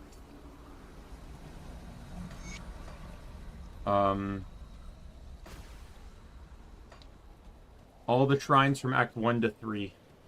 At least based on the guide I'm following. This one includes, even despite the fact that you need Act 4 to even access this one, it counts as Act 1 just by location. Even though there's no way in hell you're able to even come close to accessing this. Much less be able to survive it, because I'm sure the enemies here have a minimum level.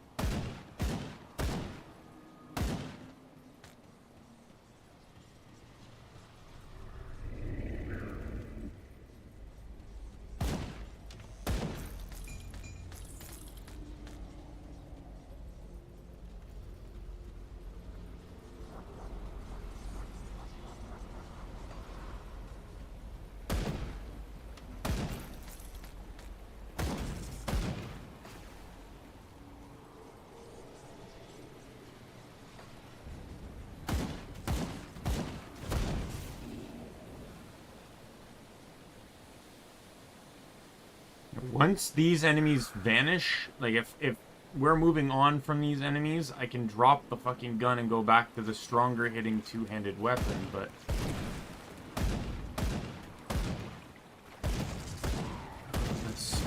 I don't know if I'm gonna like this, because it all depends on what that thing's gonna spawn.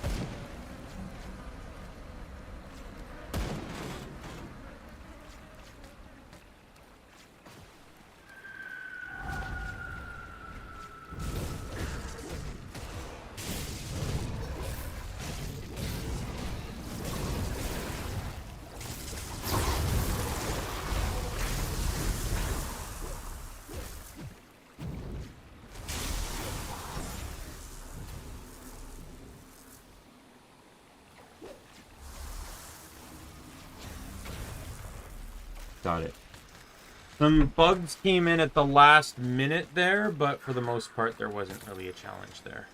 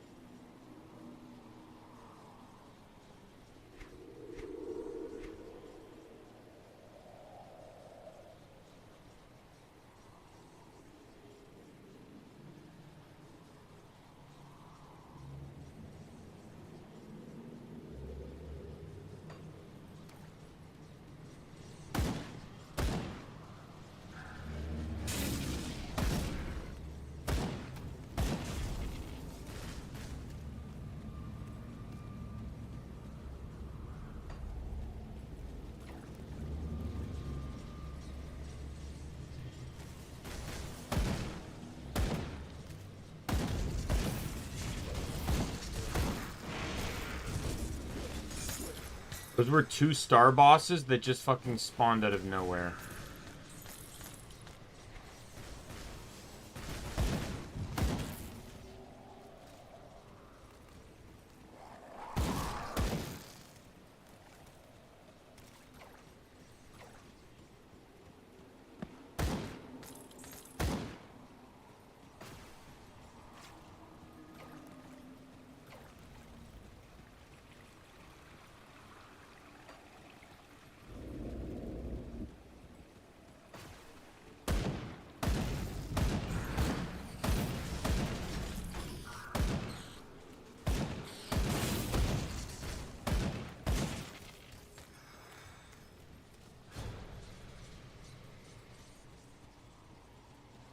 This is a dead end. I'm fine with that. Narrows down the path I need to take. Oops.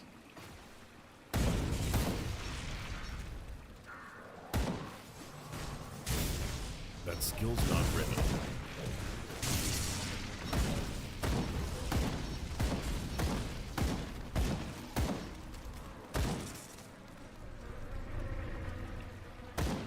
Yes.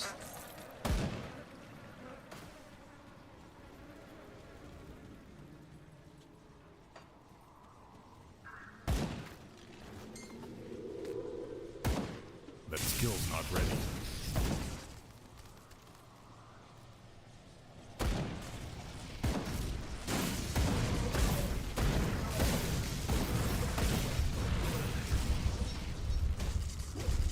Damn it.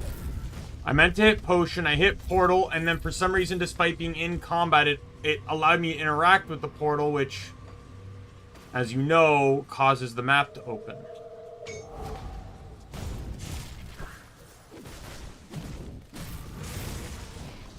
Can't do that yet.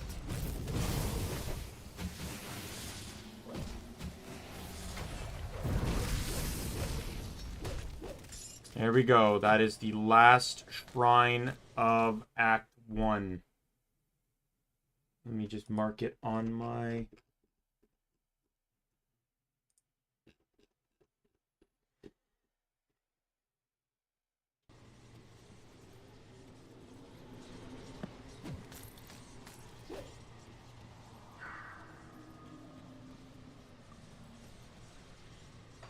Getting rover experience really shouldn't be that hard, because I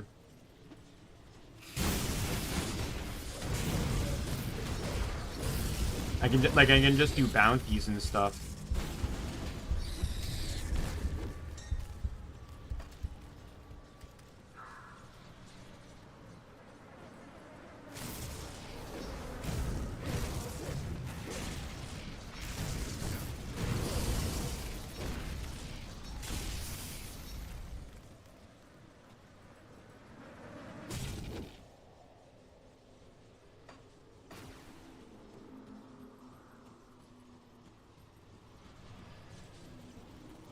Because you can look at the map, and, like, you can clearly see that this rock on the map looks off. Which just makes me think that that was put, like, and there's a ton of them. And that just makes me think that, like, that's what are things that are put down to change up the pathing every time you know, participate in the dungeon.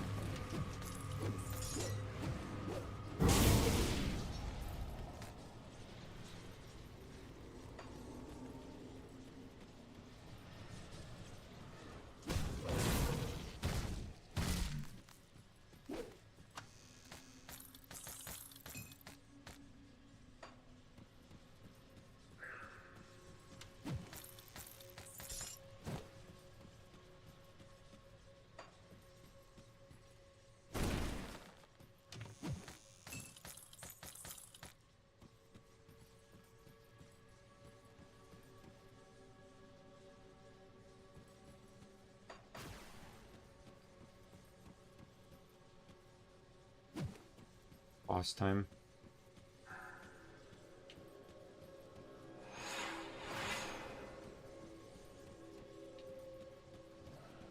That's a lot of health.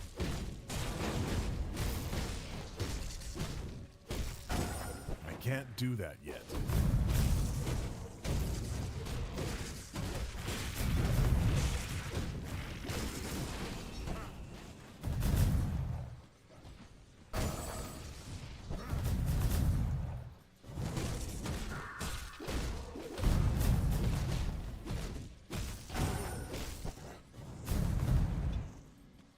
That skill's not ready.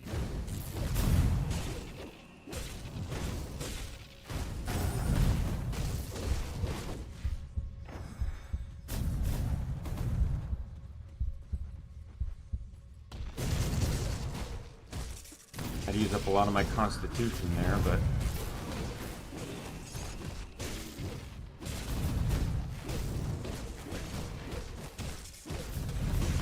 I can't do that yet.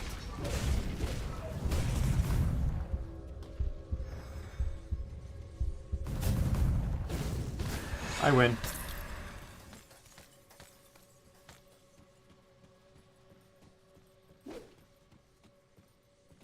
I killed the boss. Stop spawning the fucking ads.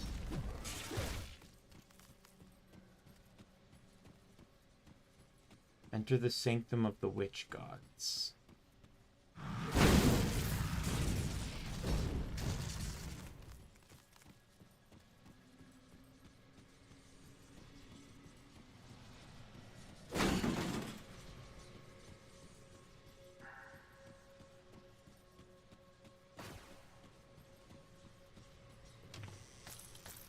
I can't carry anymore. Are you serious? My inventory is full. I get it!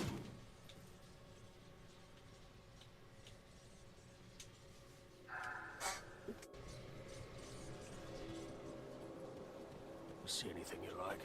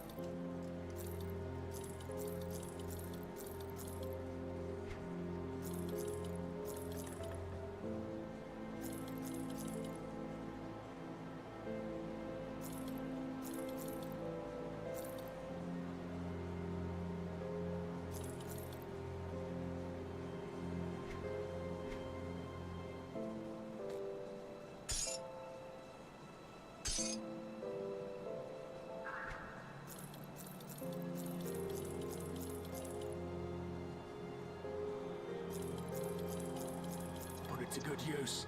Alright, let's go just deposit all my components too. I'll keep this to yourself.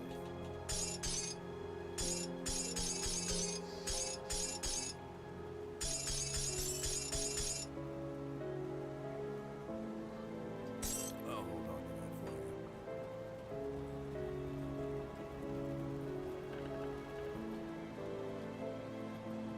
Come see what's left of my wares. Put it to good use.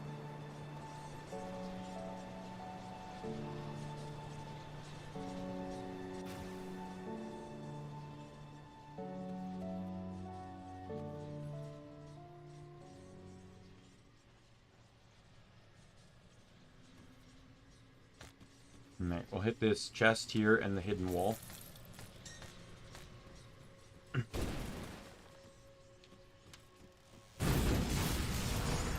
do not give up.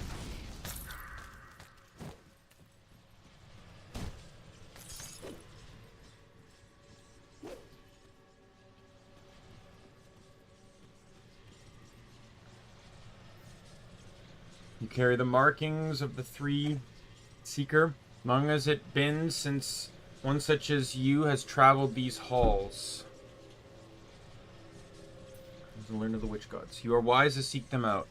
Only through the three can we peer into the Eldritch realm and learn its secrets.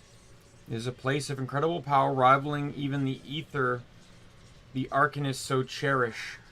But we cannot simply go there. Through immense sacrifice, the witch gods pierced the veil between worlds and ascended to the Eldritch realm.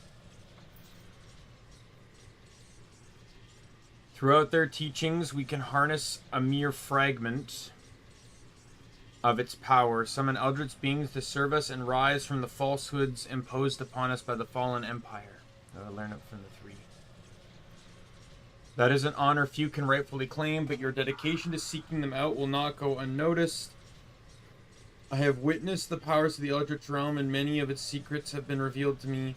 Through the three, I can bestow upon you a gift from the Eldritch realm, insight into the... I have the wiki still open here, so...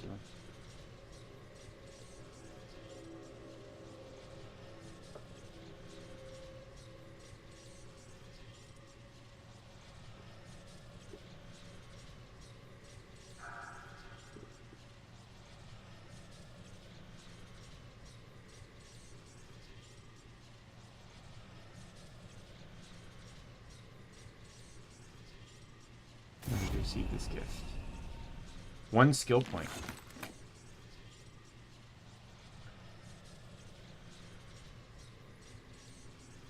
You speak to the witch gods even now. The three have fallen silent. Our pleas go unanswered. Something has drawn them away. Their attention is elsewhere.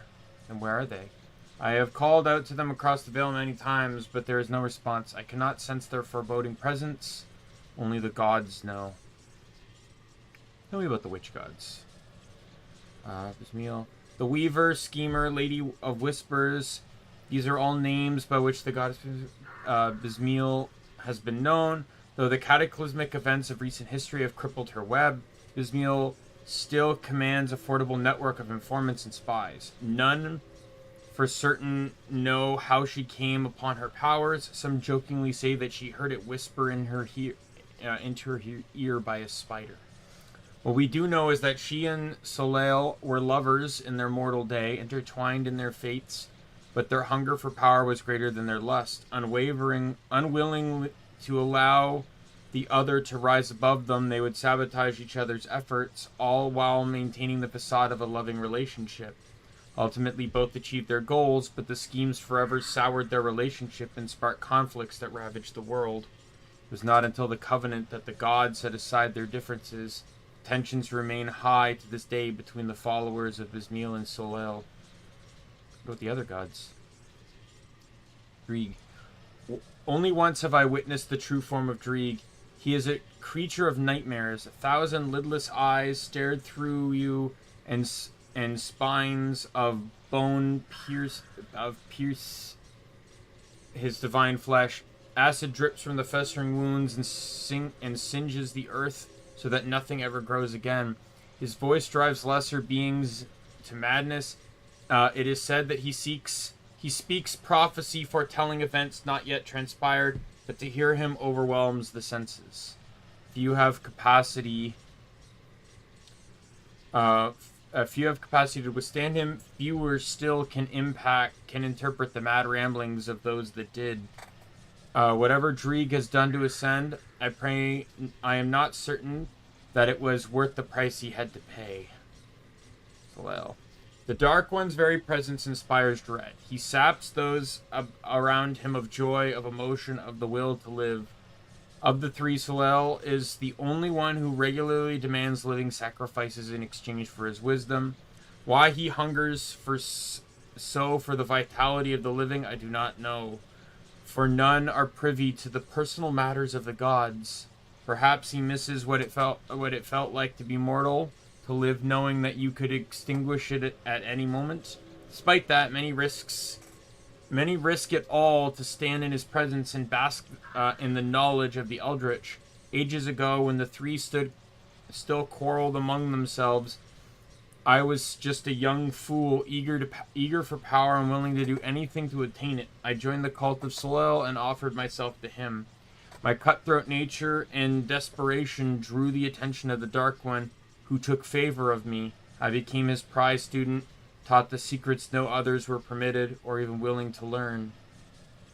When he conceived of the Covenant, I was to be his messenger to the other gods. I risked my life so that the three would end their senseless conflict and join their power. Though they had little reason to hear me out, Drieg and Bismiel spared me long enough for me to speak. In the end, they saw the wisdom of my master's plan and agreed to gather here and seal their covenant. As reward for my loyal service, Soleil bound me to this place so that I would forever be its steward. I am now the voice of the gods, and none speak to them without my consent. Though centuries have passed and the temple crumbles around me, I still remain doomed to eternal servitude. Such was the price I paid for the taste of Soleil's power. You immortal? Not in the literal sense, no. I have been killed numerous times, though I have always been brought back from the grave by the three. I exist solely by the whims of the gods, such is my fate. What happened to this place? A Drieg thrall by the name of Ugdar was driven mad by the absence of the three. In desperation, he attempted to breach the Eldritch realm and seek them out upon their thrones. The results of this ritual are all around you, as are the pieces of Ugdar that were not evaporated when the rifts tore open the temple. Were there other servants of the three, dead to the Eldritch creatures, or fled? Preserving their own hides proved a stronger motivation than the integrity of this temple.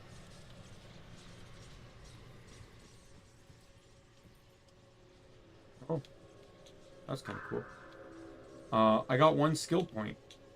It still doesn't really mean much, but... So, where the rovers are based in... Old... Arcovia, right?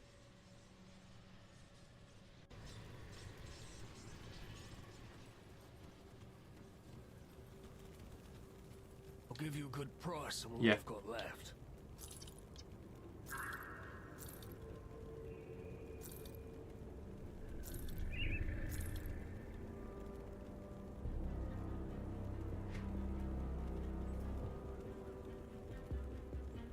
Ooh. So this has a much cheaper requirement, and it's plus 23 elemental damage. So this alone, plus 15% elemental resistance. It's actually higher armor than this too, so I'll sell that, and I could technically equip this right away. I don't have to worry about the spirit, but that's not the thing I really need to concern myself with. I gain plus 3% physique, but I don't know how much that's going to add in comparison. Because I don't know what's my base physique. Because I'm assuming that's what it bases it off, right? 250. So 3% is... So that would be like... Be 3% would be 6 plus like... 1.5, so like 7 or 8. Not a whole lot. But I have ways. Well spent. Is there a bank here? There is not a bank here. Okay. Let's head to Homestead.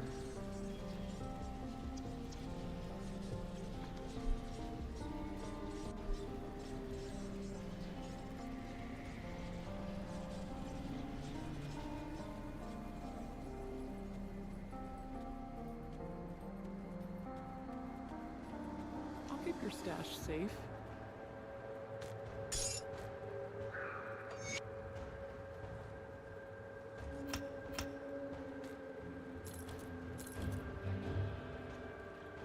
Perfect.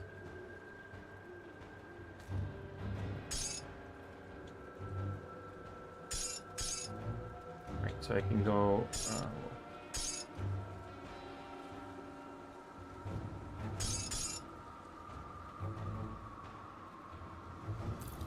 Oh, whoops. Yeah, I completely forgot I got all this inventory space back now because, I'll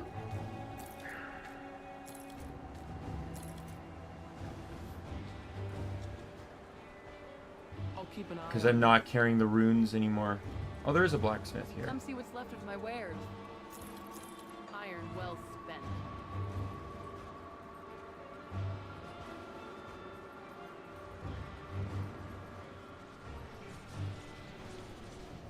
Okay, so what I should be able to do with the rovers is I should be able to take bounties.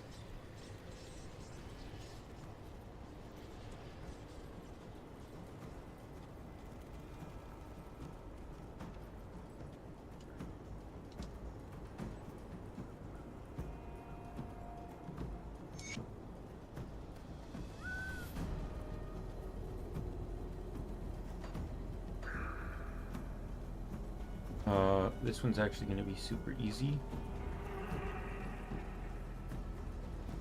Because I should have a royal jelly in my bank.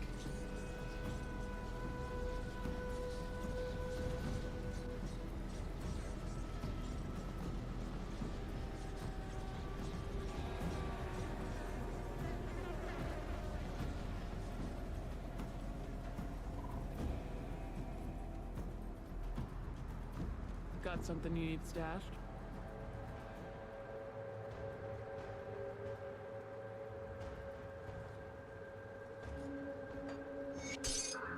I'll keep an eye on this.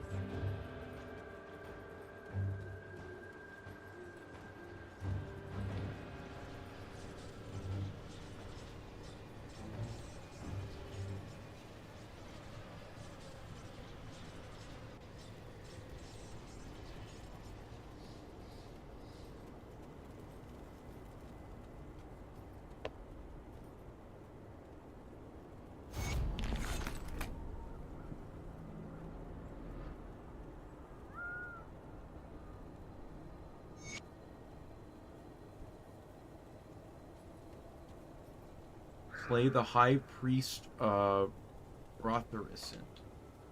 Where is that?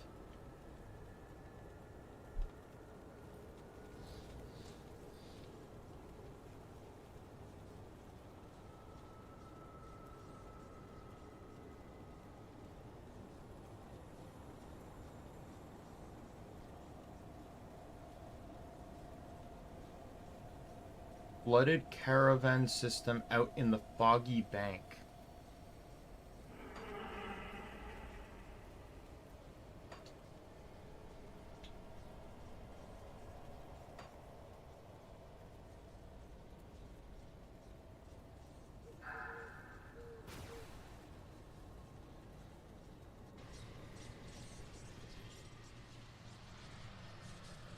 Is it asking me to go kill this one?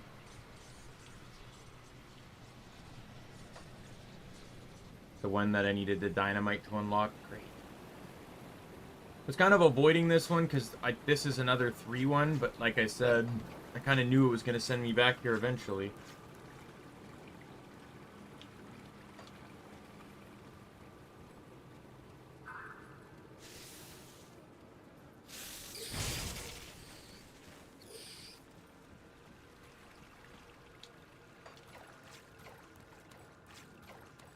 Alright, we're going to have to see what the modifier is.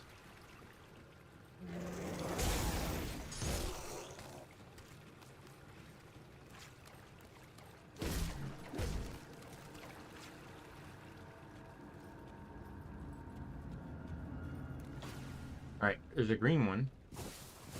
Oh, player damage modified by 8%, damage retaliation modified by 4%.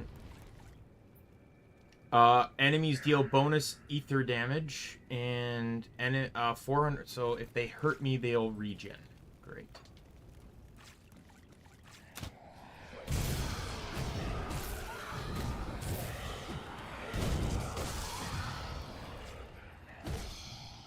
What is my ether resistance? 26.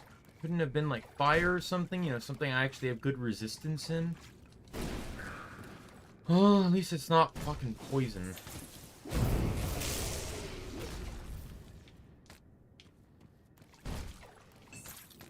That last dungeon kind of killed any joy I could ever hope to have not already had on poison.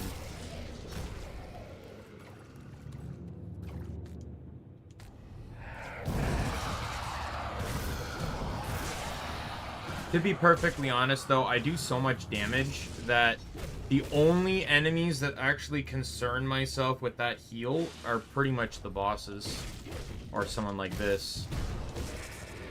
But it also depends on how much they hit for, too. They only hit me for 2, like... Granted, with the amount of health I have, they're gonna hit me for way more than that. Hey, look, it's the boss. That skill's not ready.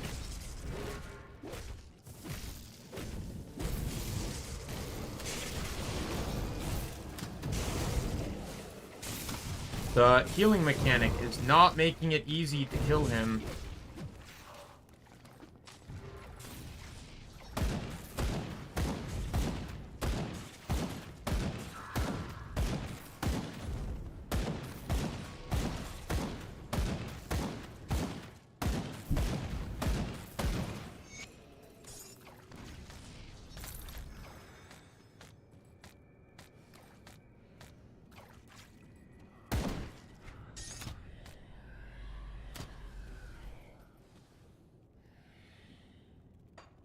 Okay, well, while I'm here, I might as well just explore, I guess.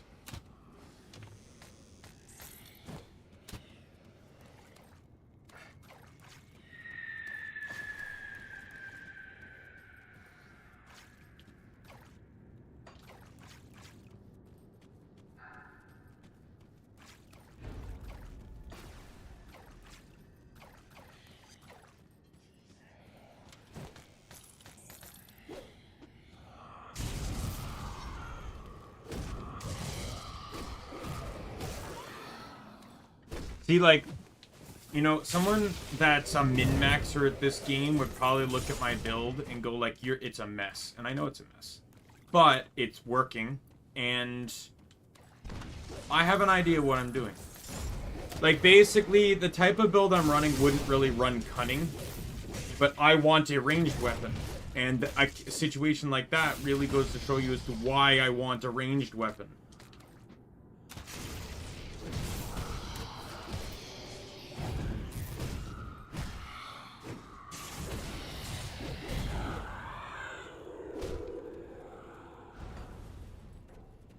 I don't think this area is actually... Is this area even that big?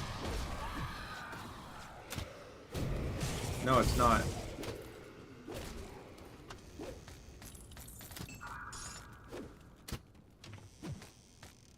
Hello, Jade.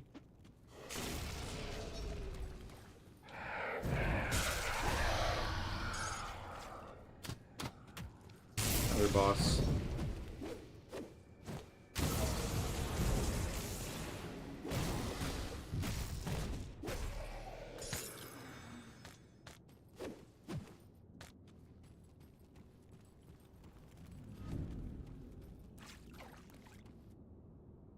Yep, that's it. Alright, we will head to the Rovers. So I imagine the bounty list is all the same, but it's just like whoever table you access it from.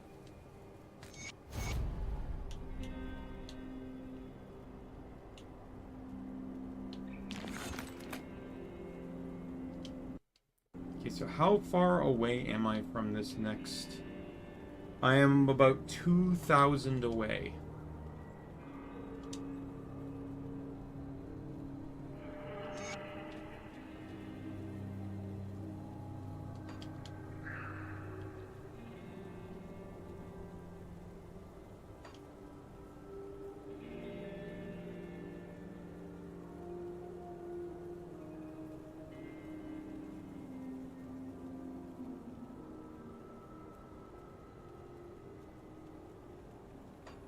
Well, if I remember where the harpies are, this actually works well for me because there's something else I wanted to check.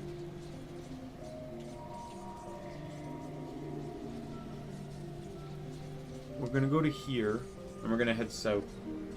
They'll spawn me in the cave, but I'm gonna leave the cave and head south.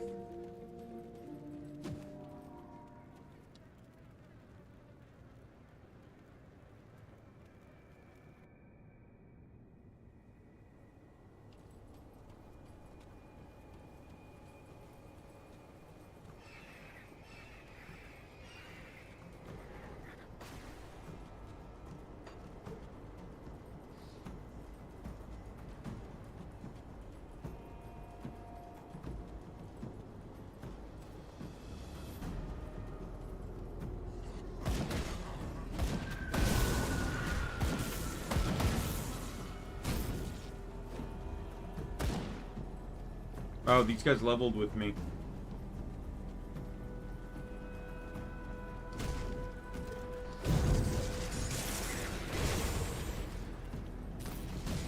I didn't think they would level with me.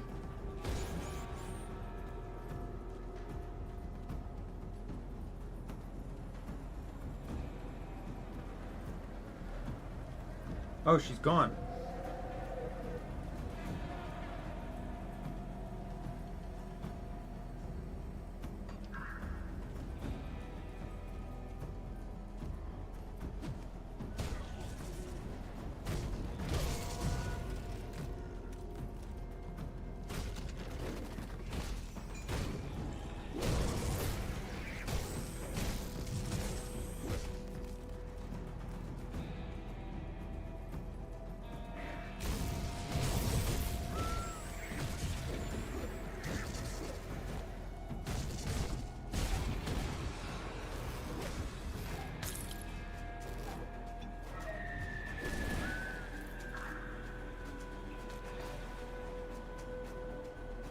That wasn't even one of the harpies I needed to kill.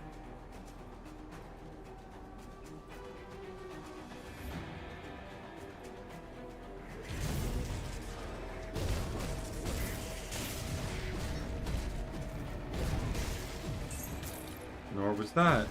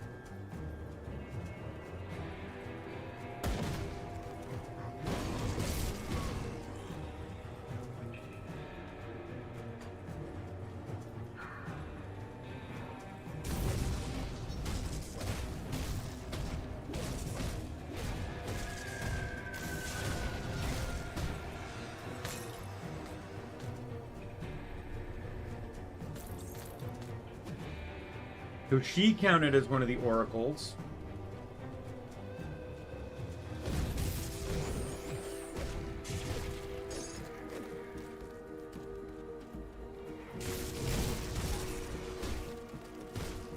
Nope, that counted as one too. Oh, okay, I see this one. This one here. This one count? Yep. Nope. No, it did not. So there's just these random boss ones. Oh, that one did. So it's not these random boss ones, it seems.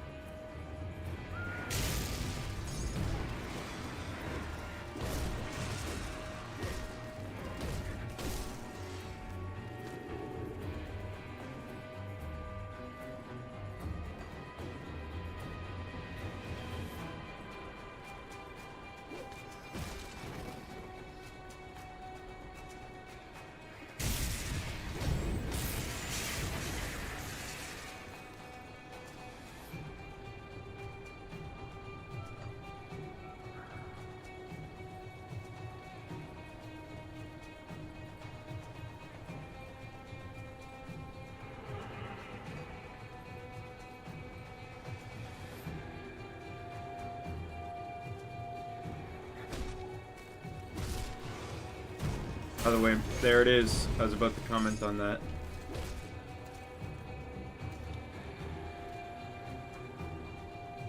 One.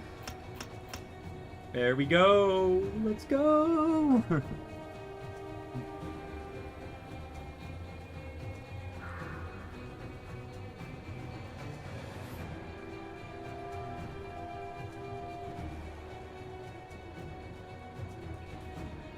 So I have a 21% chance when using the grenade skill to not consume a grenade.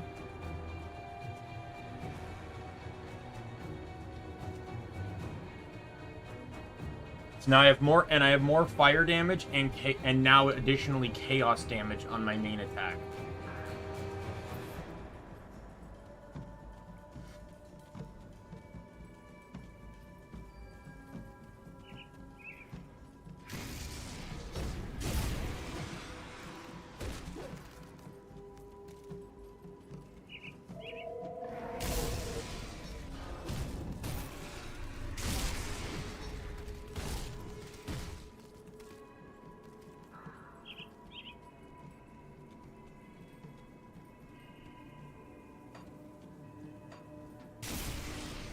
Can't do that yet. There it is, it triggered. So there's actually a sound effect when it triggers. That's good. I'll keep that in mind so I know going forward.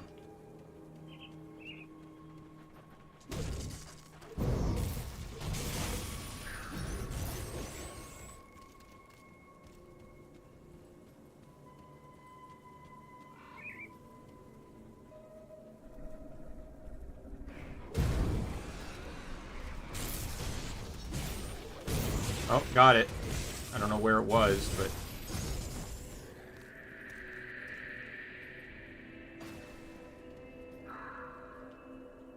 But I was coming to check to see where the girl was. Because you're supposed to be able to get dialogue where you can set her to homestead with a rift, but she was gone this time.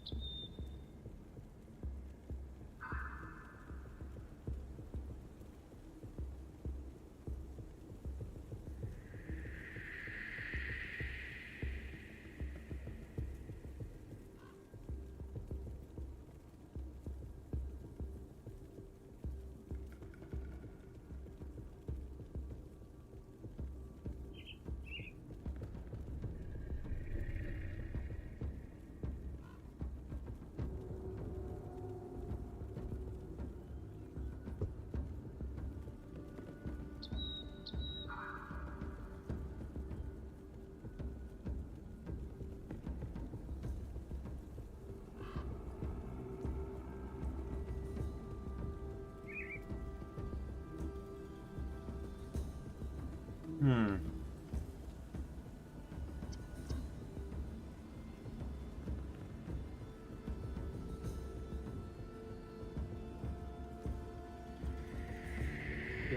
golems.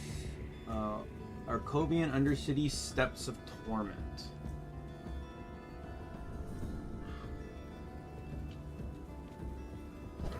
You know what? I think I'm gonna call it here. 5 hours, that's pretty good. I think it's just a good spot, you know, outside of just grinding reputation. Hell, to be perfectly honest, I could, if I wanted to, depending on the circumstances, I could probably just grind that off stream. Because it doesn't, it's not like it's really, like, I'm just going to be going back to locations I've already done. To fight enemies I've probably already killed. So I don't see why I can't do that off stream just to get the reputation up so I can start the quest. Because I need to get this up to start a quest that allows 2 items to drop that are required to activate that shrine. Anyway, yeah, so tomorrow's stream. So yeah, so far I've not heard back from the companies that I applied for.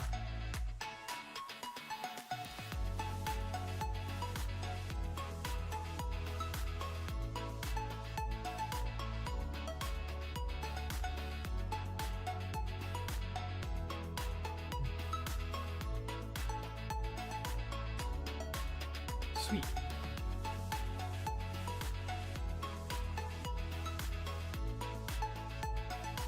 That's good.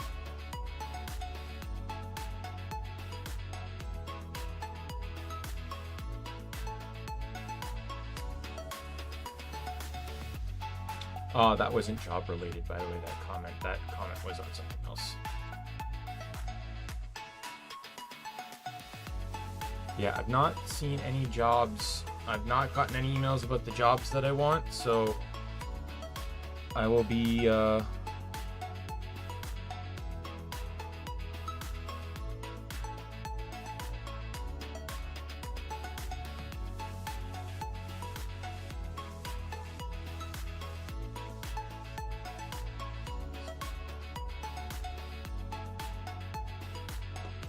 guy follow on Patreon that posted one of the videos he animates, and he just sent a message saying, oh, by the way, I know I just uploaded the video, but there's some issues, so I'm gonna fix it, but not till the weekend.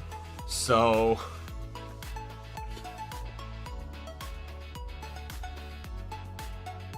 it's only annoying to me because I already downloaded it.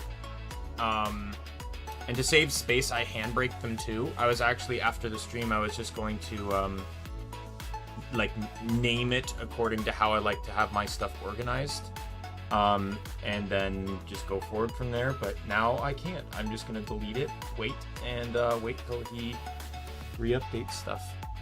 I should probably end this soon too anyways, because I got cats fucking howling at me. What do you want? What? No.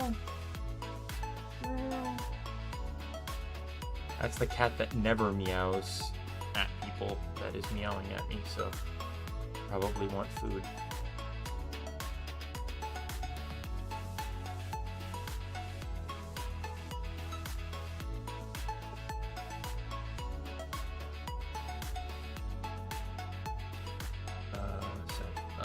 Yeah, I didn't get any responses here.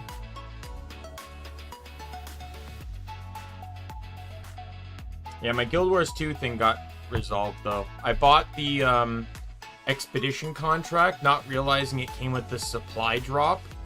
So I asked to get my 1,000 gems back that I spent on it.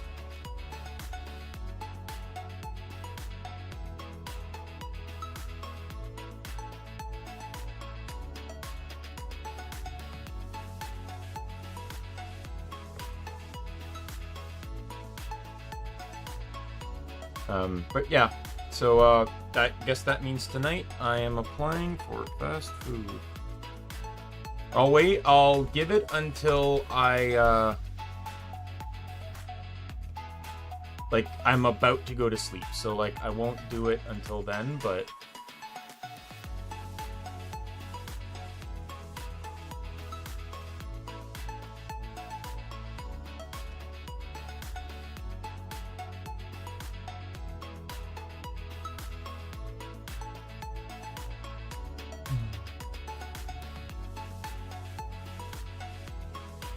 Anyway, yeah, so that'll be that.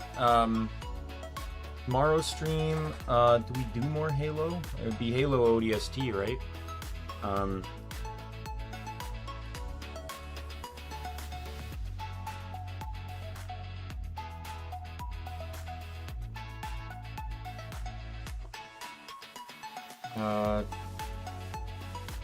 Yeah, I guess either that or Pokemon Crystal. Either way, I have to make a new fucking thumbnail.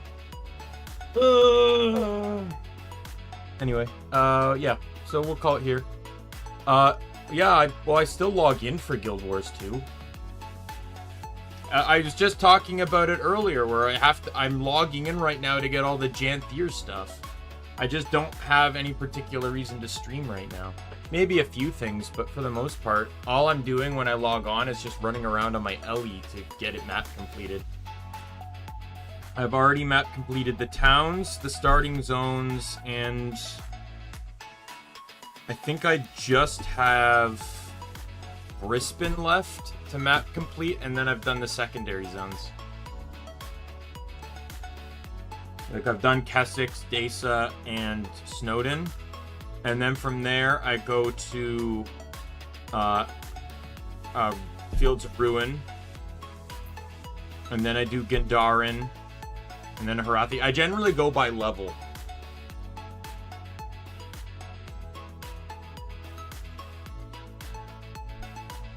But anyway, with that said, I'm going to call it here. My name's Daimien Kamiya. I am the Omni King. Be a friend, foe, or a member of the Omni Council. I'll see you later. Goodbye, everyone.